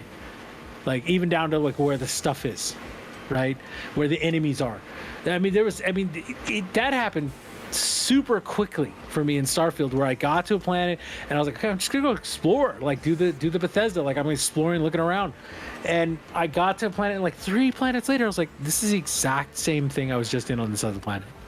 that like as soon as that happened, like the suspension of disbelief was broken. Like I couldn't look at the game the same way, and that was just bad. I'm really excited for Starfield because they said with Shattered Space they're just basically doing something on one planet, and they're making that the focal point. And for me, I go, okay, so you're gonna give us like a Skyrim world now, or like a Fallout world now, an actual world with like really deep shit to look through and explore, because like that's what I want from a Bethesda game, right?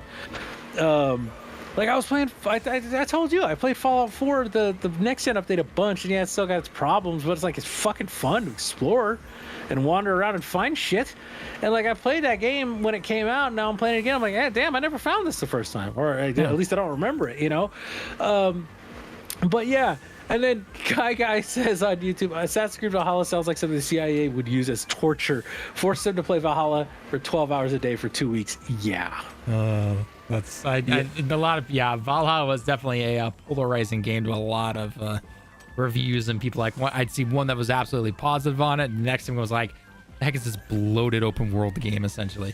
But one final comment I do want to mention here is I feel like making games more expensive is a slippery slope. Wasn't there a Rockstar dev who said with the amount of effort they put into the game, it should be $500 or something like that? I briefly remember seeing that. I think that was headline. like the CEO or something. I think it was like the CEO of Take-Two or something like that, which he's always had some wild takes to say the least. And he's a CEO. He's got he's got a piece of shareholders and everything, which again, typical business stuff. But I think like the thing with prices increasing is that I don't think people have realized that we have hit the at least in my opinion, we've hit the graphical limit, I think, with how like graphically cool a game can look and everything like that. Now, obviously graphics are not just simply make more polygons on screen and everything like that. It comes down to art, how fluid it looks, character designs, the whole, all that stuff comes together to make a beautiful looking game. Well, and then can you make the game perform with all that happening? Well, right? One of the big things that I saw when it came to Astro Bot's reviews and everything was even Digital Foundry, which, as you guys know, Digital Foundry will take all that nerd talk that a lot of people don't like hearing, and they break it all down for games coming out and everything, whether it is basic things like ray tracing and polygons to, how in depth the, all the stuff is. I can't even think about it. That's the thing. Right. And so in terms of graphical performance and everything, but then they came out with Astro Bot. Astro Bot runs 4K 60 with no hiccups whatsoever, with all of the physics and motion, all that stuff on there. Yep. And it's just it looks great because the art style is carrying. And the art style is there to carry it and everything like that. It's not trying to be some UE5, realistic looking game or something like that, right? Which I said that about Elden Ring too. Like Elden Ring, if you look at Elden Ring graphically, Elden Ring graphically looks old as shit. Right, but like it looks like a 2015 game. But the art style carries it, and it's one of the best looking games that's ever been made because of the art style. Exactly. Right.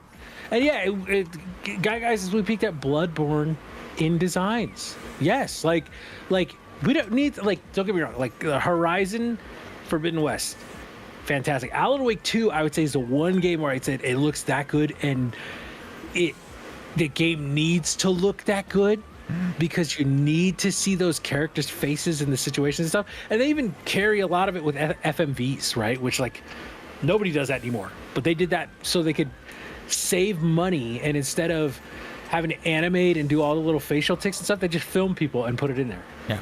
And I think another thing when it comes to when we moved from the PS4 and the Xbox One into the current gen right now, or heck, even going from PS3 to Xbox 360 to the last gen consoles, is that jumping from 1080 to 4K and then trying to do all this stuff with like ray tracing, and you have engines like UE5, which just tax the heck out of the components of PCs and consoles and everything.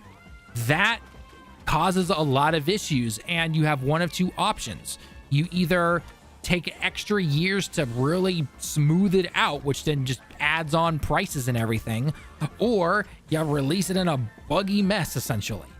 So and some of that obviously does come down to them not being able to foresee that, going from UE4 to UE5, was not as smooth as they hoped it would be. Yes, UE5 looks better, and a lot of that stuff does transfer over, but one game I've come back to a lot is Final Fantasy VII Rebirth. They're still on UE4, but they have made so many custom, parts of that engine for their game explicitly.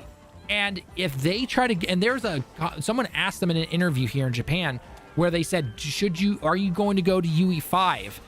And all the videos, for the most part, that I've watched, and a lot of the comments, not all of them, but a lot of them have said, no, do not go to UE5, because it's not guaranteed that all of your custom made stuff from UE4 is going to go to UE5 perfectly. A lot of people are saying, oh, go to UE5 after you've completed the trilogy as one big game, essentially, right? Which is fine, because that will take a few extra years to really, hammer out the details. And I'm not saying UE4 is perfect by any means. It's not. Final Fantasy VII Rebirth has a lot of, lighting issues and everything, which I completely get. But it's just simply the jump that we've had over the last few years, especially. It's not easy to develop this stuff, and that's going to take time, which means takes more money. And by the time something comes out, that's just the way it is. I'm not saying it's for every game. But that's why a lot of these things take longer and everything like that. So it's not as cut and dry as some people make it out to be, is what I would say. Yeah, Hydros is here. What's up, Hydros? Haven't talked to you in a while, but Astro Bot is a game that shows that we need to ditch the old gen console development, focus only on this gen up. I agree. Like all the physics I stuff and the little... 100% agree with that. But the problem is that when we look at it from the business side of things, which I hate bringing up, but it's a reality we live in. It's a reality. Yep. Yeah, it's a reality. Is the reason they haven't dumped the last gen consoles, unlike all the other years beforehand, is because so many people are still on the previous gen. And it's not that they're there, that's not the problem. It's that they're buying microtransactions and all of that stuff for games like Fortnite and Call of Duty, which are still on the previous gen consoles. And there is no way they're going to leave that money on the table. They would literally be throwing money into the fire if they don't put the stuff there and everything like that.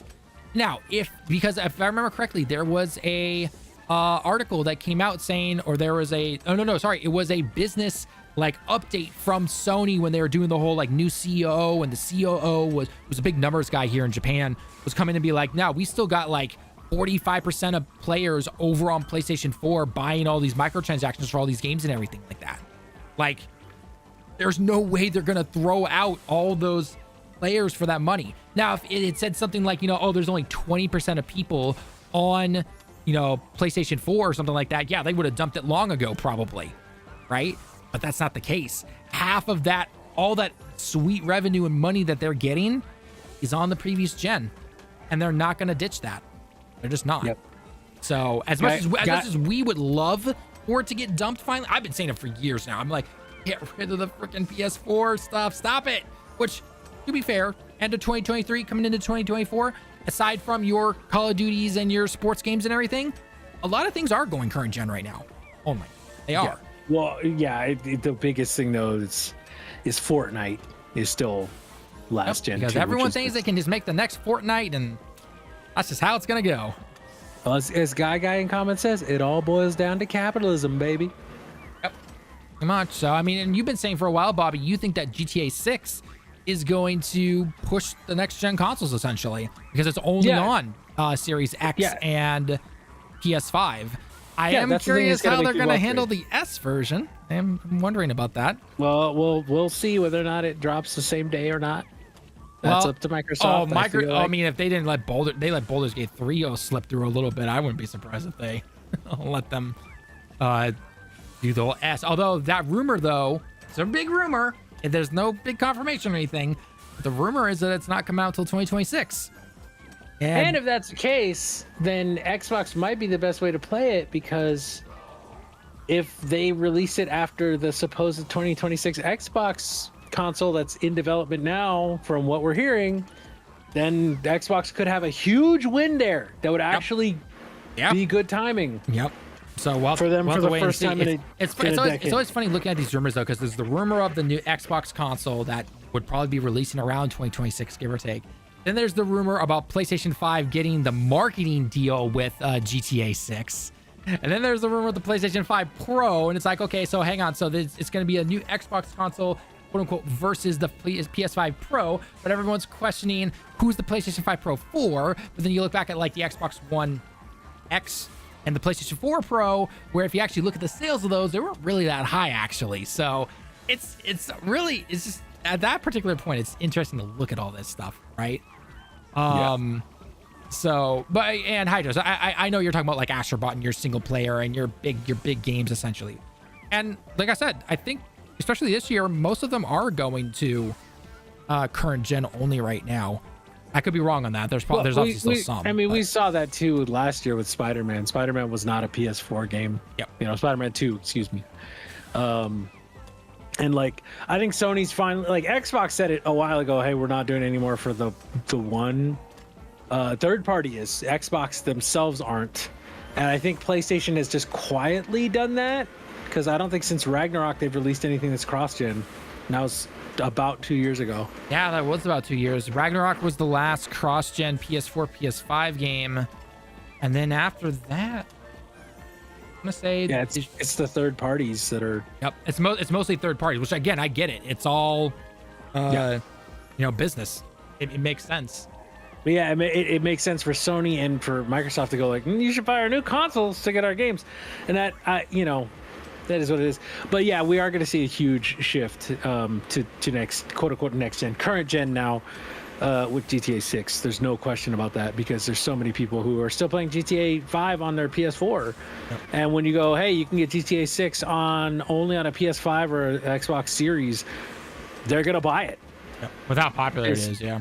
Yeah, it's just how it's going to go. Rockstar is one of very few developers who has that kind of power. And we just saw EA do it with the college football, right? That was shocking. I'm surprised EA, they put that on current gen only. I was actually shocked about that.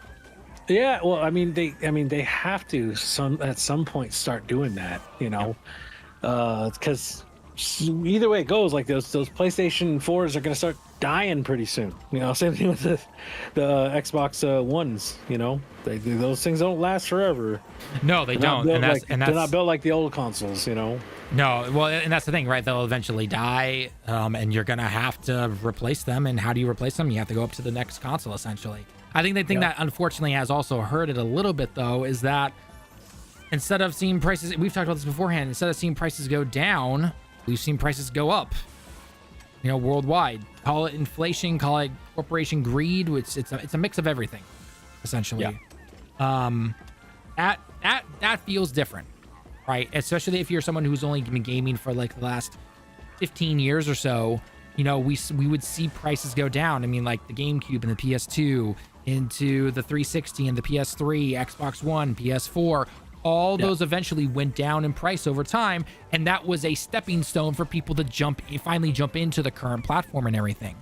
I'm actually calling it now. That's going to be what pushes the Switch over the PS2, is that when they announce the Switch 2 or whatever, Switch Pro, Switch, whatever they call it, they're finally going to price cut the Switch.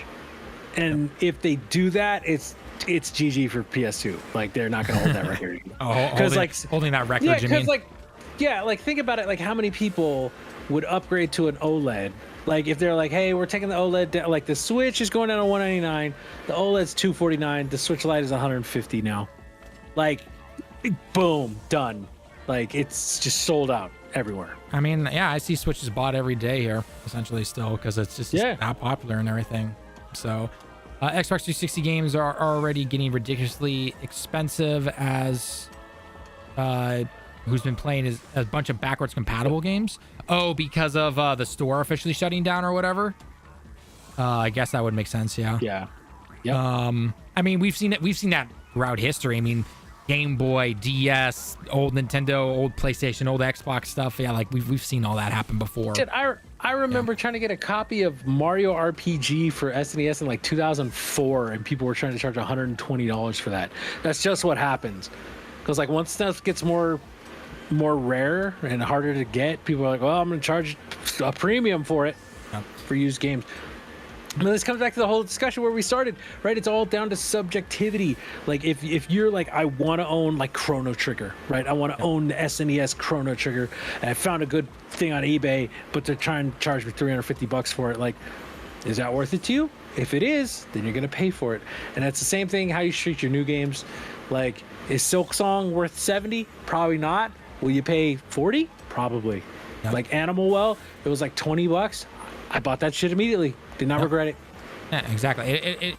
You've said it multiple times now. It comes down to what is worth it for you. Is it a type of game you even like to play and everything? And keep it in. I think I would just, whether it's on sales later down the line or you buy it day one or anything like that, I still recommend people buying their games, because if you rely solely on subscription services, and this is true within movies and music and everything, the moment those are taken offline, or the game, for example, is removed off of that subscription service, you don't have access to it anymore. It's gone. Yep. So you've got to buy it. And you paid all that money for nothing. Yeah, and you basically did all that. Like, obviously, we don't know when it would happen, but Fortnite, to my knowledge, is not a physical game. Those servers eventually will go offline. When it happens, who knows? Right? Yep. Same thing with mobile games or any kind of live service game. I mean, heck, we see with Call of Duty every couple of years, X servers go offline and people complain about it. That's the reality of those particular types of games and everything. So, but if you at least buy the game, whether it's day one, later on in sale, things like that, before things get too crazy, you at least have it to play the game. Unfortunately, with multiplayer games, a lot of it does come down to the servers, but maybe you at least have the single player still. But, that's just, food for thought. Food for thought right there. Yeah. That was a good, actually, a little stopping point right there. Yeah. So if you guys have any other questions, put them in the comments now. But hopefully, if you guys enjoyed that little talking there and everything like that. So why don't you jump into the Discord if you wanted to? He didn't want to hear our voices in person. Yeah, I just want to hear our voices in person. He's like, God damn, those guys. I don't want to deal with that shit. I think Xbox One modding will be a big thing like it was on the 360. I don't think that one has a library that people care enough to mod like PS4. Yeah, because the 360 to Xbox One was very different, right? Yeah, PS4 is like getting modded now really easily, from my understanding, or at least I'm pretty sure it is. And that, like, there's so many. I mean, you got like not only the third party, which is much stronger because PlayStation just took over, but you also have the first party, where you even get to the point where you've got modding and you can like just pop in Ghost of Tsushima, like that over, like, don't get me wrong, I love Remedy, but over like Quantum Break, Oh, Quantum Break, man, that takes me back. You don't even need to do that though. Like, at that point, you're just what are you buying, the processors, like in GPUs? I guess so, yeah. At that point, it's gonna cost you more. Just buy a Series X. Like, you're paying for the one, and you're paying for the stuff, and you got to figure out how to get it in there, or you pay someone to do it. Just buy I mean, you'll get, like, I guarantee you this year we're gonna see Series X at $300, and that might be what makes me buy one. Series S or X? X. I guess it depends, because aren't they canceling the disc one and doing the only, because they're releasing those all digital ones now? They're still gonna have disc ones. Okay, okay. Next gen, I don't expect them to have a disc. No, they won't, because they're trying to get everybody to where they can own them. Yeah. I hope no one can own games ever. Yeah, it's like stupid. That's why other services will always be a thing. Ladies and gentlemen, Hydros has made an appearance.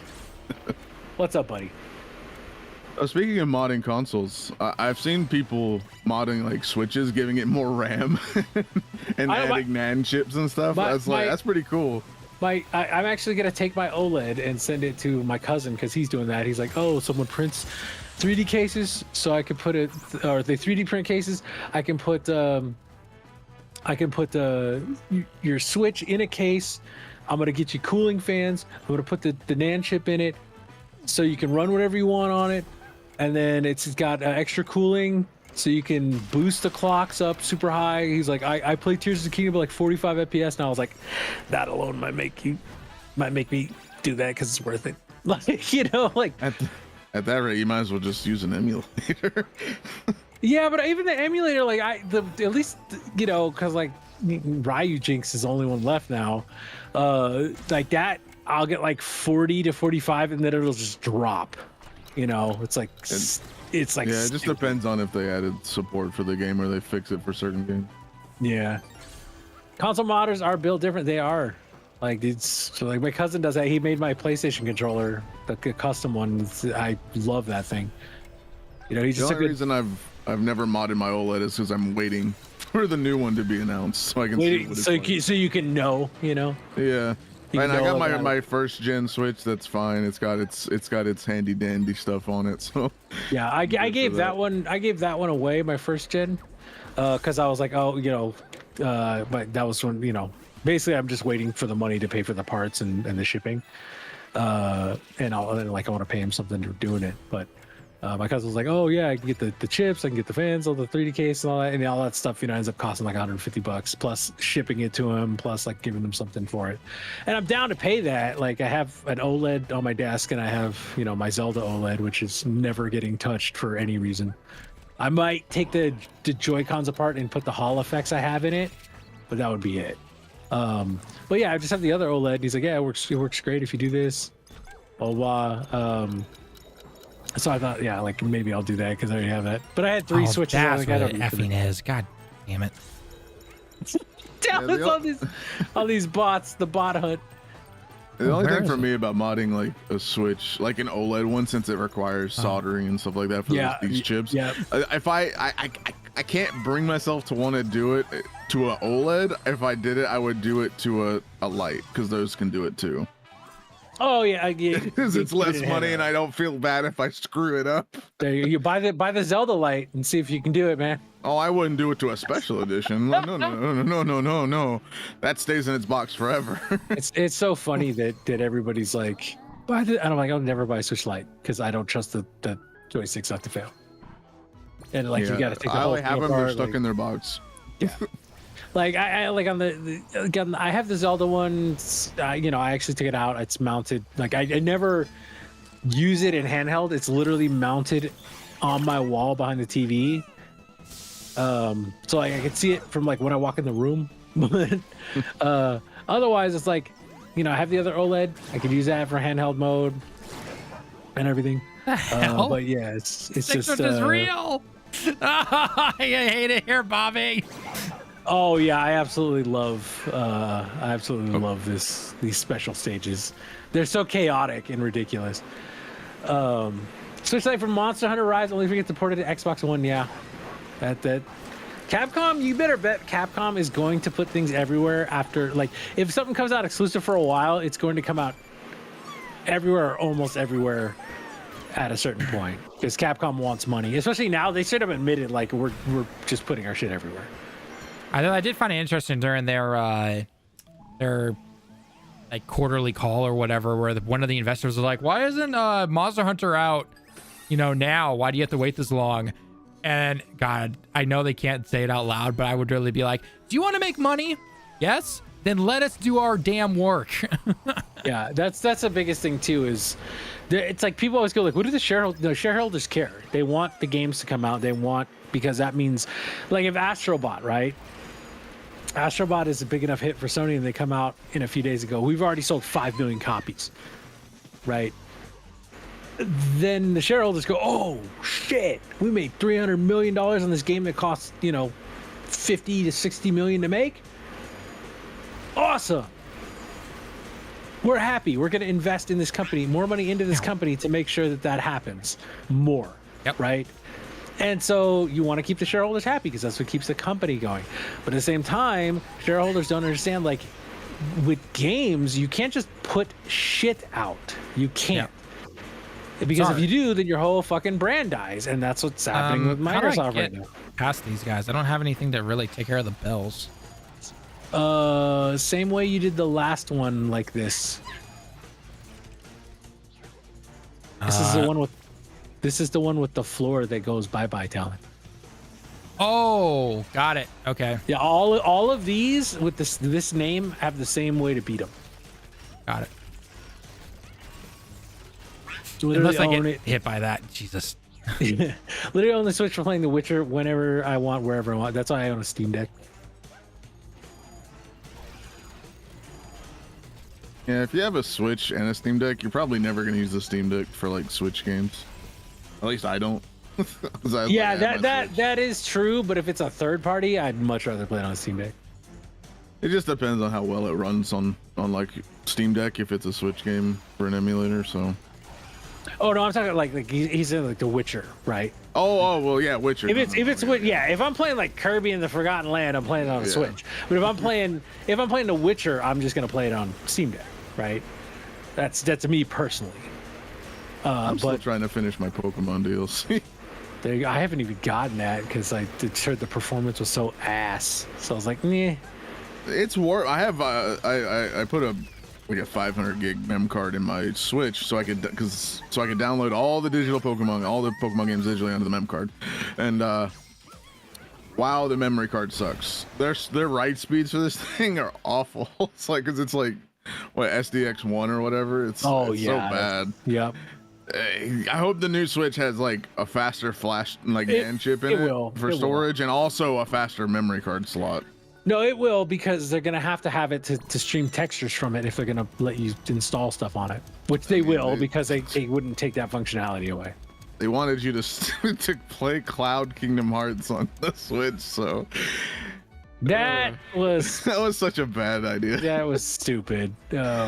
You can't play it on the go. It's not many times where I go, man, Nintendo was really fucking stupid about that, but that was one of those things. What am I gonna do? Hotspot my phone to my Switch on my Hell the yeah, car? brother! Hell yeah! Hit a dead spot, and I'm just sitting here running into a wall for like 5 minutes. How do I have single player lag? The connection comes back. You died. It's like I was just alive 2 minutes ago. What happened to my health? That's man. Oh, Tailspin premiered 34 years ago as of 2 days ago. The theme song is banging still. I did not realize apparently that show was a fucking flop, because I remember seeing that show. I remember seeing that show all the time when I was a kid, and then I realized like, oh yeah, I saw the same episodes a bunch because there was like one season of it. Yeah. And then they just canceled it because it was such a fucking flop. And I was like, I remember watching that and like thinking, it's all right, it's not bad, you know. But I was like 7, when it was out. I mean, you know? A show I like that I would love to see come back, even if it's like an anime or just a cartoon, whatever, it doesn't really matter, is the Mighty Ducks animated series they did long time ago. My that show was amazing. I loved it. He's about to come out with Street Sharks next, like. Oh, bro, Street Sharks are sick too. So some biker mice from Mars shit, like all those anthropomorphic SWAT cats, man, SWAT cats. Dude, all the Ninja Turtle ripoffs, man, they just got progressively more ass as time went on. It's like what the by the end of it, it's just like, yeah, like biker mice from Mars. I remember being the one where even when I was a kid, I was like, what the fuck is this, dude? Like, what the fuck are you doing here? Like. They actually rebooted Thundercats, so I was like, that's cool. Thundercats was cool. Thundercats was different. That was like a He-Man ripoff, you know. But it was cool enough. Like it was its own thing enough that it worked, right? Like, but like just so like Street Sharks and Biker Mice from Mars, and even SWAT Cats is like the anthropomorphic animals is like, you know, humanoid animals. It's like Ninja Turtles is a success, so let's make that happen. Come on now. All that makes me think about is the books Animorphs from back in the day. Oh my god! I remember seeing those all the time in like the library at school. Like, no one ever read them. The book fair. Oh, the book fair, Captain Underpants, man. I always bought the next Captain Underpants at the book fair. The Scholastic Book Fair. They probably don't even have that shit anymore. We're all old. I remember taking home.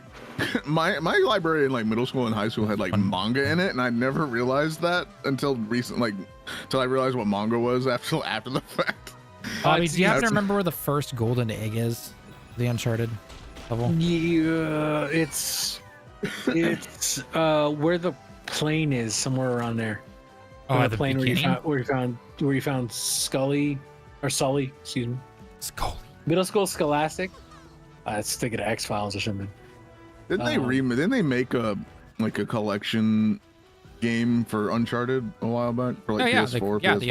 Yeah, For PS4, out for a long the time. Drake I collection. think I have that because I've not played the first Uncharted games, like 1 through 3. Oh, 2's What? amazing. 2's the best. 2's the best. 3 is good. I've always wanted to play them. I just never did. Oh, and get on is it. one is a little dated now. Yeah, but, one two is definitely two dated. Is, I mean, I not that don't plane, care about Talon.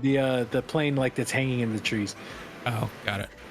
Data doesn't matter to me because I went back and played like Kingdom Hearts 1 You're like 2 years 19, ago. And they still had a Scholastic book fair when you're in middle school. That's gangster shit. I didn't know that many kids could read nowadays. Now it's like, here, go to Amazon Prime and get your books there. It's nothing on you, guy. You're obviously more than intelligent enough to keep up and carry on the conversation with us. But a lot of younger people don't read, and it makes me very sad. So is the egg around here? Since this is They in the read, trees? it's just not books. It's just tweets. They read tweets and Facebook. They read their Instagram comments. Oh, okay. So see where all those guys are? All those guys. So there's like an opening between the round and the square down there. Like down. Yeah. On the platform. Oh, there's a ladder here. Yeah. Yeah. Okay. What do I need to? I don't know if There's you're just a little skeleton. if you're reading that guy, I feel like that's actually like, I don't know.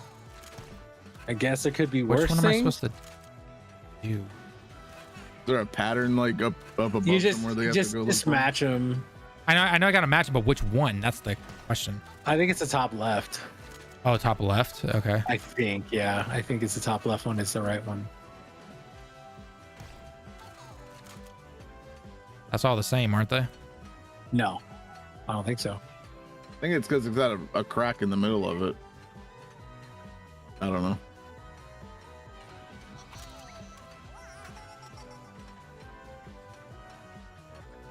We're just waiting for something to happen. I'm trying to I figure. would just make them all the same if you can, or do they all spin? Do they all spin or no?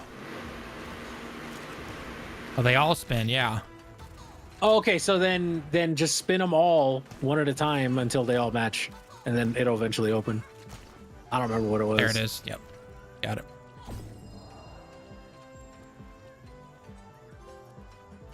There we go.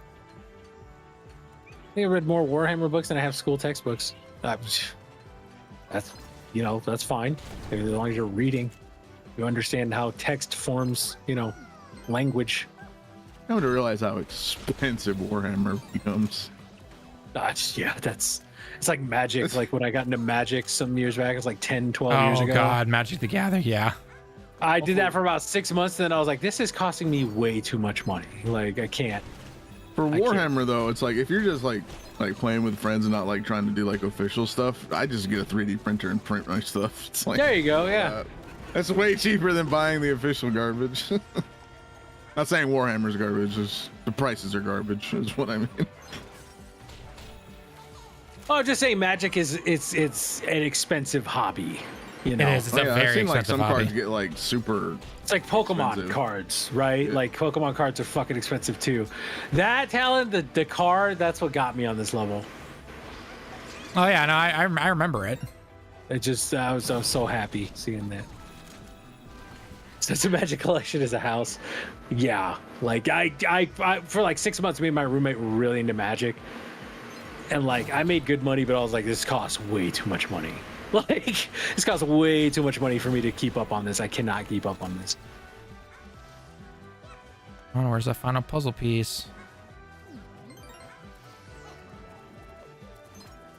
Imagine playing Magic like years ago, never realizing you had an expensive card, and you go back and find it, and you're like, oh, I can afford a house.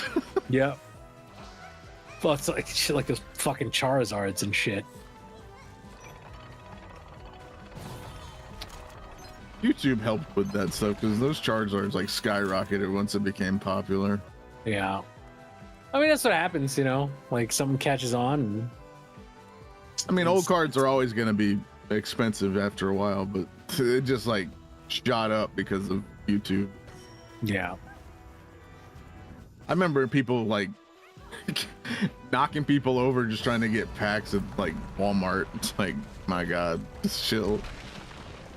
No, I know, it's just nuts. Like, just how far some people go for some of this stuff. It's like, that's what, like, I'll play games and stuff, but it's like, am I gonna buy every collector's edition? No, there've been some that I'm like I need that, right? Like, I'm a huge Spider-Man fan, so I got the Spider-Man 2 one with Venom. Venom's like one of my favorite comic book characters of all time. Spider-Man is my favorite comic book character of all time. I was like, I need that statue, right? Like, God of War, seeing it come with the fucking like full-size Mjolnir, you know, in the Mjolnir or the Jotnar edition or whatever. I was like, I need that, right? There's some other ones that are like the Shadow of the Earthshade. I was like, oh, that'd be pretty cool to have the Mesmer statue, but like, I don't need it though, you know.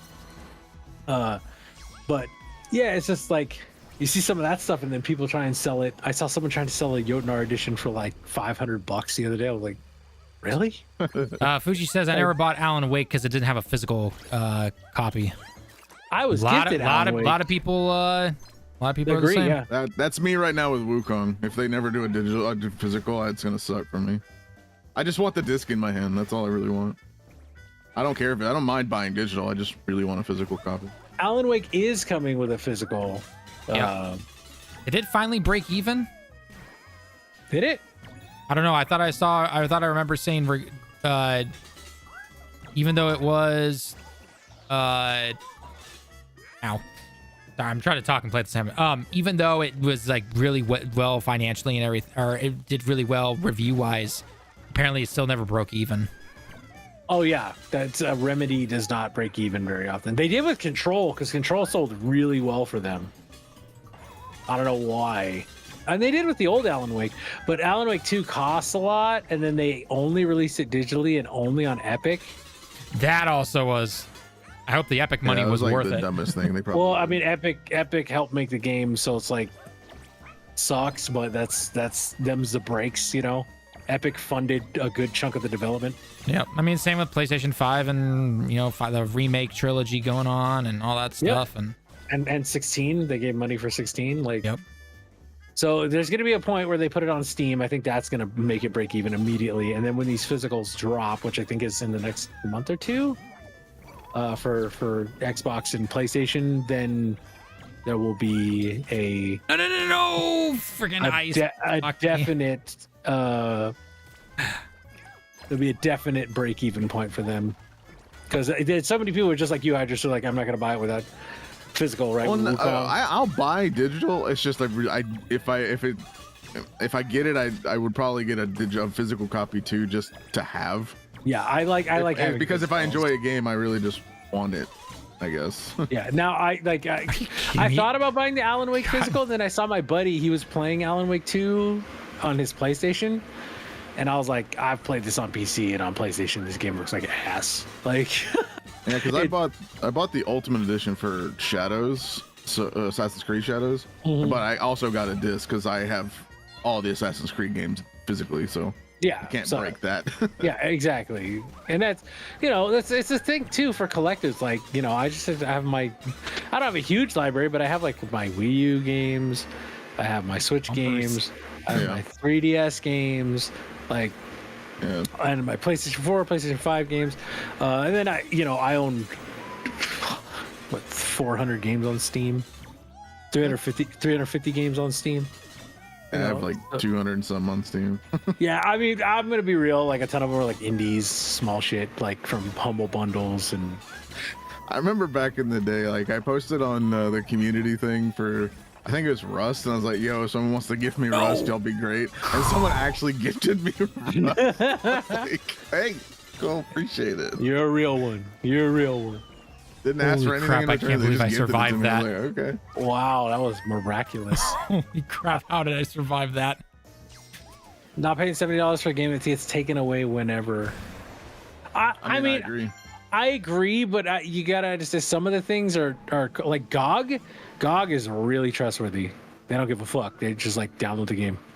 We got you. There's also the case of like even physical copies. Like even when you put the disc in the console, it still downloads crap. So it's like are you really getting the full game? I get you probably have like most of the base files there because it does copy it, but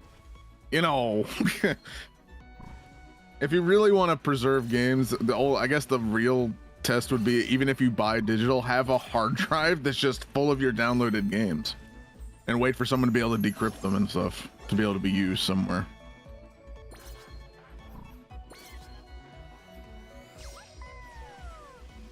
We're in the end game of these challenge rooms. They're so good. Just wait till you get to like the Brad, what's shape going on, ones. man? What's going on? Good. Trust you. Oh, this one again? Okay. Oh my god. Jeez. Yeah, Steam is the same way. It's, as far as I understand, Steam has the dead man switch where if for some reason like Steam is ever going under, they just basically turn all your shit into yeah, all your shit becomes like local license, which is fucking cool. Yeah, it's a good fail safe to have in any game. Yep. Obviously, PlayStation won't do that because they're like, pay me more. Yep. And buy your subscription, then you get your license. It's same thing with Xbox. Like they're gonna do the same shit, you know. And Nintendo, same shit. They're like, hey, pay us for this game again, and I'll do it because it's probably a Zelda. I think Wukong would be like not that it's not doing well already, but like would increase a lot because they're doing DLC, right? So if they do DLC and go here's also a physical copy that comes with the DLC if you buy it. I could see that. They make so much money. I think Hydrus, I mentioned this to you yesterday. It also comes down to what says a majority of those sales were from the Chinese player base. Yeah. Do they care about what they want. do they care about physical copies, right? No, they don't. Right? It's like what, like the Japanese developers for like even like other games, like do they only like they're focused on like their market. players first versus like Western. It's like also going back, I've never actually, speaking of collector's editions, this is way back ago, I've actually never bought a collector's edition game before. Really? The first one I've gotten was Sparking Zeros. That's the first collector's edition I've ever gotten now. Oh, that wasn't. I have a problem, and you guys are gonna make fun of me. Oh boy. I have You have a Tears. lot. I have Tears of the Kingdom. Right. I have an unopened Tears of the Kingdom in my closet, sitting in the box that it was delivered in. I have two Why? collector's editions because I wanted a second one that's unopened, Talon, and I wanted the book on my shelf. All right, don't judge me. Well, I'm judging you hard. And then I bought the game digital too, because I have a problem.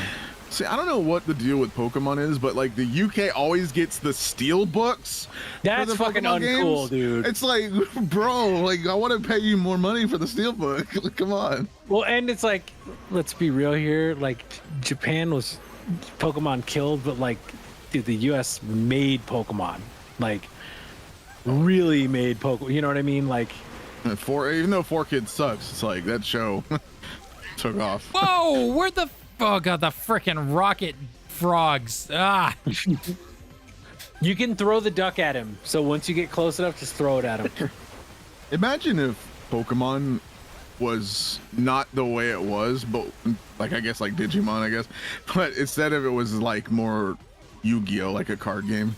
Even though they have a card game, but it was actually like an actual card game instead of like monster capture. Imagine how different Pokemon would be. Yep. oh, jeez, those move. I guess what isn't? I mean, Bakugan was kind of like that, I guess. Yeah. It had like little monsters that you roll out or whatever, and then you had the cards. Remember that TV show vaguely? And it died. And it died went. really I had one season fast. and went away. Even though it was a really cool damn it. idea, I like Bakugan. It's like, you know, it's like was like, you know, every masterpiece has its cheap copy. That whole thing. It's like, remember how watch for Pokemon. well, it's like that. And remember, like Power Rangers had like a VR Troopers and shit. Like, I'll be honest, I never grew up with Power Rangers too much. I know I've watched it. I liked Power Rangers, but I didn't like. I'm not heavy Power Rangers. I'm old. You know, that was a big thing in my day. The Power Rangers. Oh, I mean, I used to go to my friend's house, and he had like I don't even know what console it was at this point, but it was like an old Power Rangers game. I always loved going over there and playing that game. I didn't know what I was doing, but Borderlands 2 Collector's Edition, Black Ops 2 Collector's Edition, Modern Warfare 3 Collector's Edition, Fallout 4 Collector's Edition, every single FromSoft Collector's Edition, and recently Sparking Zero. Yeah, I have the Breath of the Wild, not the collectors, but I have like the mini collectors. It didn't have the sword statue, but it had everything else. So I have like the map and the coin and all that shit. And then the Tears of the Kingdom one. The God of War Ragnarok one. How the heck are you supposed to? Jeez. Spider-Man 2. Okay. Jesus, I wish I got more collector's edition, but I don't know. I would the other one I would have gotten would have probably been Assassin's Creed if I didn't get the Ultimate Edition. I would keep your camera sideways, Talon. I think it's just messing you up. Yeah, I should probably be doing that once I get over there. Throwing that out there. 'Cause that'd be a nightmare for me to navigate with that. So, I hope PlayStation does more of these unique controllers again, more like the Astro Bot and the Spider-Man controllers. I really want. That'd be cool, like an Assassin's Creed one or a God of War one. But did they do a God of War? They did God of War. There was a God of War Ragnarok. Oh, there was a God. Okay, I didn't know if there was a God of War one. It like had the wolf and the bear on it from Ragnarok. They should have. Did they make plates too? I don't remember if they made plates. No, they did not should make have. They would have plates. fucking cleaned up on plates. If there's another God of War game in the pipeline somewhere, though, they better make plates. Yeah, that's one of the things that they're really fucking lacking on. Unique plates. It's just like they have the How Spider-Man the ones. heck are you supposed? Gee, Bobby, how are you supposed to do this? So you see how your camera is when you approach it? Yeah, I would Right. keep it like that. What you need to do is you cannot touch the black shit at all because it slows you down. And so like when you start, you're touching it on like the first platform that you're running from. Just make sure you don't. If Astro like gets covered in oil like You're you just done. did, you're basically done. You cannot touch that shit at all. Okay. So I missed out on the Spider-Man plates, but The D brand ones are excellent. Well, I have the D brand like Okay, just the plain black All right, ones. Hydros, I need to but- talk with Bobby for a second. Bobby, am I Yeah, go ahead. missing something with the water? Because that water is not getting rid of the stuff in front of me. Like, Yeah, what you am just I have missing? to kind of like you know it's working. You just have to like you grab it and you immediately start running and just trust that it's gonna clear the shit. Oh, Like lovely. you can't turn too and I know you got the drift, so that's not helping, but you can't turn away. You just gotta like run. And it's like this: if you just let it go in front of you, it'll make the path for you, right?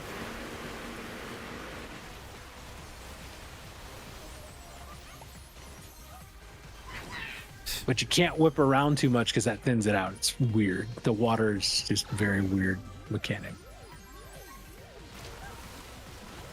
Well, you don't have much time because then the duck will go away. Yeah. Oh, come on! I jumped again. This, I think, is gonna be my hated level. This is the one that Lethal said he hated too. This one took me like 2 tries, and I was like, okay. Like I died once in the pit, or maybe 3 tries. I died once like here in this pit, and then I died because I didn't just like you where you said, oh, those move. I didn't realize they moved either. So I was like, oh, okay, fuck. And then after I got it right away. Yeah, you say trust it, but I gotta jump over that first one. Got it. Now I got it. Yeah. The first, that's what I said. Like, don't touch that one.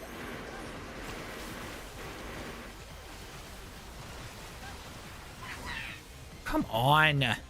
Water this fucking duck. It's fuck a duck.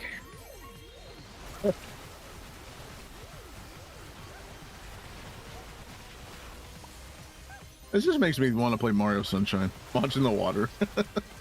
It's like this whole game is Super Mario coded, and I see weird. You see Twitter, especially because we have to cover we have to watch gaming shit so much for the news, so you get fed fanboy weird shit all the time. So you see Nintendo fanboys go like, "Oh, PlayStation's just trying to rip off Nintendo now." It's like, shut the fuck up! It's a fucking platformer. Yeah, Mario inspired every platformer, it's from all time. That's just how it works. People not think they these games just copy each other. It's that's a common thing. That's the thing. Yeah, with games, they all rip ideas off each other, Dude, how? and it's fine. What am I doing As wrong? long I as did it's not ripping touch the good anything. ideas. God, mother frickin'. I'm not touching the goo. What the F, game? I don't know. I'm not. I feel like I'd hate this level too. Yeah, I can see why Lethal fucking hates it. Oh, BS that Bobby beat this in 3 tries. No, it's like I'm telling you, like these, I didn't take very many tries, and then the last one took me like almost an hour. It's like 45 minutes to an hour for the master challenge. And then Lethal was like, "Oh, I did that in 2 tries," and I was like, "Fuck you." Like the rest of these, I was like fine with, and then that one just fucked me up for like an hour.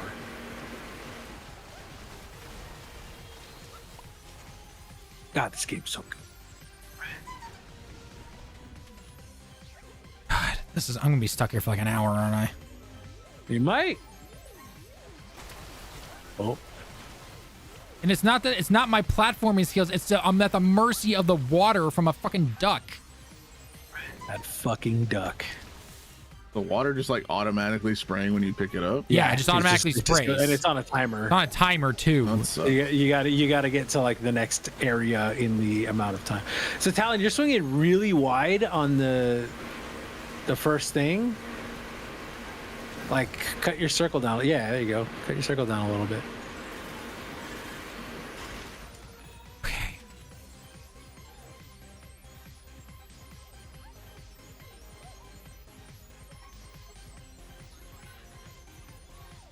Unfortunately, it starts right as I get the effing duck.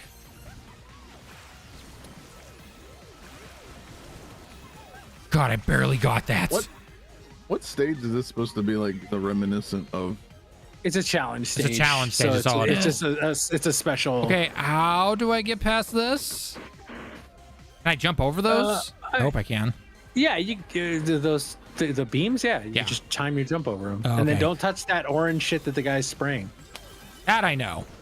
Yeah. Okay. Yeah, these is easy. It's just a timing thing.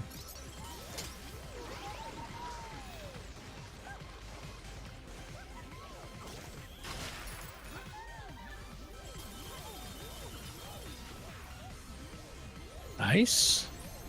Is your like little laser jetpack like limited for an X amount of time? Yes. There it does we go. damage enemies though. I saw that. I just wasn't sure. Like, Okay, is it, finally like, got it. God damn. I guess it'd be kind of OP if you could infinitely use it, huh? Yeah. Because then you just like that whole section with the flamethrowers. Just go. You just go fuck this. Just go right past them. Saying before with the plates, I found my Spider-Man plates, the ones that look like the official ones on Amazon, but they're not official ones. But Yeah, they look really good. I got the D brand rip-off Yeah. ones, and I love them because I got like the vent, you know. Yeah, I have the just the black D brand ones. Souls-like Reminds games me, are I gotta literally get the that. Doom clones of the last 2 decades. Yes, yeah. Like Souls-like is like the new, and roguelike lately has been same thing. Whoa, jeez. Game of Spider-Man PS5 with the controller game so fresh in the box, never opened. Don Quixote Daffy 91. Yeah, Spider-Man 2. Yep. My Spider-Man controller became my default controller just because I hate the white one. It gets dirty. It's like I have my cousin does the controller stuff too.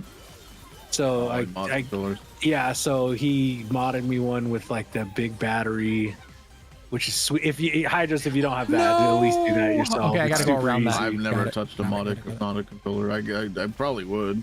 For Yeah, battery life and you stuff. can go on Amazon. There are batteries that are like $10 each at most. I know for the regular, not the DualSense, not the DualSense, but the Edge. I know the regular controllers you can pop the plate off on the bottom Yep. and replace it with like colored ones. Yep. And you can that's also how you get to the battery. So you got to pop that plate off. But like the DualSense lasts like 4 or 5 hours. I probably don't play for that long. Yeah. Well, I mean, for me, it's just like time. it's just like sometimes I'm just like laying in bed and then I'll be like, I'm fucking tired. I'm not gonna get up. I'll just throw it on the bed, and the next day I can still get a full play session out of it. You know what I mean? Yeah. So for me, that's it. Just sheer laziness, but like it's also nice too. Like very rarely does a game strike me to just sit there and for play. hours. Yeah, like Astro Bot. It was the first game I've done this in forever, where I just literally just did nothing but play the game all day, right? How long does the portal last? I know because of its screen and stuff. It's like 5-6 hours usually. Well, it's got a screen, so yeah, I guess it wouldn't be that long. As I guess it'd be like comparable to like a Switch battery almost. Which those also suck. My Switch dies super fast. I play Pokemon for like 3 hours. Oh yeah, 100 down to 20. Okay. I don't play my OLED that much. If you're playing like the Zelda games, because all the physics, that shit goes out in like 2 hours. Yeah, I'm hoping they up the battery or change the battery type or something in these new ones. Yeah, I feel like that's one of their biggest focuses is that battery life, like to performance. At least I hope it is, because jeez, OLED screens are much better. I hope they don't produce LCD screens at all, unless it's no, they like are. the cheapy. Like I'm saying, if the light sticks around, that's the one that should have the LCD. I know. There's an affordable option. Lethal was like, I'm not buying a new Switch if it's LCD, and I was telling him, I was like, dude, you were just ranting about how good the screen on the Portal is. And he was like, yeah, I don't think it's an LCD screen, isn't it? It's a good screen, but it's an LCD. That screen. should have been an OLED, if anything, too. I'm not going to disagree with you on that, but I feel like if PlayStation does an actual portable, which they're apparently I don't doing think now. Yeah, the Portal's just kind of like why. It's made for Japan, families. It's made for Japan. Yeah, like I get it. Yeah. That's one of those things. Well, if you're in the US and you have a Steam Deck, it's pretty useless. It's like that's like I had one, and I have my Steam Deck, and I was like, I had that. I have the Backbone for my phone, and I have the Steam Deck, and I was just like, oh, I can just use Chiaki. Like, there's no reason for me to have the Portal. Like, yeah, the haptics are cool, I guess, but like most of the time I just turn those off, and I would turn them off to preserve battery anyway. You have the USB-C backbone or the Lightning? I have the Lightning because I have an old phone, but I'm probably gonna upgrade. I wasn't sure which one, but I have the USB-C one. I put that on my iPad, man. That's insane. It's funny to look at. It's like it's the ultimate PlayStation Portal. Where is that YouTube video, Hydros? Come on. I could be done.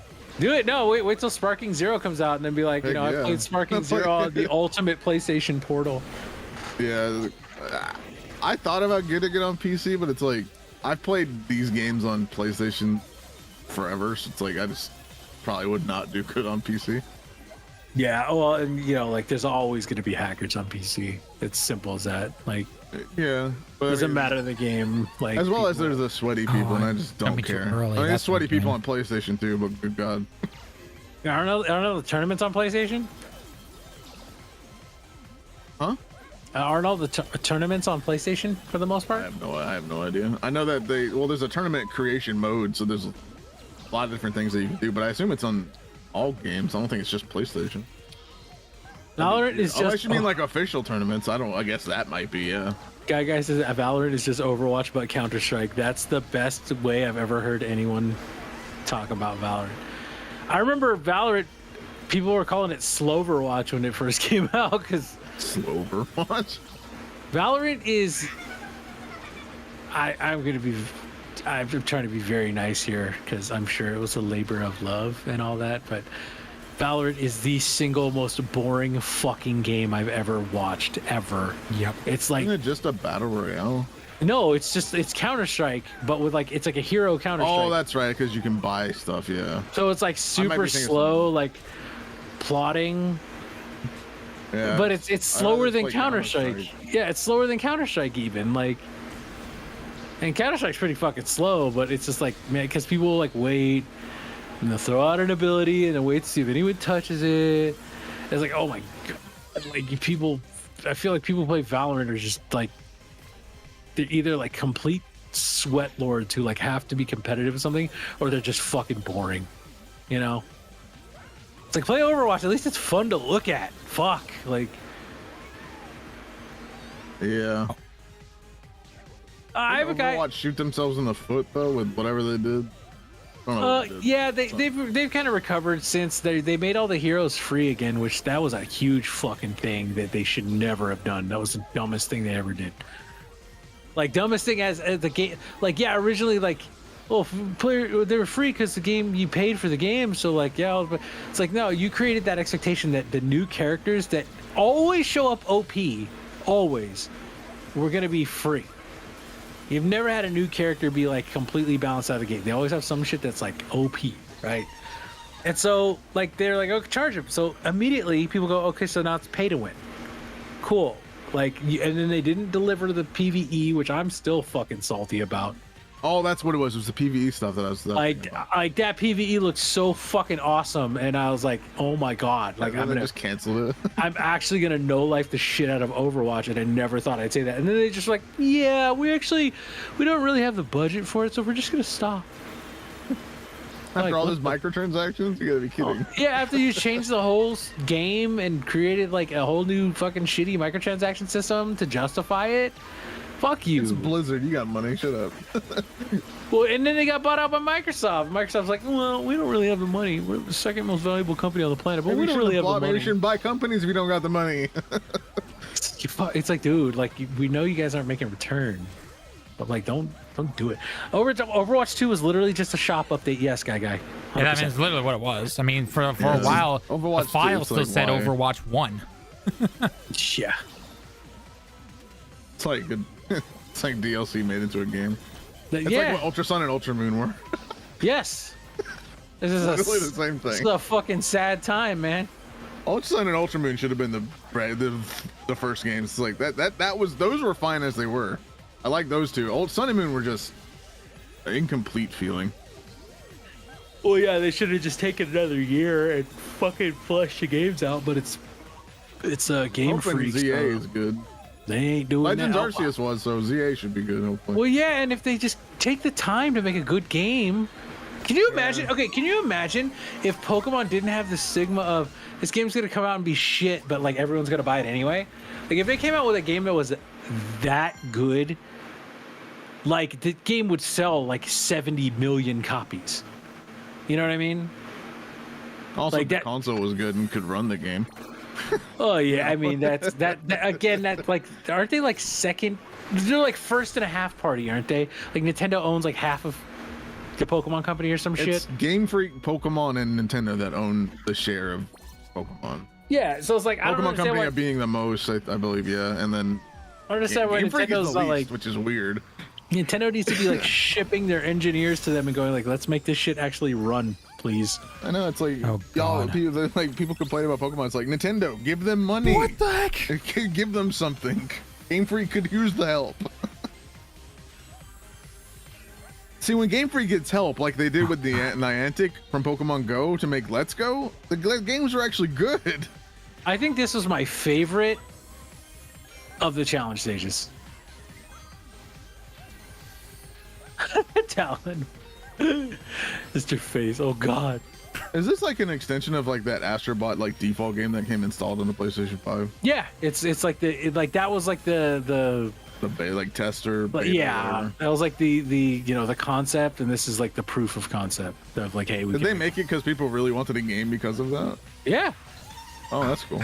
Everyone really ranted and raved about how good Astro Bot was. Well, it's because all the controller stuff that you like it did when it 1st released, because no one knew how the controller worked. Yeah, and like, man, there's still it boggles my mind that there isn't more like implementation of DualSense. So I get it, because like the controller battery life is bad, and the more you do with it, it's like this game fucking annihilates battery life on the DualSense, because it's constantly using the haptics not only for like, Astro's footsteps or like rain in certain levels and shit, but it's also like, the triggers are always on.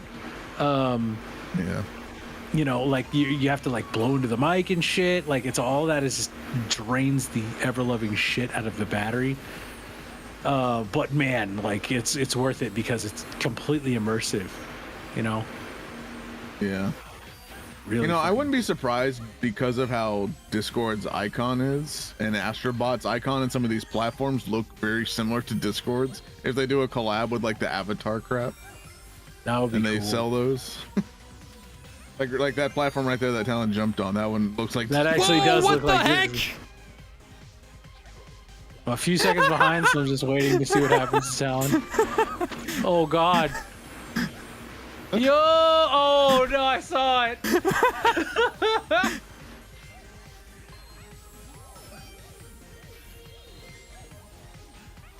YouTube's live thing is weird because it'll say you're like watching the live, but then you like turn on like 2 times watch speed and it catches up for some reason. Like, all right, that's cool.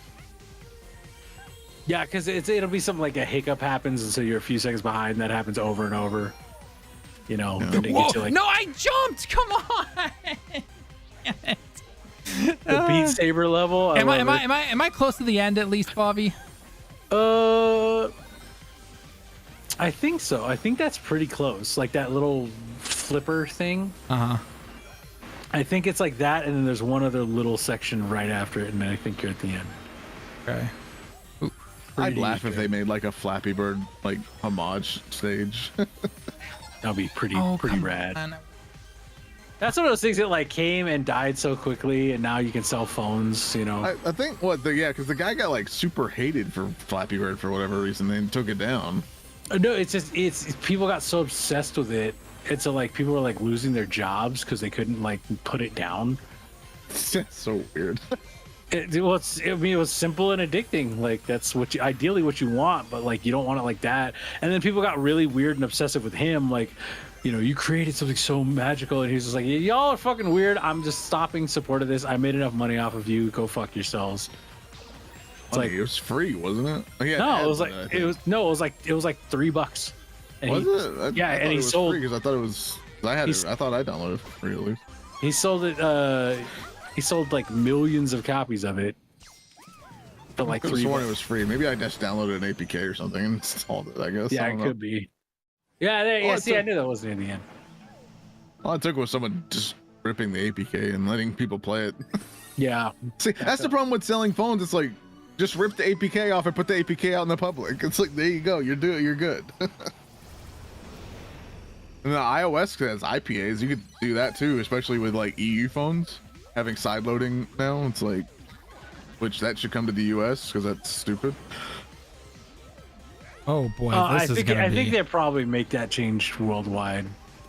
Well, there are specific changes in the like for some regions of the iOS that aren't gonna be in the US, like being able to change like your default caller and messenger apps and stuff on I think it was EU that allowed that, but US isn't getting that for some reason. It's like weird because of laws or whatever. I don't know. I just saw that pop up somewhere and I was like, okay, that's interesting. iOS 15 Pro Max though, it does run some of these games. Like I tried like the demo of was it Resident Evil or Village or something like that. It was really good. Yeah. It's buggy because it was like a demo, but it's still graphics were good for a mobile phone. Yeah, that's one of those things that isn't like whether or not you're gonna play it, but like the fact that you could, in theory, get like a full game on your fucking noted. You know, on your fucking phone and play through like a Resident Evil game. That's pretty wild. Like, you know, a lot of people are like, oh, I don't understand. Like, I'm fucking old, right? So like, if you're like complaining when I'm just like miraculously playing BioShock on a handheld, like with my Steam Deck, and it looks fantastic and runs great, like, and you're like, oh well, you know, this should be so much better. I'm like, yo, shut the fuck up. Like, this is incredible. Like, do you understand how, like, I never thought I would even see this, let alone like I'm just vibing with it in my hand, like no sweat, like it's fucking Tuesday night. I'm just so. You know. Yeah, you look at mobile phones though, and then you look at the Switch, and it's like, hey, why can these run shit better than the Switch, and they're smaller? Come on. Well, yeah, I mean that has to do with the Switch having 10-year-old hardware in it, though. But... Oh, I know that the fact that they were offered the better Tegra before they launched is just insane, and they said no. It's like, why? I probably would have fixed that issue with the first day Switches if they had just did that. That's a hardware exploit that'll never get patched. Yeah.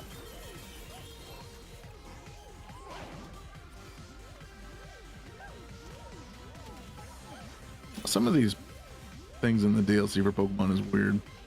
I have to make a sandwich before I can fight this Elite Four, dude. It's like, why? It's like, why do I have to make a super spicy sandwich? I mean, he is the fire type Elite Four, quote unquote, but it's like, why? It's not even like an official Elite Four. It's just like a club. Like, okay. There you go. Nice. Oh, you got all the chameleon bots. Good. I got to get up in 6 hours for this Destiny shit, so I'm going to go to bed. All right, go ahead. I'm gonna be ending the stream here soon, guys. So I'm gonna head back. Yeah, to this is the longest I've ever seen Talon stream, which is it's a testament again to Astro Bot's greatness. It is. I want to keep playing. It's like you finish a level, it's like, oh, but there's one more. There's one more. There's one more. Now you see how I platinum this in less than 36 hours, Talon? Yep, I believe it. What am I at? 290 right now? 292. Yeah, almost there. 304. You basically just have to do the few challenge stages. Yeah, the last few challenge stages. Oh, where's Ken and you? I think I got them. Oh, they're like, if you look at the PS5, you run right behind it. They should be there. And like they stand like kind of like on the back side of it, and they should be standing there. Oh, there like they are. Yeah. Yeah. And then you just like keep what I did is I kept attacking both of them.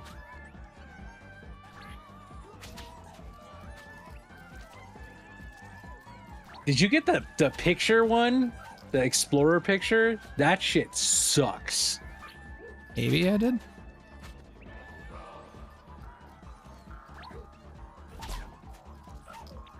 I don't know if you have to get hit by one of them or something. I just kept attacking them and then eventually it popped.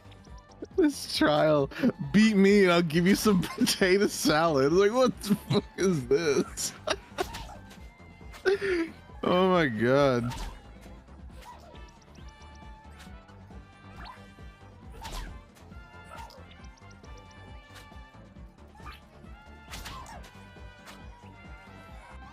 I don't know what I'm supposed to do, but all right. It's not working. I just kept hitting them fast. Like I don't know what it was. But it's like maybe you have to get hit by both of them. I don't know, but the picture one is you have to get a picture of Drake and Lara Croft at the same time. Drake and Laura? Yeah, so he's on the couch and she's the bot that's running around with the dinosaur. So what I did was like I stood by him and then aimed towards the PS5 and like waited till she was running by and then took the picture like when she was close to where he was in the frame. Was that Kena Bridge of Spirits right there? That's cool. Yeah, that was one thing I really loved. That Kena was like a thing in here. All right, y'all, I'm up and off. You guys have a good night. Take it easy. Sorry, I didn't mean to get shaggy.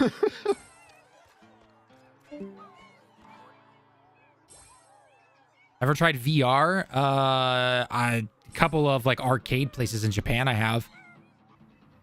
But other than that, not really, no. Those VR headsets and like systems are like just too expensive. Yeah, they're way too expensive for what they are. I guess the PlayStation one would be the cheapest one, maybe out there. I don't know. Oh, it has to be Ken that gives that. Okay. All right, so the couch. How many people here have a couch?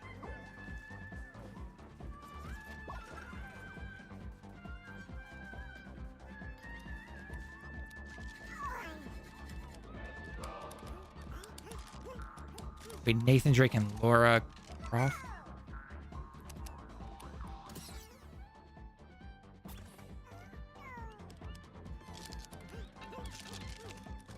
And this make a super spicy sandwich trial. It's so. Do I have chili sauce? I don't know.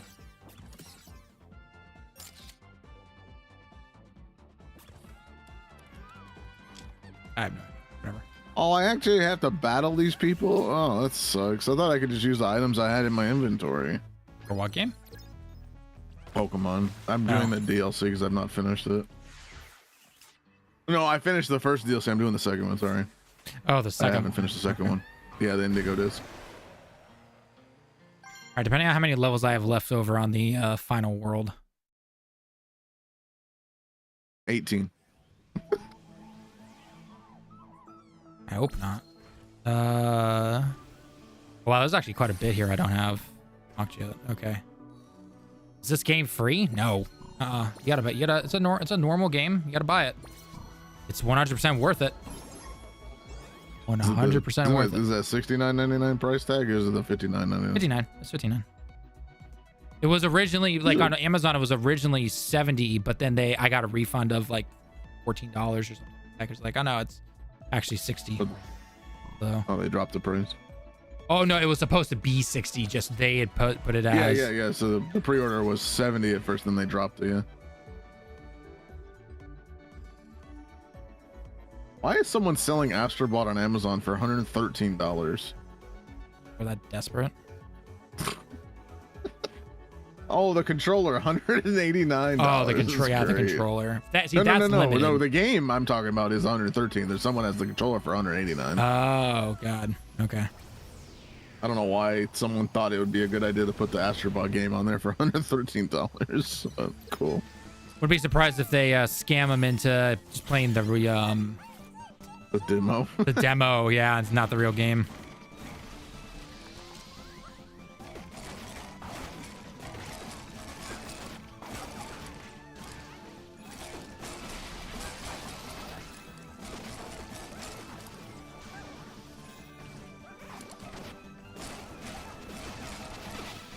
No, I did it too, but he bounced me off. Ugh.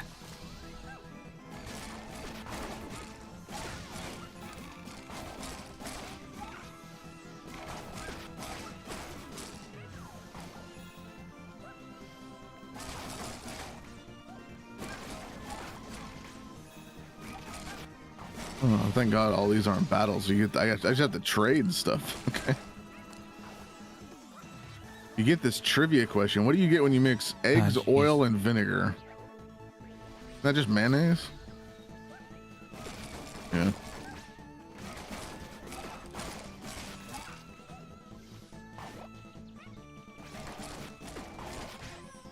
Ah, he got me.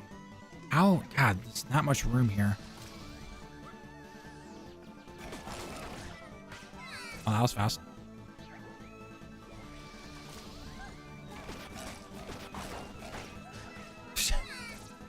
These go down so fast. Ow.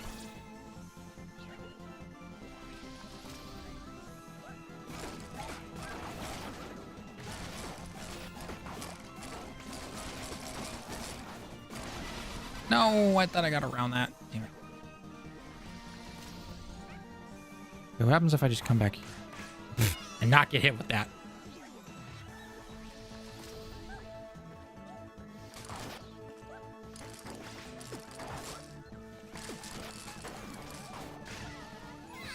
That got me, really?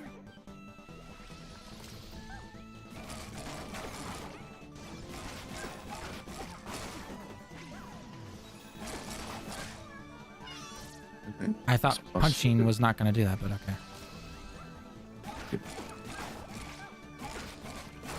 I guess I do have everything. Cool.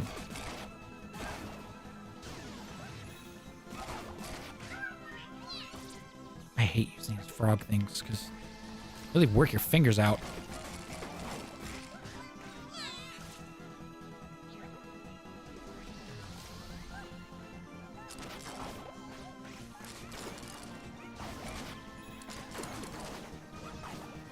This normal punching's better. Oh, I should have moved faster. That's my fault. Ah.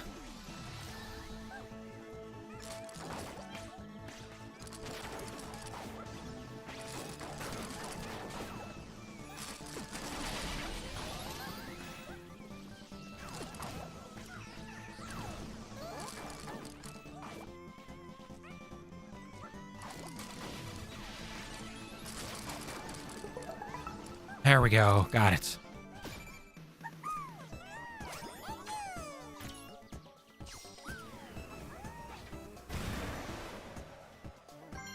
Whew.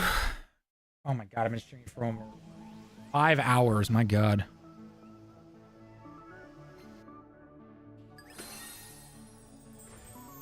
That's when you know a game is fun. You just All the time goes Oh, away. I know. Time just goes away like no tomorrow. You're just like, oh.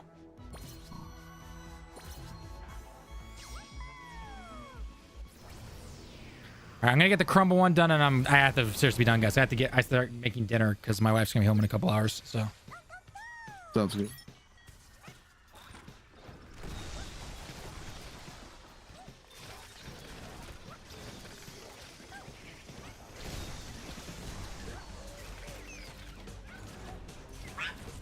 no, the random fireball. No.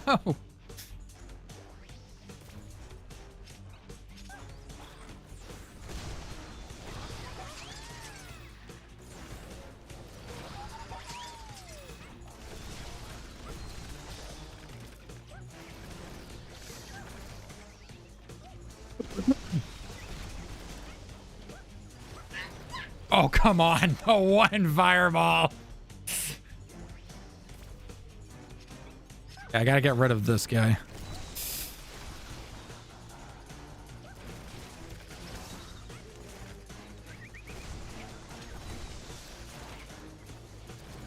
No. Damn it. I'm not even mad at this level. Just annoying with the fireballs.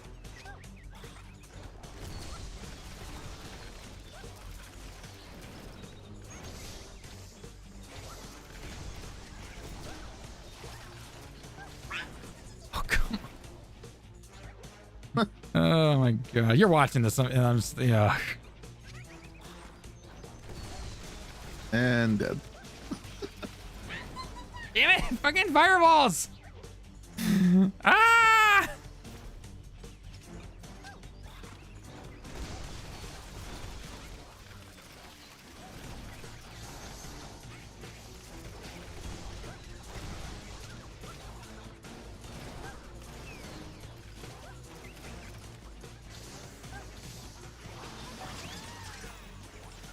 Oh, my sandwich wasn't good enough. What do you mean? It had jalapenos and mustard and chili sauce.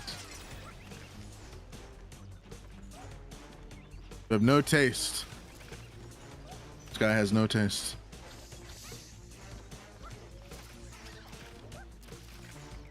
Oh my god.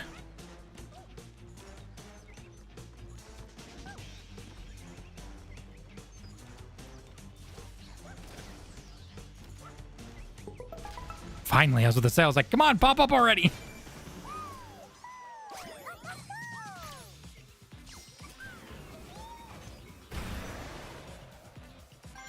All right, that's gonna be it for today, guys. I still got like a script on tonight afterwards, but thank you so much for the amazing support, guys, for everyone that stopped by today for the stream. It was absolutely amazing. I hope you guys had a fun time chatting with us about different discussions about gaming and all that stuff, and I hope you guys got to see some fun Astro Bot gameplay. And definitely pick this game up. 100% worth it. So with that being said, though, I've been Talon with Direct Gaming. Thank you so much for dropping by the stream as always. Until next time, everyone, we'll see you all in the next one. Johnny.